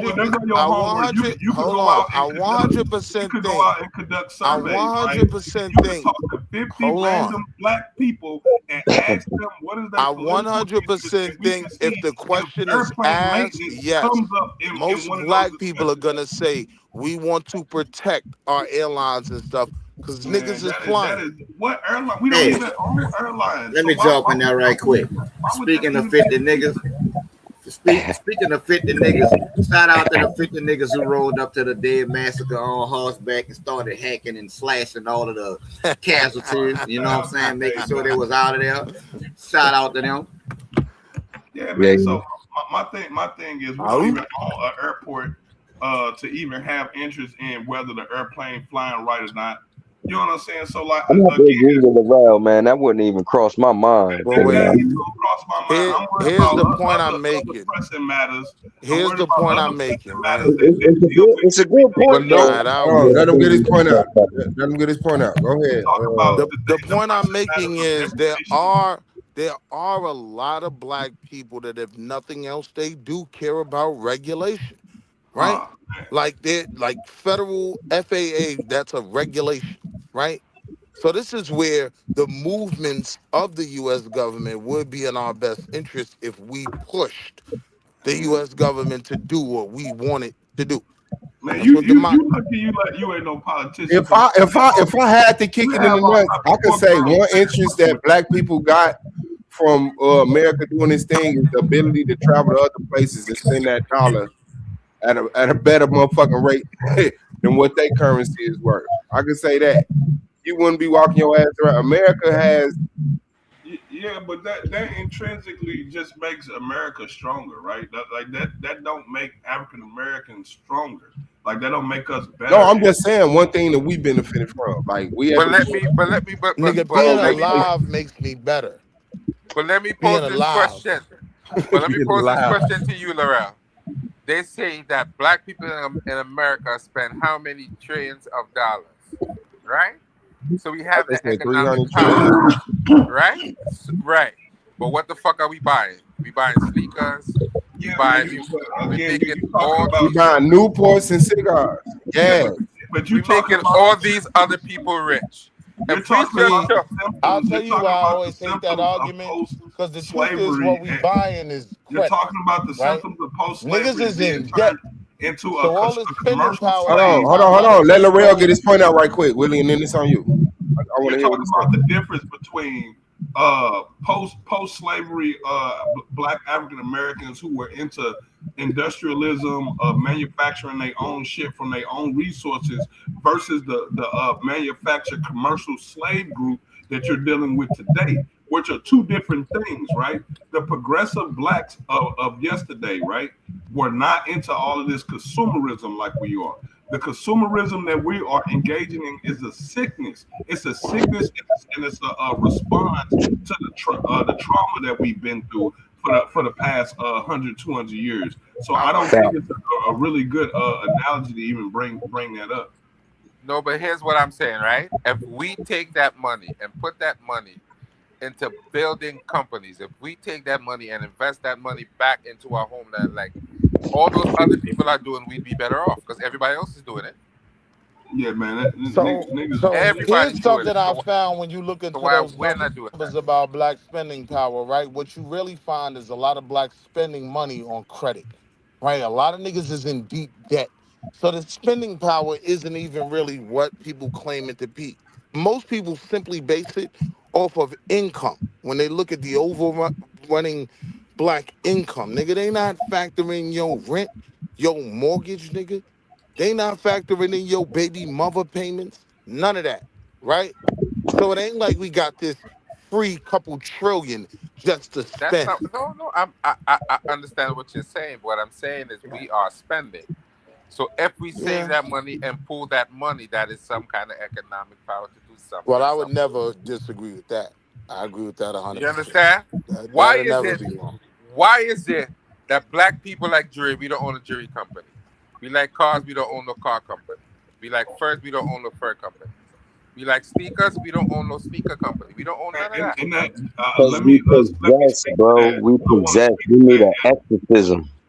Let me speak to that. And the problem with that is because when we shifted from being manufacturers to consumers, right? It's easier. And I hate this about our people because we're so adaptive. We know how to adapt really quick to shit, right? But look, my answer is just Hold on. Let him wrap. Let him play. Let him wrap that point on. Wilmington, North Carolina. That's one my of the answer. drawbacks Why we from haven't been able to do it. being adaptive is being complacent. When you become complacent and you become comfortable, it's hard to break that routine. And that's what happened to black people is once we stop being inventors and agriculturalists and all of those things that was keeping the country going and keeping us progressing, when we stopped doing those and we started going to Schwab's, we started going to the white people's stores, we started using their things, we stopped producing, we stopped manufacturing for ourselves. And when that shit happened, that created a void. That created a void or a demand for resources and products that only the white man could facilitate because we was no longer doing those things. Yeah, right? but So real now quick. you're just in the habit of allowing somebody else to produce and manufacture for you, and so you stuck in this rat race. But that's easily. I have a one sentence answer though. One sentence. Wilmington, Delaware. That's what stopped it. I mean, Wilmington, North Carolina, right? Like the shit that the red shirts did and these crackers did under U.S. banners a lot of the time. That's what stopped us from developing a certain amount. And it's documented. You talking about people that abandoned towns in fear of their life, you know what I mean, who had newspapers, all types of companies. What's good, family? So Chanel talk. That's the point I'm saying. I don't believe. If you're asking me, no, I don't believe that we should take our money and just send it over to Africa or something like that. But this Pan-African movement don't necessarily mean that we all trying to move back to Africa. I'm American by blood. This is my nigga. You know what I think about that conversation? Any money that we pool, I think we go to and Suave gonna laugh at this one Americans too. first, and whatever. Best thing we could do if we went back to Africa is go colonize. Contribute to African countries as aid. Take over. Do that shit too. Best thing we could do for Africa and African people is to go colonize that shit for them. But colonize it better. Man, stop talking, man. Like, yeah, man, you're done, bro. We gonna colonize it Yeah, better. we're not being a new colonizer. We're not doing that. I mean, it can easily be done. How we gonna go colonize somebody? How we gonna go colonize somebody else and we can't even colonize ourselves? You can't even colonize the hood. Like, come on, stop it, man. I disagree. I think that the Congressional Black Congress definitely got you Negroes colonized. They Who got is a lot the? of I power don't even know who and that is. control. Hold on. When you talk about colonization, you're talking about power and control. You talking about over, colonization? Hold on, nigga. hold we on, shoot that hold shit on, down, nigga. hold on. Let me just answer, right? The Well, you question answering was, nigga, we hold don't even on, believe in colonization, bro. You hold fuck on. that Let shit me up. answer the other brother. The other brother said, how can we colonize if we can't colonize ourselves? I was like, yo, we are colonized right over here by black people. When you look at the Congressional Black Congress, when you look at where black power is, yeah, that is a form of colonization. They got some control. They Who? know what's going on in niggas' neighborhoods. That's why niggas complain about them all the time. Who you To talking be about? a colonizer, you have to be a foreigner. You can't Who you talking colonize about? where you come from. You have to be a foreigner. Africa. I'm foreign to Africa now, though. No, You I man. get never, you that never argument. foreign to That's what I'm Africa. saying, man. Like I don't agree with that type of mentality. Having a European, a westernized European mindset, trying to colonize people, thinking You that you foreign bring to Africa, but you find citizenship you here, which is understand in beast. order to colonize a group of people, you have to see yourself as superior over them. So are you consciously saying and out openly notorious saying that you are superior to Africans? That's not true. Bro, in order to colonize somebody, nigga, that's exactly what you're doing. You have to bring them up under No, I your don't agree that those two have to be infused. You can colonize somebody and have respect for who they Bro, are. you cannot colonize somebody without fucking bringing them up under your yoke. Gotta take their culture. The whole fucking ideology of colonizing someone. I understand what you're saying, but I'm gonna say it again. You can only be a colonizer if you are a foreigner. You cannot colonize your own country. That's not what colonialization means. So what you mean? Where you are from, and invade somewhere where you're not from. We All right, are look, Africans. if I'm from New colonize Jersey, Africa. I'm not an African no more, though, bro. Hold on, let I am Banu of get his point off African right quick. Hold descent. on. One mic. Let Banu I get am of that. African descent, but look, but I'm if no I'm from longer New an Jersey, African. So if I'm I from did New go back to Jersey, the I could go continent and down Hold on, south. Willie. Let him get that point. I'm gonna give you the mic next, man, and then you can you and the brother can go back. Jose. If I'm from New Jersey, and if I'm from New Jersey and I go down south, to them, essentially, I'm a foreigner, bro. I don't know nothing about how they operate. You feel me? Unless I'm there for a minute and somebody acclimate me to how things go down there. You feel me? So you can a foreigner is just somebody could live right next door to you and come to your house and now they're a foreigner because they don't know You're nothing stretching about that what's too going far. on. No. What's Okay, foreign? go ahead, Willie. What was your point, bro? Define foreign. No. Before we get Nah, into I that, mean, we get it. he kind of just made my point. Like you can be a foreigner in your own domestic nation, right? So if I go back to Africa and do some shit, yeah, I'm a foreigner when I go over there. But I They could be would a never foreigner consider with you a their foreigner. better interests. They wouldn't treat you like a foreigner, Wall Street, Willie, and you know that. They would I never know treat that. I get what you're saying. I know you get know your that. So point. don't even bring that argument. They would hug you, kiss you, and say, "Welcome home, my brother," and you know that already. You know that. You know that. I would never argue that. Right. So I would like to that's a That's what bad I'm saying argument. to Chantel, like when it comes to the ideology of us like pulling our money and just like funneling it back to Africa or something like that. Like, no, that's not nothing that Naga thinks about. Like, that's not a thought that we talking about because I think it's irresponsible to fix somebody else's home up and your own home is broken down and fucked up. So you know what I'm saying? Like, nah, we talking about building up here. Like, as far as I know, Naga is the only people who got a comprehensive plan of liberation. You know what I'm saying? That's actually viable for the people that can actually work. But so if somebody else got a plan of some sort, they need to bring that shit to the table. But let me pose let me pose a question to you. You're gonna build up America, and you're not a sovereign, so you're building up America for your. You say building up America. You say building up America. I'm not concerned with that. Like niggas shouldn't be concerned with that. You should be concerned with taking care of your own black ass. And once your own black ass is taken care of and covered, then you can start being empathetic towards other people. But first, you need to fix your own shit. So I want to be clear though. When I talk about going and colonizing Africa, no. I'm man, not why you talking gonna bring about. that shit Hear back what I'm up, saying? man? Hold on. Hear what I'm saying? I'm not talking about sending a ton of resources over there. No, I'm talking about private equity playing the resources that they have over there to not only benefit us, but them as well. I'm going to treat you better than the Belgians. I'm going to treat you better than the French, right? But it's not about us giving away anything. In fact, it's really about bringing resources home. It's a lot of money over there, man. You know what I mean? Yeah, and that shit belongs over there, yeah, man. but everybody, That's they how come shit. Let everybody them but us have that realize shit. that? That's they shit. How come everybody but us realize that? Everybody on the planet Earth have their hands in Africa, and a lot of these corrupt leaders is encouraging the bullshit. So why can't you put together 20,000 US and go invest? Everybody else is doing it. This is So my you just point. missing the boat. This is my point. I'm we just trying to missing the boat. colonize with the bag and not the bullet, right?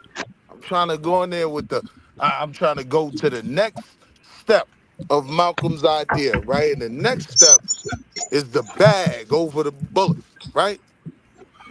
And so if I go over there with what our money is worth here, before we go do you over know there. what $1 is worth in Naira? Have you ever looked at that calculation? I was in Accra tipping like a Jewish white man because of the conversion rate. We could take our money over there and go buy some shit up and make some shit happen and actually benefit them as well. That's Yeah, my but view I'm on my saying colonization. But I call it colonization because of control, right? I do think black people have an opportunity to go over there and control some shit and do what's best for everyone. So I'm not maybe saying I just don't like the colonization word like to use. King I Leopold. think I that's want to what it be is. clear. I think I just don't like the word. I'm to not use. trying to King Leopold niggas. I want to be But clear. that's what it sounds like.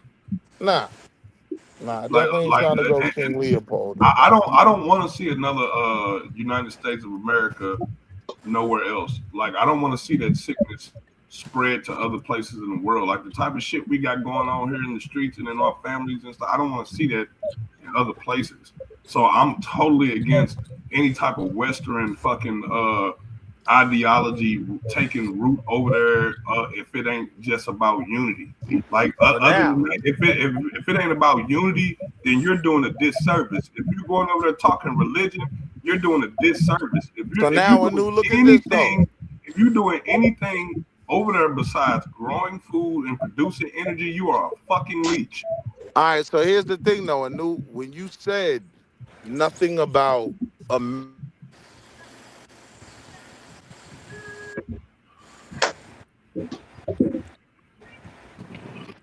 Damn, my daughter just called me. When you say nothing about America, right, benefits black people, I disagree because that's not how You going even back most like 3-4 conversations back, man. Hold on, let him get his point off, man. I knew. Go ahead, Willie, man. Remember your point, bro. Go ahead. I'm just saying, like, a lot of us aren't against going and getting the bag, right?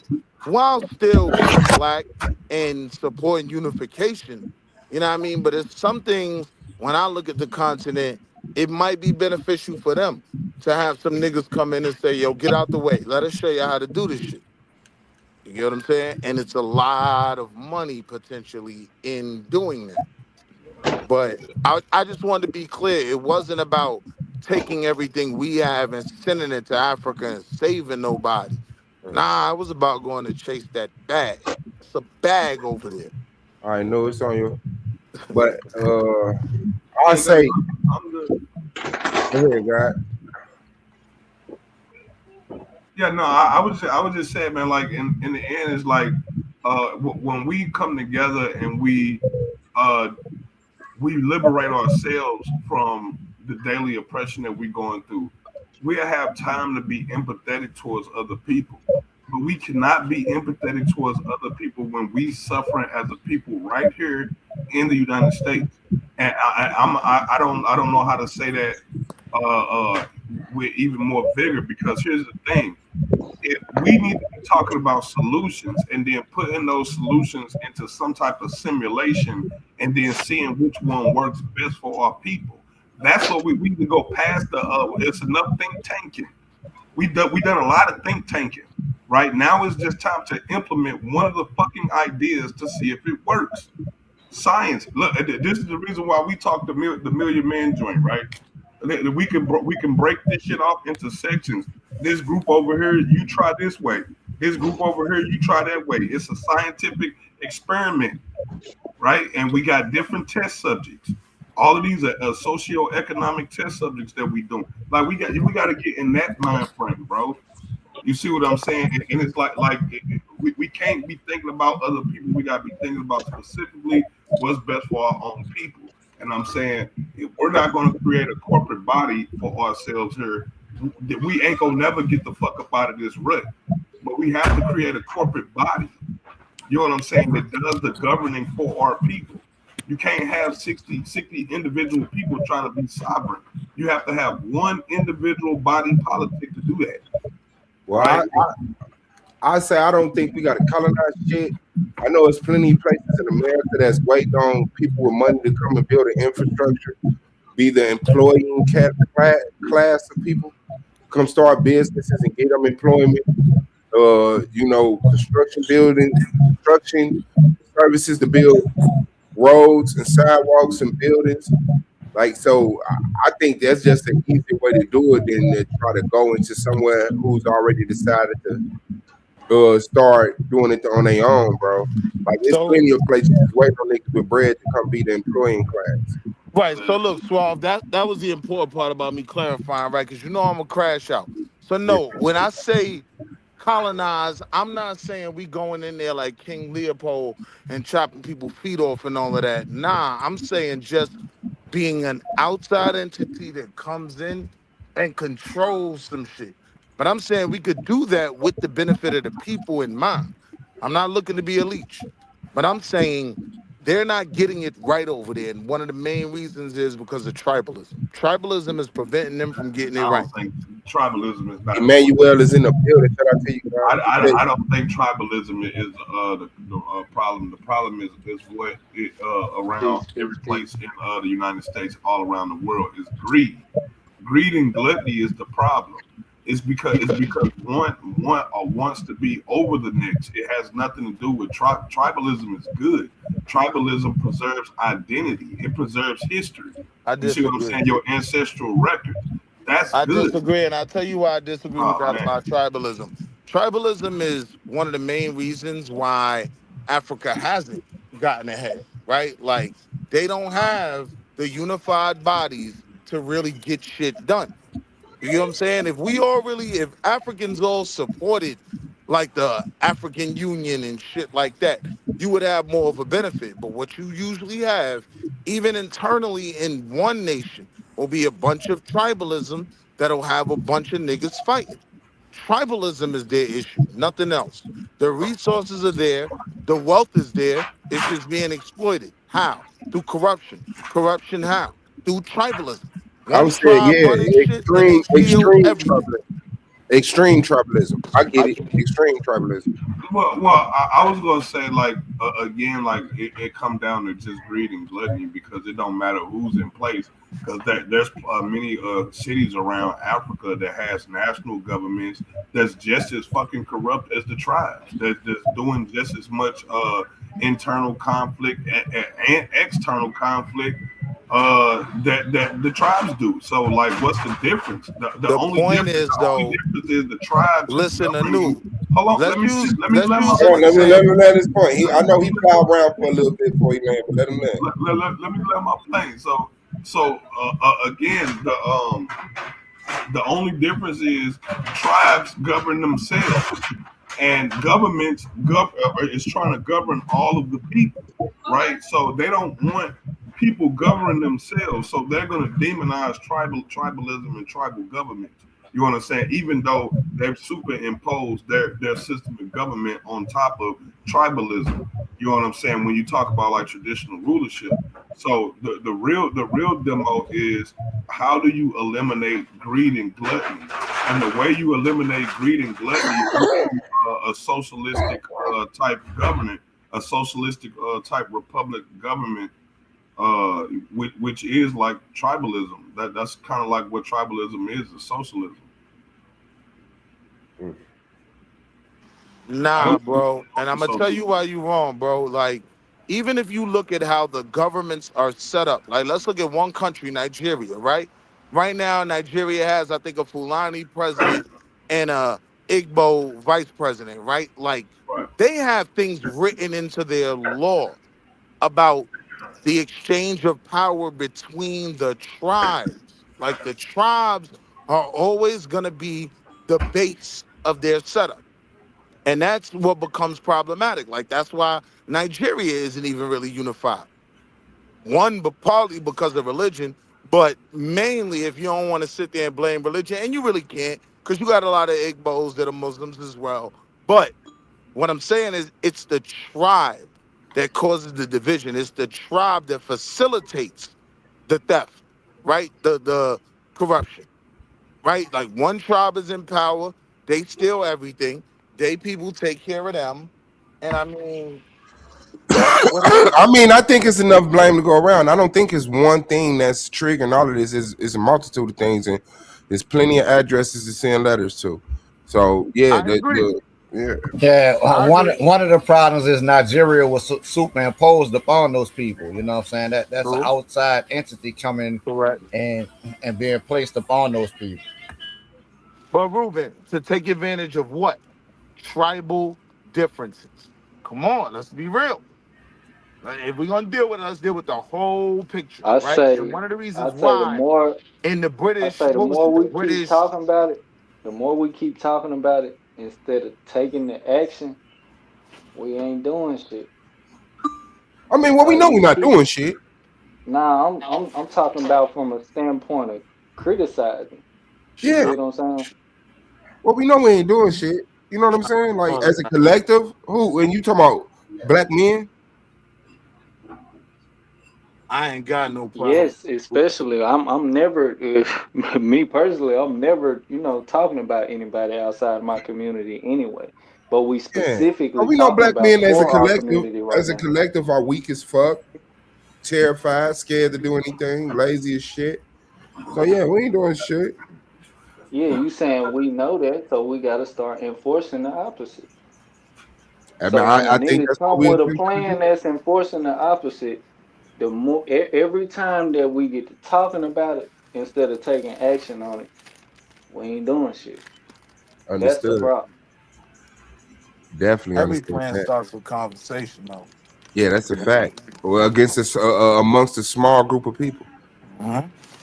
So yeah, that's why I said I got the black migration program. Laurel got his nigga nation program. Hey, share my screen real quick, man. It's shit that could be done that we can start doing today. Yo, stop playing, man. You ain't even mentioned the Bolivians guy. Come on, man. You already know we over here building, bro. So I brought this. Oh yeah, up I'm sorry, Umeka. You got Umeka in the building. You know. I brought this up right here. This is tribal socialism, right? So tribal socialism refers to a socialistic idea rooted in indigenous communal traditions, emphasizing collective ownership, shared resources, and self-governance. Distinct from European Marxism, often seen in indigenous movements seeking to reclaim land and sovereignty.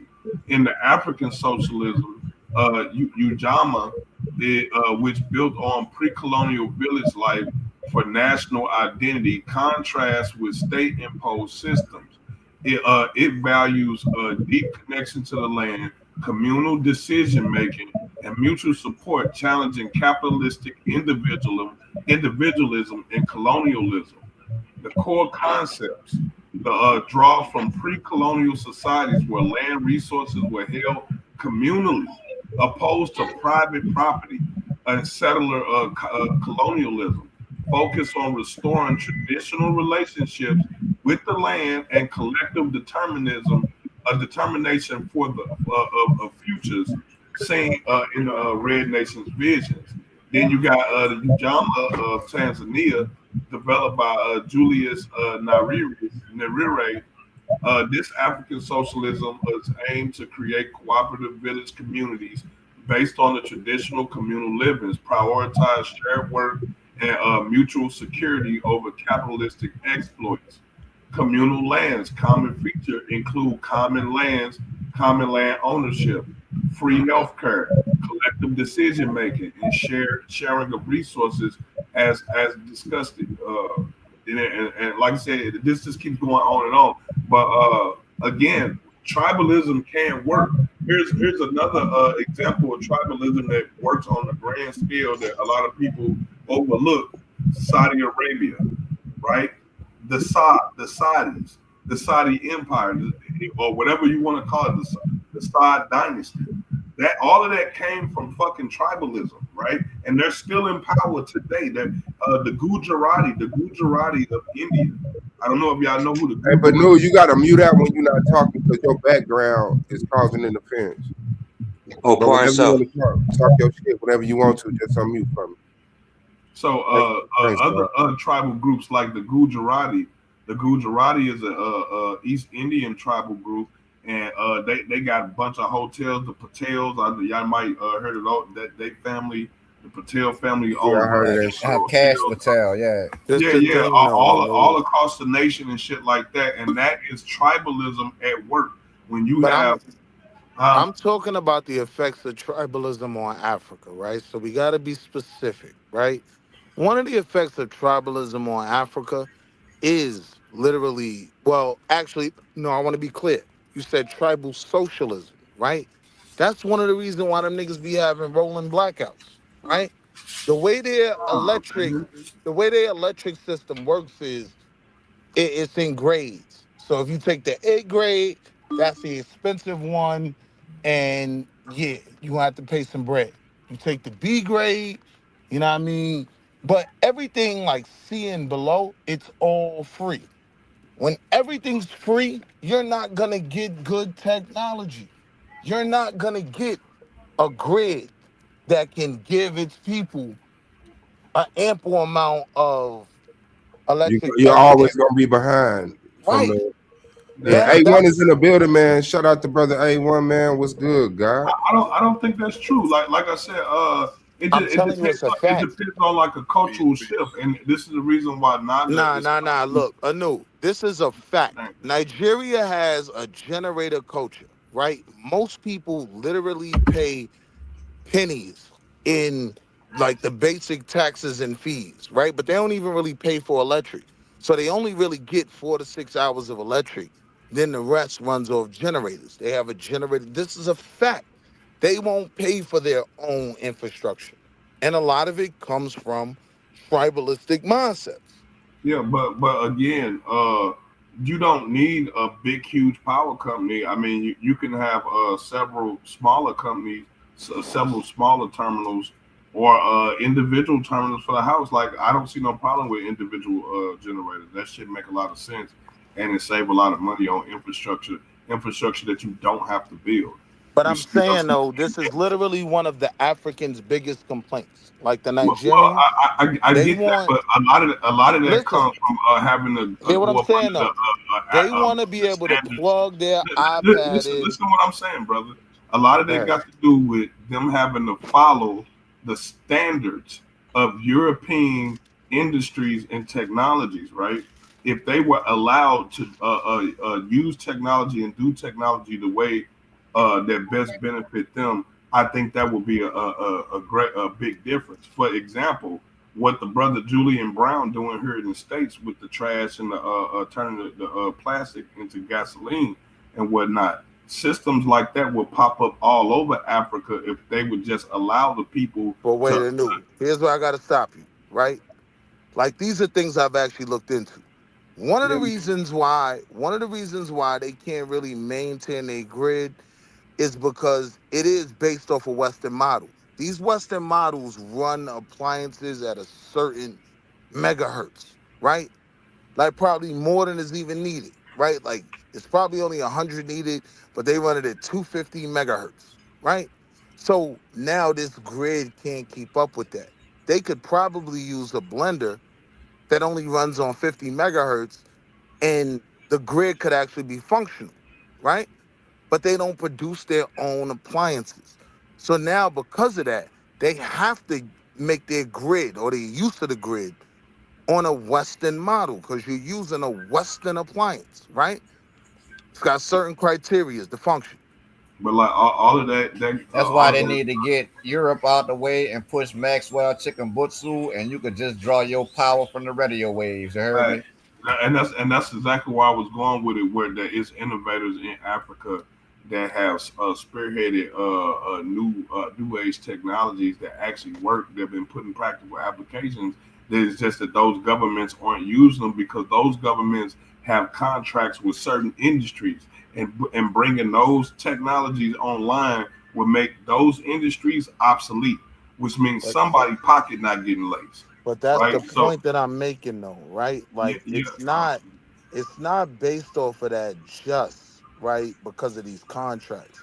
One of the reasons is it's literally attached to the products that the people have, right? Like Nigeria is not making its own blenders. So if you want to run a blender, you done bought your shit. Put that back Hold up there. on. What Yo, she you say? do that every time, Anu. Come on, man. Go ahead. Let him finish his point, and you can read what you need to. Anu. Go ahead. Say something after that too. I want to speak on this real quick after that. Because I'm saying I've looked into this shit, right? Like, so that is one of the problems why they can't even really go crazy with the grid, because the way it's set up, right, to make sure that the appliances they have function. Those are Western appliances. You know what I mean? So the problem is big, but I'm saying like technology from one person isn't gonna have the mass effect that certain other things would. And one of the things that Africans have to accept is they're gonna have to pay for the next wave of technology. If they want to see things upgrade in their communities, they gotta pay for it. And African socialism isn't making them pay for it, and that's keeping them stagnant. Shout out to the TVs you ain't got to plug into an outlet. Maxwell Chicken Boosu, you heard me? Yes, sir. Shout out to Radio Wave Technology. What was that? What was you, Benu? You had a point about this?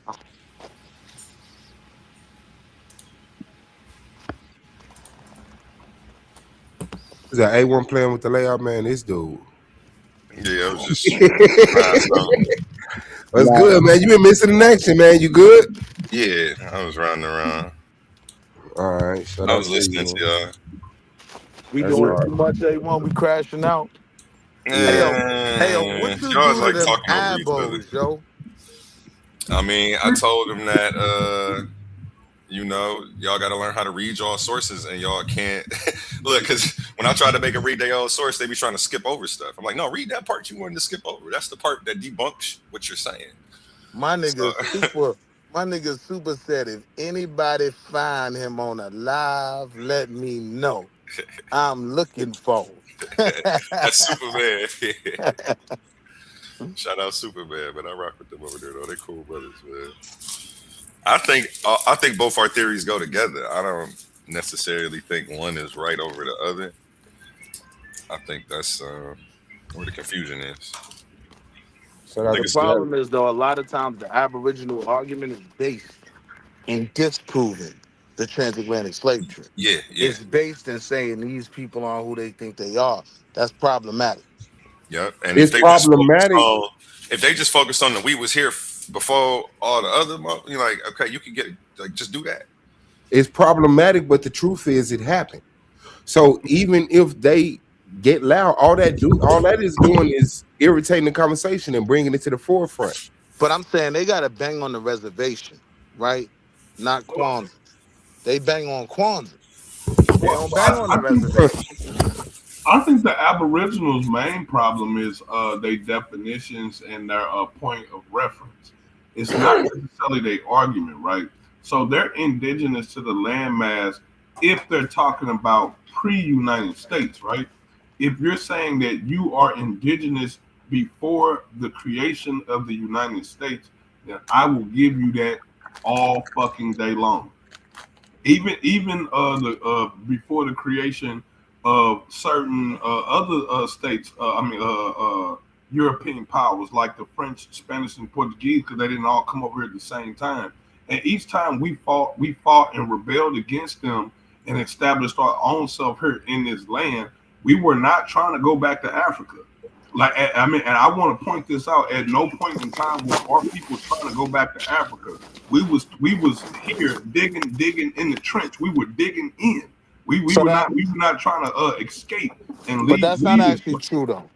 Because if you're dealing with John Cuffey and them, there were groups that were trying to go back to Africa. Well, I'm not saying that's not an absolute statement that all black people didn't want to go back, but I'm saying a lot. Because you got a group that actually did go back. The Libico, Right. American, something like And that. they went over there and they colonized Africa. They went over there, but you know, for the most part, our people was fighting for land and free to live. Land You know here, what I'm saying?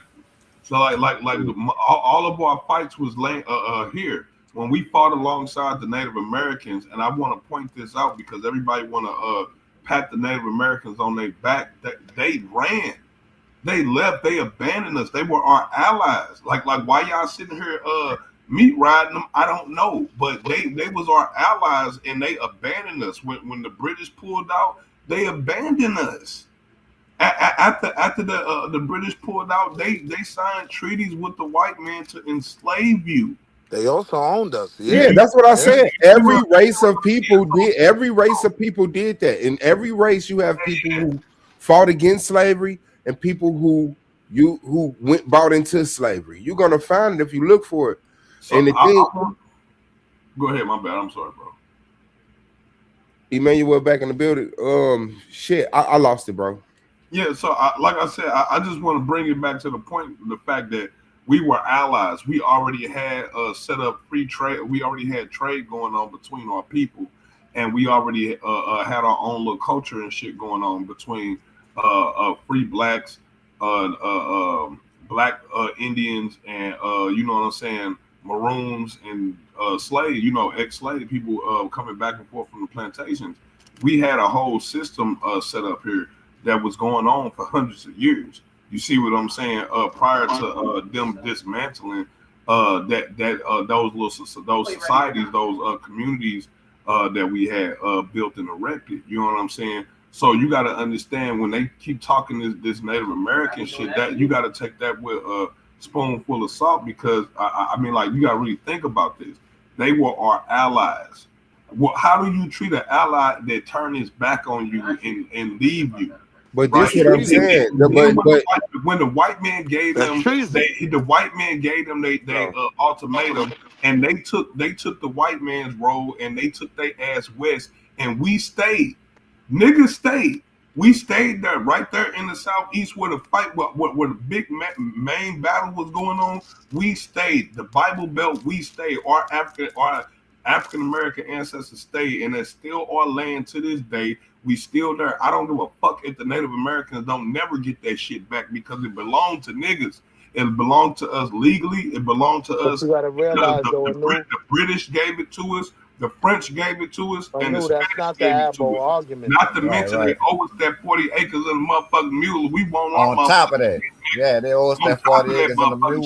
On top of that, getting reparations from the white man. We talking about getting reparations from the Indians. We want reparations from the fucking the crown of England. Right? We want reparations from the fucking crown of Portugal and Spain. We want reparations from the Dutch crown, and we want reparations from the motherfucking Arabs. So let's deal with the 40 acres. Hey, don't forget the French. We tapping them up too. Leave out the French, nigga. So we that's why I said globally. We want Louisiana. We want Louisiana back. We want Louisiana back from the mouth of the Mississippi all the way up into Canada. You heard me? They want to talk about world wars, nigga. We were the first motherfucking victim of some motherfucking world wars, nigga. But I'm saying we want the whole Gulf Coast and the Mississippi River. Let's give us be all clear, that. though. This will be a new initiative. When we're talking about reparations, we're talking domestic, right? We're talking about right here in America. So, yeah, we're going to focus on strictly the American government, right? No matter how much the British were involved, the French, whoever. I'm not even shooting at the Indians, because what can they give me? A casino? Well, no, I'm not shooting at the Africans. I want a formal apology. Real quick. I want a formal apology, bitch. You fucking betrayed us. You turned your back on us. Nigga, we got the same energy. We bled the same, nigga. Our ancestors' bodies are in the same mass graves. I'm gonna be real, Anu, right? With where the Native American people, as I view them in America, where they are, right? I don't need nothing from them. They don't even. We ain't asking. I don't need no apology from them. They have no power. We asking for our general respect. We asking for our proper respect, bro. Like I mean, that's the least a motherfucker could do when you was on some yellow belly coward shit and ran. But wait, hold on. Reparations ain't about respect. It's about money. I ain't talking about reparations from the fucking Native Americans. They can't give us shit. That's my point. They can't give us shit. I'm talking about the only thing they can do is give us a formal apology for turning their fucking back on us.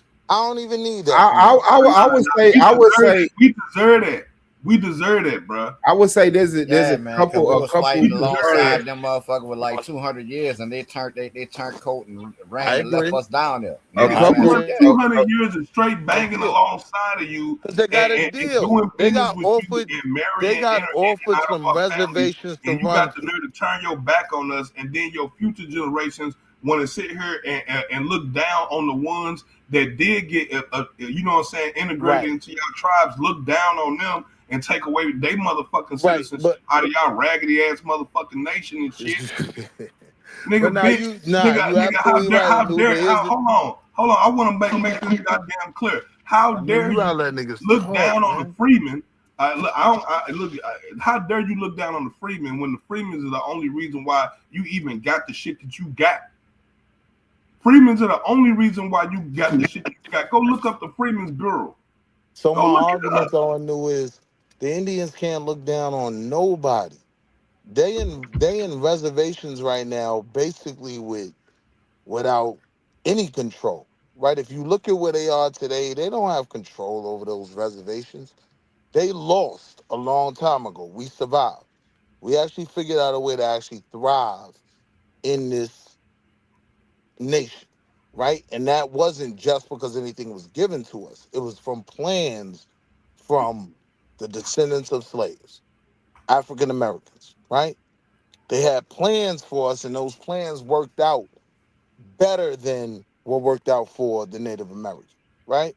So I'm saying with them niggas, I don't even pay them no mind. They're not even really a big part of the conversation until we bring them in it. And when we bring them in it, it only complicates the issue. It Well, only, I mean, it they only, part hold of the on, and I'm gonna lay in here. conversation. It only lets the white man off, right? By now we're saying, yeah, African owned reparations, Indians own reparations, everybody owes us. But no, I'm talking to you, nigga. I'm talking to you, Uncle Sam. Right? You owe me a bag. I'm starting with you. Yeah, I could get that, but I could talk to two motherfuckers at the same time. And I ain't never thought about the Native Americans and nothing like that too. But I mean, in the paradigm in which Anu is describing it, it's more of a business agreement. It's not like They it's like 100% so. took Yo Suave. Yo Suave. They 100%. Hold on, real quick, Anu. Yo Suave. They 100% took black slaves on the Trail of Tears. Well, That's a fact. But what I'm That's what they saying, called it. That wasn't no goddamn slaves. Them niggas was fucking war generals and all of that shit in the damn Some of Seminole them. Army. Hold on, All you gotta do is go Ruben. look at it. Let me share my screen right quick. Hold on. Not all of them, though, Ruben. Man, that shit wasn't man. Nah, cause that's one of the lies they be telling us, you dig? You know what I'm saying? They tell that lie. You know what I'm saying? This is from the Zen Education Project. You see that? The first Seminole and Maroon assault was being planned to coincide with a general uprising of enslaved people in the region. Frank Berry, a former slave from Jacksonville, believed that the Seminoles could be credited for inciting many uprisings and wholesale escapes among the slaves. General Thomas Jessup would later report that not only the close connection between the plantation slaves and black Seminoles, but the understanding that a considerable force should join on the first blow being struck. General Duncan Clinch foresaw the collusion between plantation slaves and black Seminoles, which means the niggas on the plantation was working with the black Seminoles. That's a fact.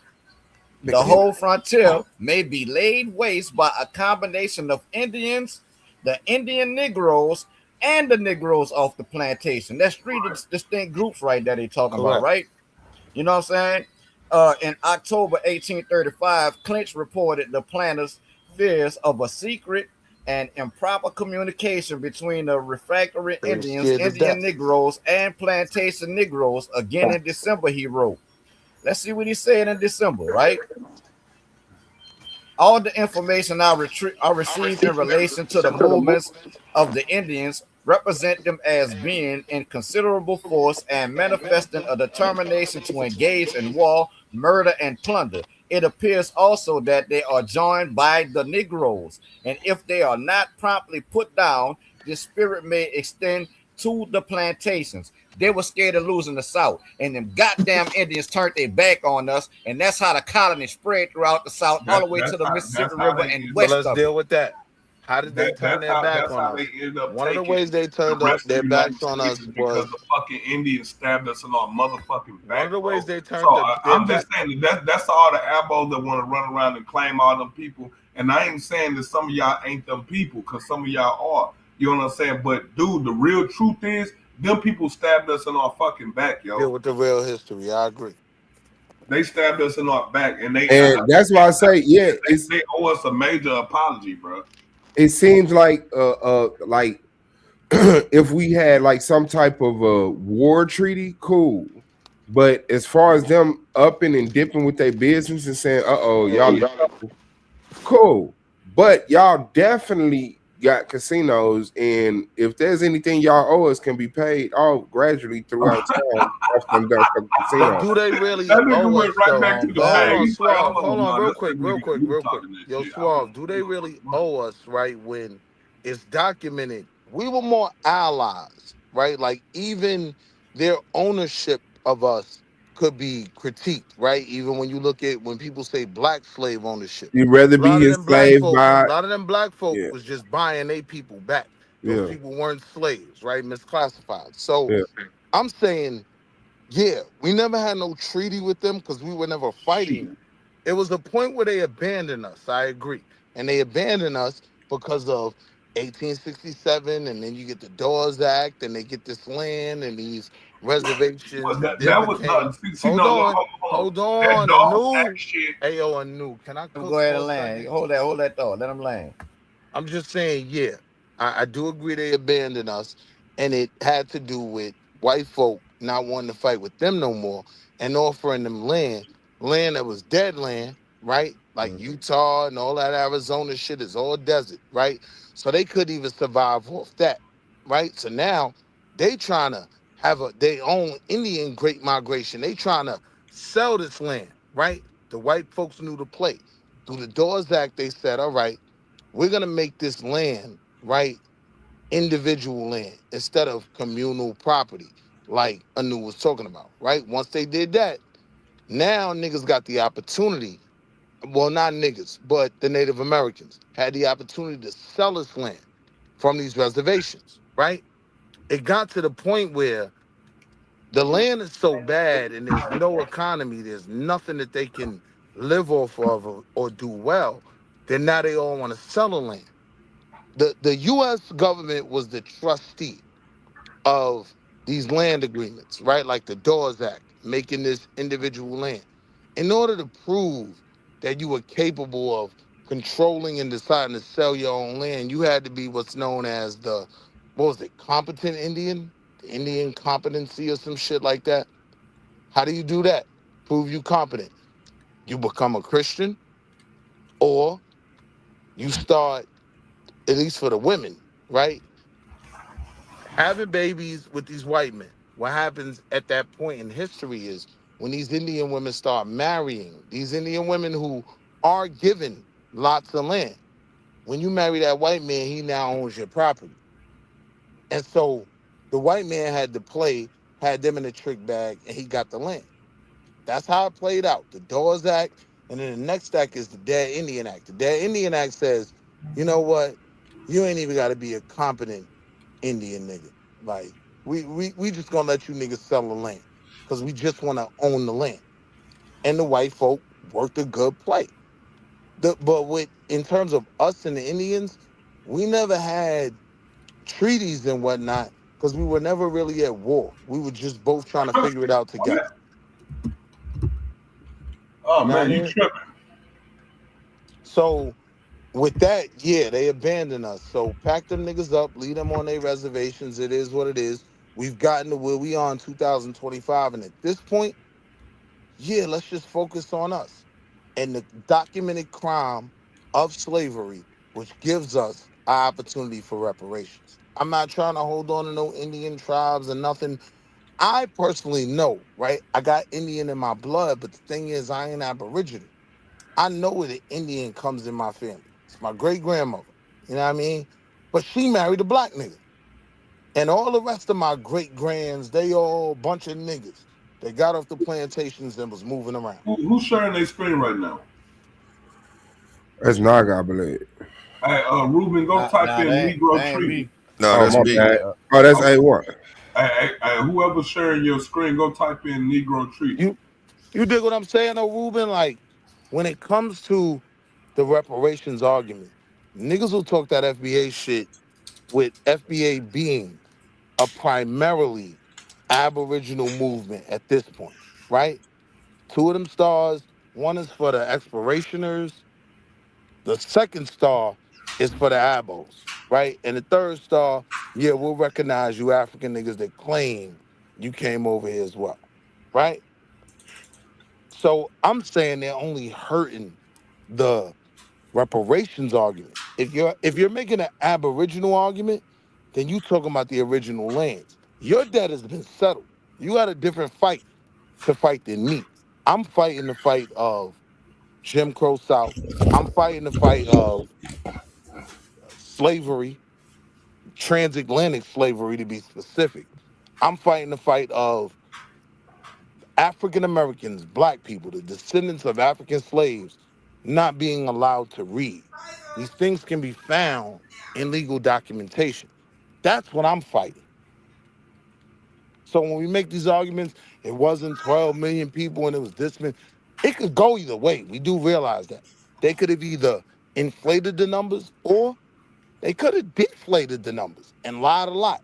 If I'm hustling, I'm packing as many niggas as I could fit on this boat as possible. And I'm going to sell a couple of them without documenting them so I don't have to pay the taxes. Hmm?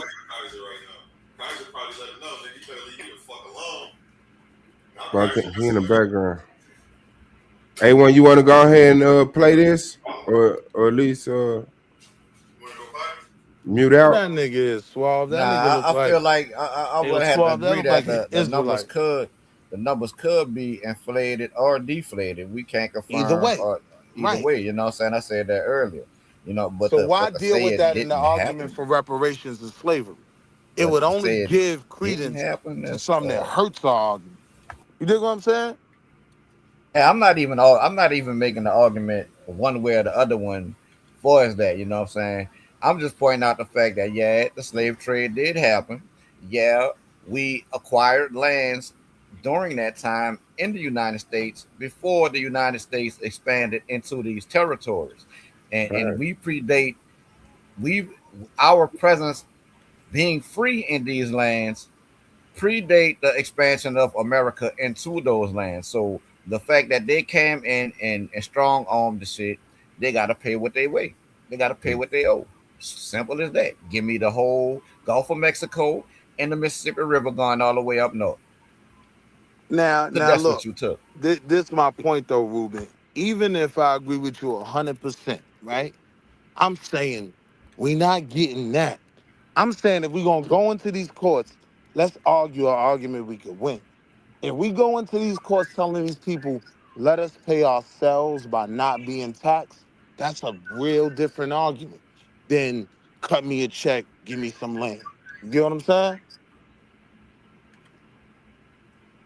Understood. Like white folk, the one thing you can win with white folks is I'm being overtaxed, right? All right. You know what? If we never have to hear these niggas again, let them have their tax money for a few years. And if they don't get it right, we don't owe them nothing. I think white folk are at that point with the argument as well. You get what I'm saying? Where they would actually give it to us. Fuck it. Just give these niggas this tax break and y'all niggas can't come back. You don't want to hear nothing else about reparations after this. I think. Yeah, but like real talk, one thing that I'm not finna wrap up everything that happened to us into a minuscule amount of money. And I know what they owe us, if it's rightfully calculated, would bankrupt. It would change the global economy. You know, so there's that. I don't think they're gonna ever do it. Right, and you know, it's like the government not the only ones that's on the hook. Don't get that twisted. You know what I'm saying? A lot of these Fortune 500 companies, they on the hook too. I want Harvard. I want y'all on the platter. You know what I'm saying? I want a lot of these big banks that that had a hand in that on the platter. I want these insurance companies on the platter. It's like they got to pay what they owe as well. You know what I'm saying? Because a lot of them profited off of what we went through. You know what I'm saying? And that's the approach we got to take, and not just the government. It's a lot of these Fortune 500 companies as well.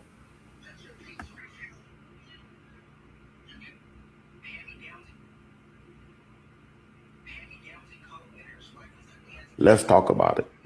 Now let's check out Russia here. Share my screen. See, in Russia, this northern region of Russia here, there's Siberian native tribes here, Asiatic natives that live in the Siberian region, up here, up north, who crossed this land bridge here, the Bering Strait, during the Ice Age.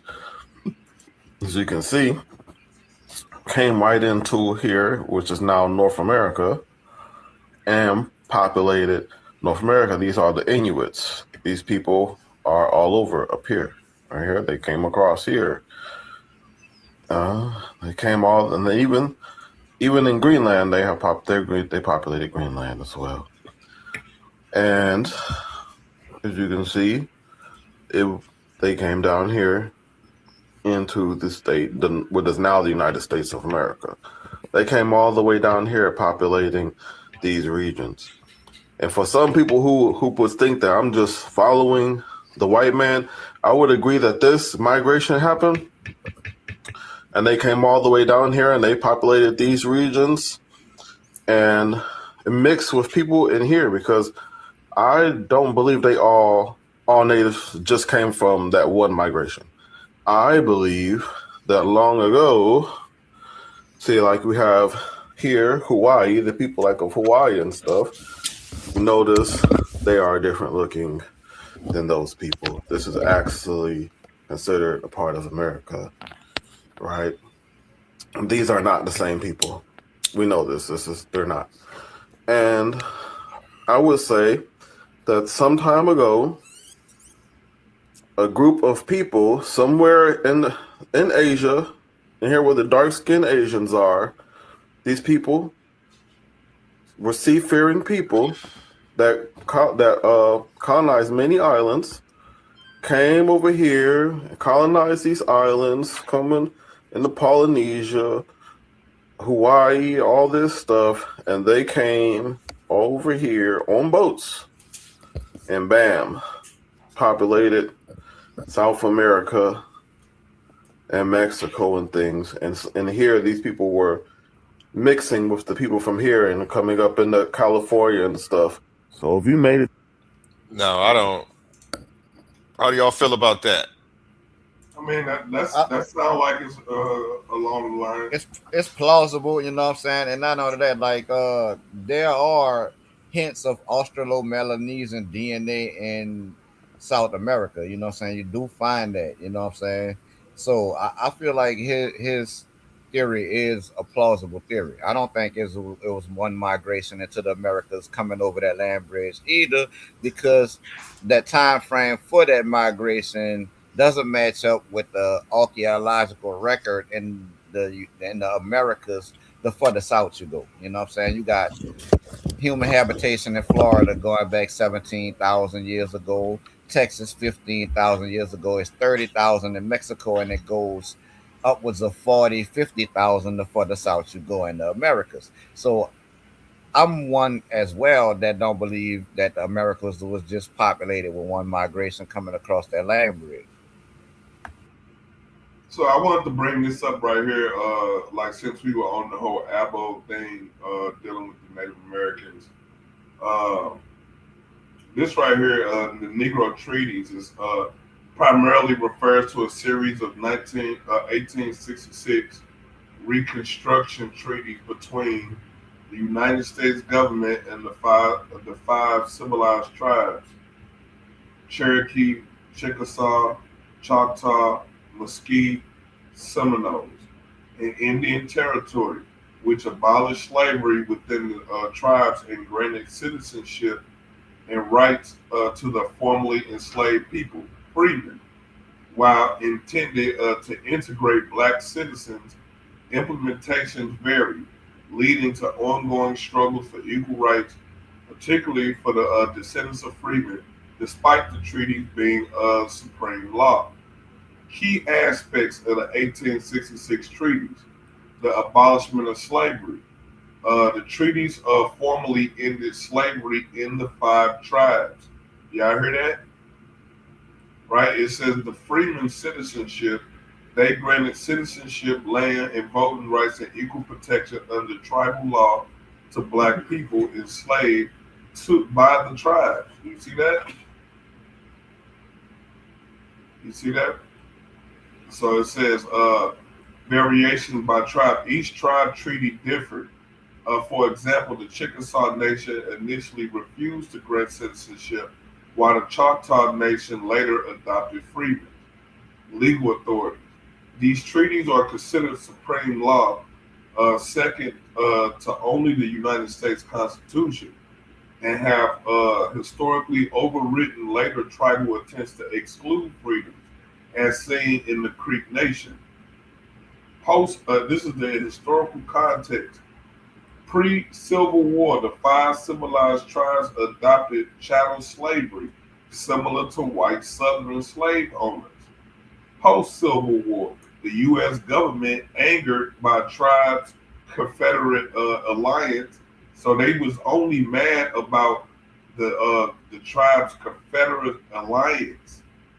Not that they had slaves or any of that shit, but the fact that they were aligned with the Confederates compelled them to sign these treaties as part of Reconstruction, right? Struggles for Reconstruction, despite treaties guarantee the freemen and their descendants face discrimination, leading to long legal battles for full rights of memberships, especially after Dawes Rose. Modern debates continue over the freeman's right, with descendants seeking to reclaim promised citizenship and benefits. Now, I clicked on this right here, which is the Reconstruction Treaties. On the eve of American Civil War in 1961, a significant number of indigenous people of Americas have been relocated from Southeast United States to Indian Territory west of the Mississippi.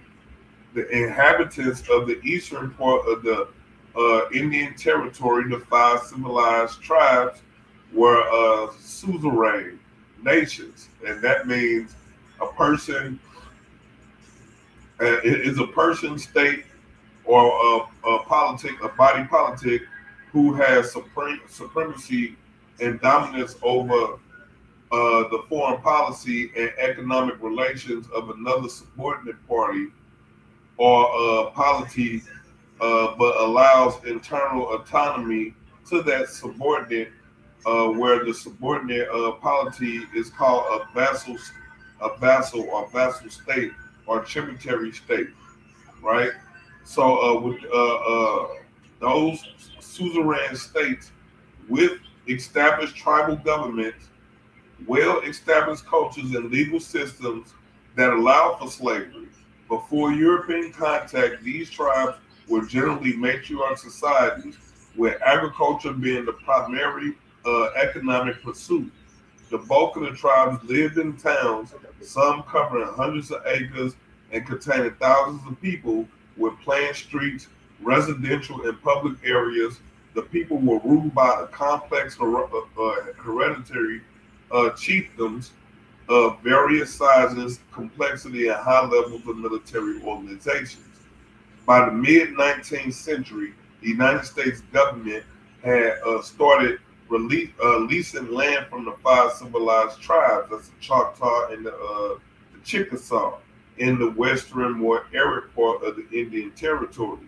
These leased lands were used to resettle several plain Indian tribes that tended to be nomadic in nature, embracing horse culture.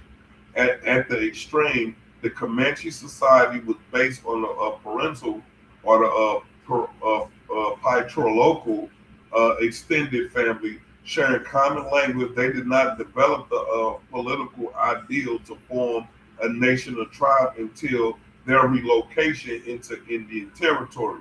And that's big, because a lot of these Indian tribes that they talking about was like this. A lot of them didn't even have the idea, the ideology of a nation or a tribe. They were just people, right? It says at the beginning of the Civil War, the Union Army was withdrawn from Indian territory, exposing the 5 civilized tribes to aggression from the Plain Indians. The Confederacy filled the vacuum. All the 5 civilized tribes, as well as the surrounding tribes, signed treaties with the Confederacy. As a part of Reconstruction, the Southern Treaty Commission was created by Congress to write new treaties with the tribes that sided with the Confederacy, right? So you see this, the United States got a problem with the tribes that sided with the Confederacies. You see that shit?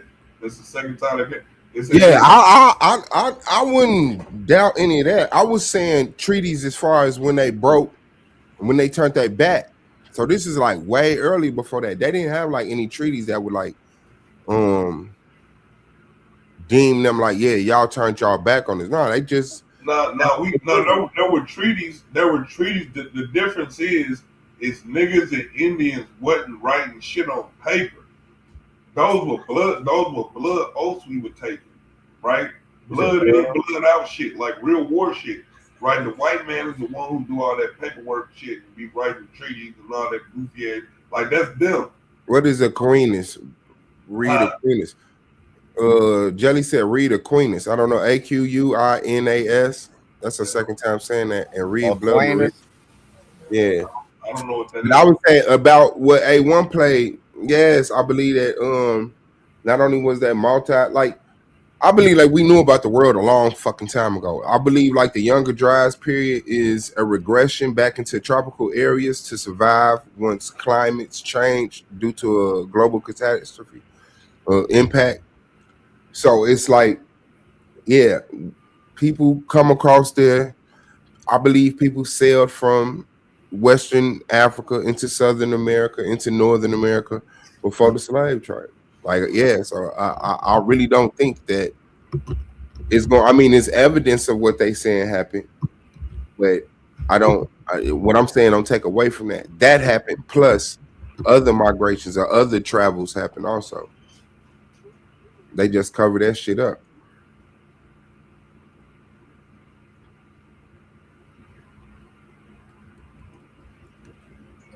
It don't benefit them to let that shit out.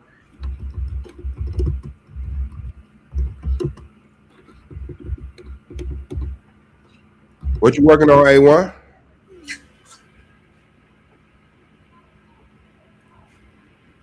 Yeah. Oh, you on mute.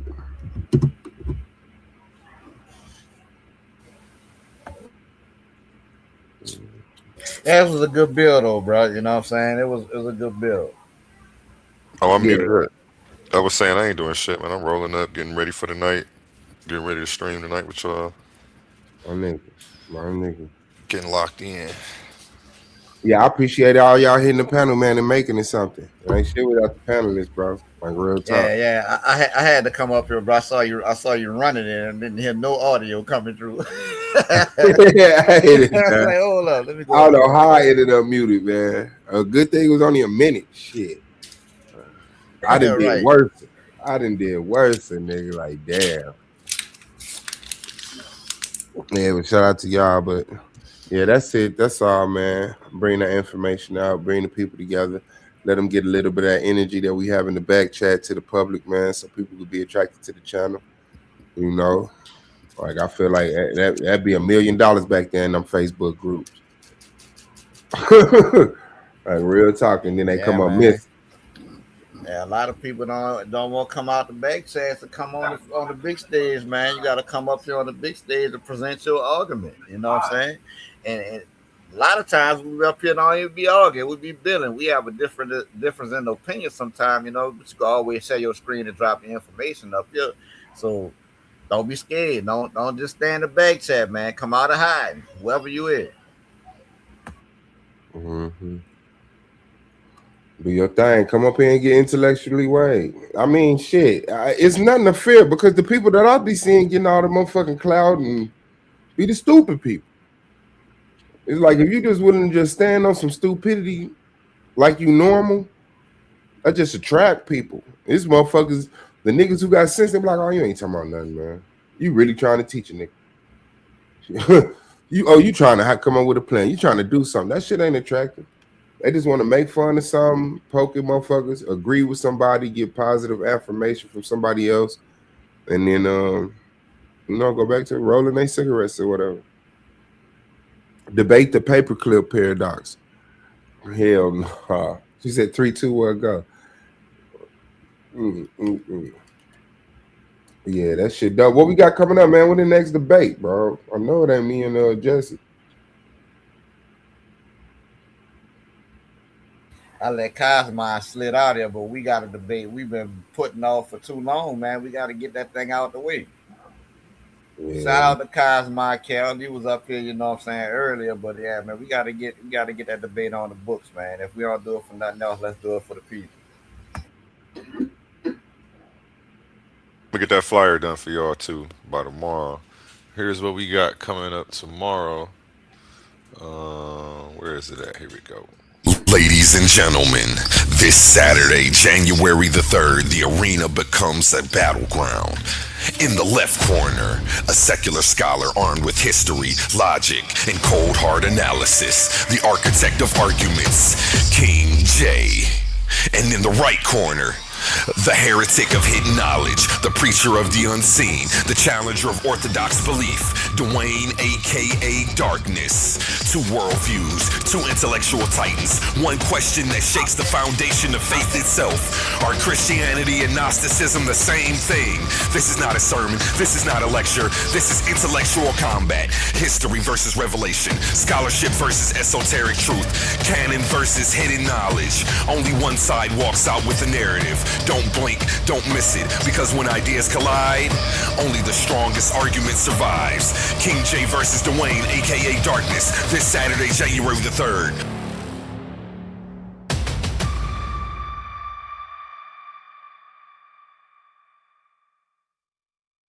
Yeah, that's tomorrow, prime time, you know. Coliseum of Arguments, the place to be.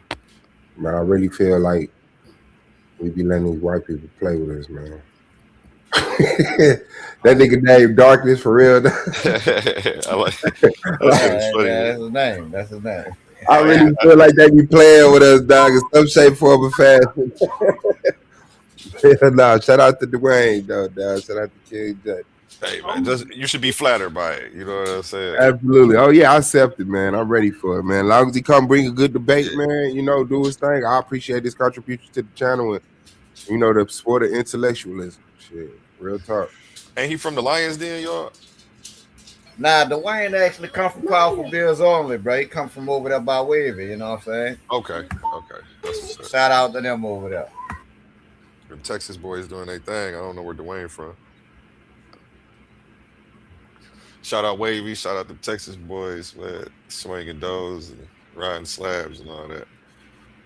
I don't know what they doing right now, but what they doing? Ripping wood grain. Gripping wood grain still. Excuse me. Still riding swingers. And then the personalized license plate with the commusion bump, shaking their nose, breaking their dome. Breaking and shaking the neighborhood up, disturbing. Ladies and gentlemen, welcome to the Titans Debate League, presented by the Coliseum of Arguments, where ideas don't just clash, they collide. This isn't a conversation, this isn't a panel, this is intellectual combat. In one corner, the voice of the radical reinterpretation, the challenger of ancient frameworks, the man who says divinity isn't in the clouds, it's in the creator of civilization itself. Suave Boss, a man bold enough to declare the black woman is God, not a metaphor, not symbolism, foundation. And in the opposing corner, a defender of revelation, a believer in submission to the one, a man standing firmly on divine law and sacred text. Jesse Valdez, a Muslim, a monotheist, a man who says Allah is God, singular, eternal, unmatched. This is not about insults, this is about worldviews. The black woman versus Allah. Who is God? History, identity, power, spiritual authority. Are you not entertained? Are you not entertained? And that Cash App work, if you was wondering. Somebody test it out for me, man. Shoot me a couple dollars and make sure. You know. Hey, make sure ain't nothing wrong with the connection. Yeah, let me make sure ain't nothing wrong with the cash. Somebody send me a couple dollars real quick, man. Right, that's hard though, man. Shout out to Suave and Jesse, man. Good luck to both of you, gentlemen. Yes. January 24th. Only here at the Coliseum. I was about to say, don't do me like that. God. Yeah. Only here at the Coliseum with arguments presented by Titans Debate League, hosted by none other than yours truly, A1, the man with the plan, leader of Team Titans. Shout out both of these gentlemen. Let's give both of them a round of applause for being brave enough to step into the Coliseum. You've been running through everybody on the in the league right now. Like, man, they won't let me. I'm trying to hold you back for a second until the tournament over. Then I'm gonna let you loose. That's when I want to let you loose for real. But you know, you keep booking them and scheduling them. I'm gonna fuck it. We just gonna run them. Let's go. If you can do the presentations, I got that. Man, he fell off. Yeah, we definitely did. Shout out to Jelly. She said, I would literally pay $100 to hear a debate about something worthwhile other than religion, ABOS, FBA, or racism. Hey, sis. Well, we definitely take. Sound like you want to see that God is light as electromagnetism spoke. She said she don't want no religious, and God was the first word. Hey, but it ain't religion. It ain't religion though. It ain't no religion. Shout out to that. Yeah. And he said, "Sound like you." But yeah, that $100 is definitely there. Her word is burnt. But yeah, we definitely take suggestions, man. If you got some topics that you want to see, some debaters you want to see debated, you put that information in there. I want to see Larrell and Naga debate which penguin is the best. I don't know. But you know, shout out to the Penguins. I go with the Penguins. Hey, I take that. I take that debate. Yeah. What penguins y'all rolling with? You feel what I'm saying? Them dancing ones on Happy Feet. I'm going with them. Whichever ones I'm in. My penguins dance. I know niggas ain't fucking with me. Batman versus Deadpool type debates. Yeah, what's happening with that? Let me share my screen again, man. This is what really had the whole checkmate in the back. Yes, sir. Shout out to the goddess. Don't get it fucked up. Peace. Peace. How you feeling? I'm feeling like it's time for another exciting game of pseudo effects. Hey, coming to Coliseum arguments tonight. What time is it right now? It's 10. Hey, man, it's the boy Swab Boss, man. I appreciate everybody coming through, man, holding us down. Like real talk, man. Shout out to A1. Shout out to everybody came through. Shout out to OTK, man. Shout out to the brother Larrell, Naga, A1, Shaq McNair. Shout out to who else came through? Y'all can help me if you got Michael, you had OTK come through. The Benubian showed up. Wall Street Willie. What did y'all talking about? Oh, it was a party today. What is y'all talking about, man? You know what I'm saying? Jose, you know what I'm saying, came through this thing. Shout out Jose. Shout out Jose. I was listening. He was talking. Definitely Jose came through. So yeah, man, I just wrap it up like that, man. I appreciate it today, and I enjoyed myself, man. And then I felt like we had some pretty well constructed conversations. We was pit bulls in the box for a little while, but you know, we brought it back. Shout out to everybody, man. We gonna end it so we could definitely get into that pseudo effect. Yeah, let's end with the song from Connie's Son. I usually play him on Spotify, but you can check him out on all platforms. This song is called Same Heart. Shout out to Connie's Son, man. That's a big dog. Black power to my people, man. Keep your head up so y'all see the bullshit coming. And man, you progress in lanes in which you got a passion, because work is work, but it ain't got to be torture, man. Let's get it. Right, and then the words of Shaq Mac the God is peace to those who seek it. Middle finger to everybody else. You heard me? And you know my saying, treat your smile like your money and never let them steal it. And this is Connie's Son, Same Heart. Peace to y'all. We'll be back in about 10 minutes, 10, 15 minutes with Pseudo or Facts, hosted by me and Shaq Man. Hosted by Shaq Man. I'm just a scorekeeper.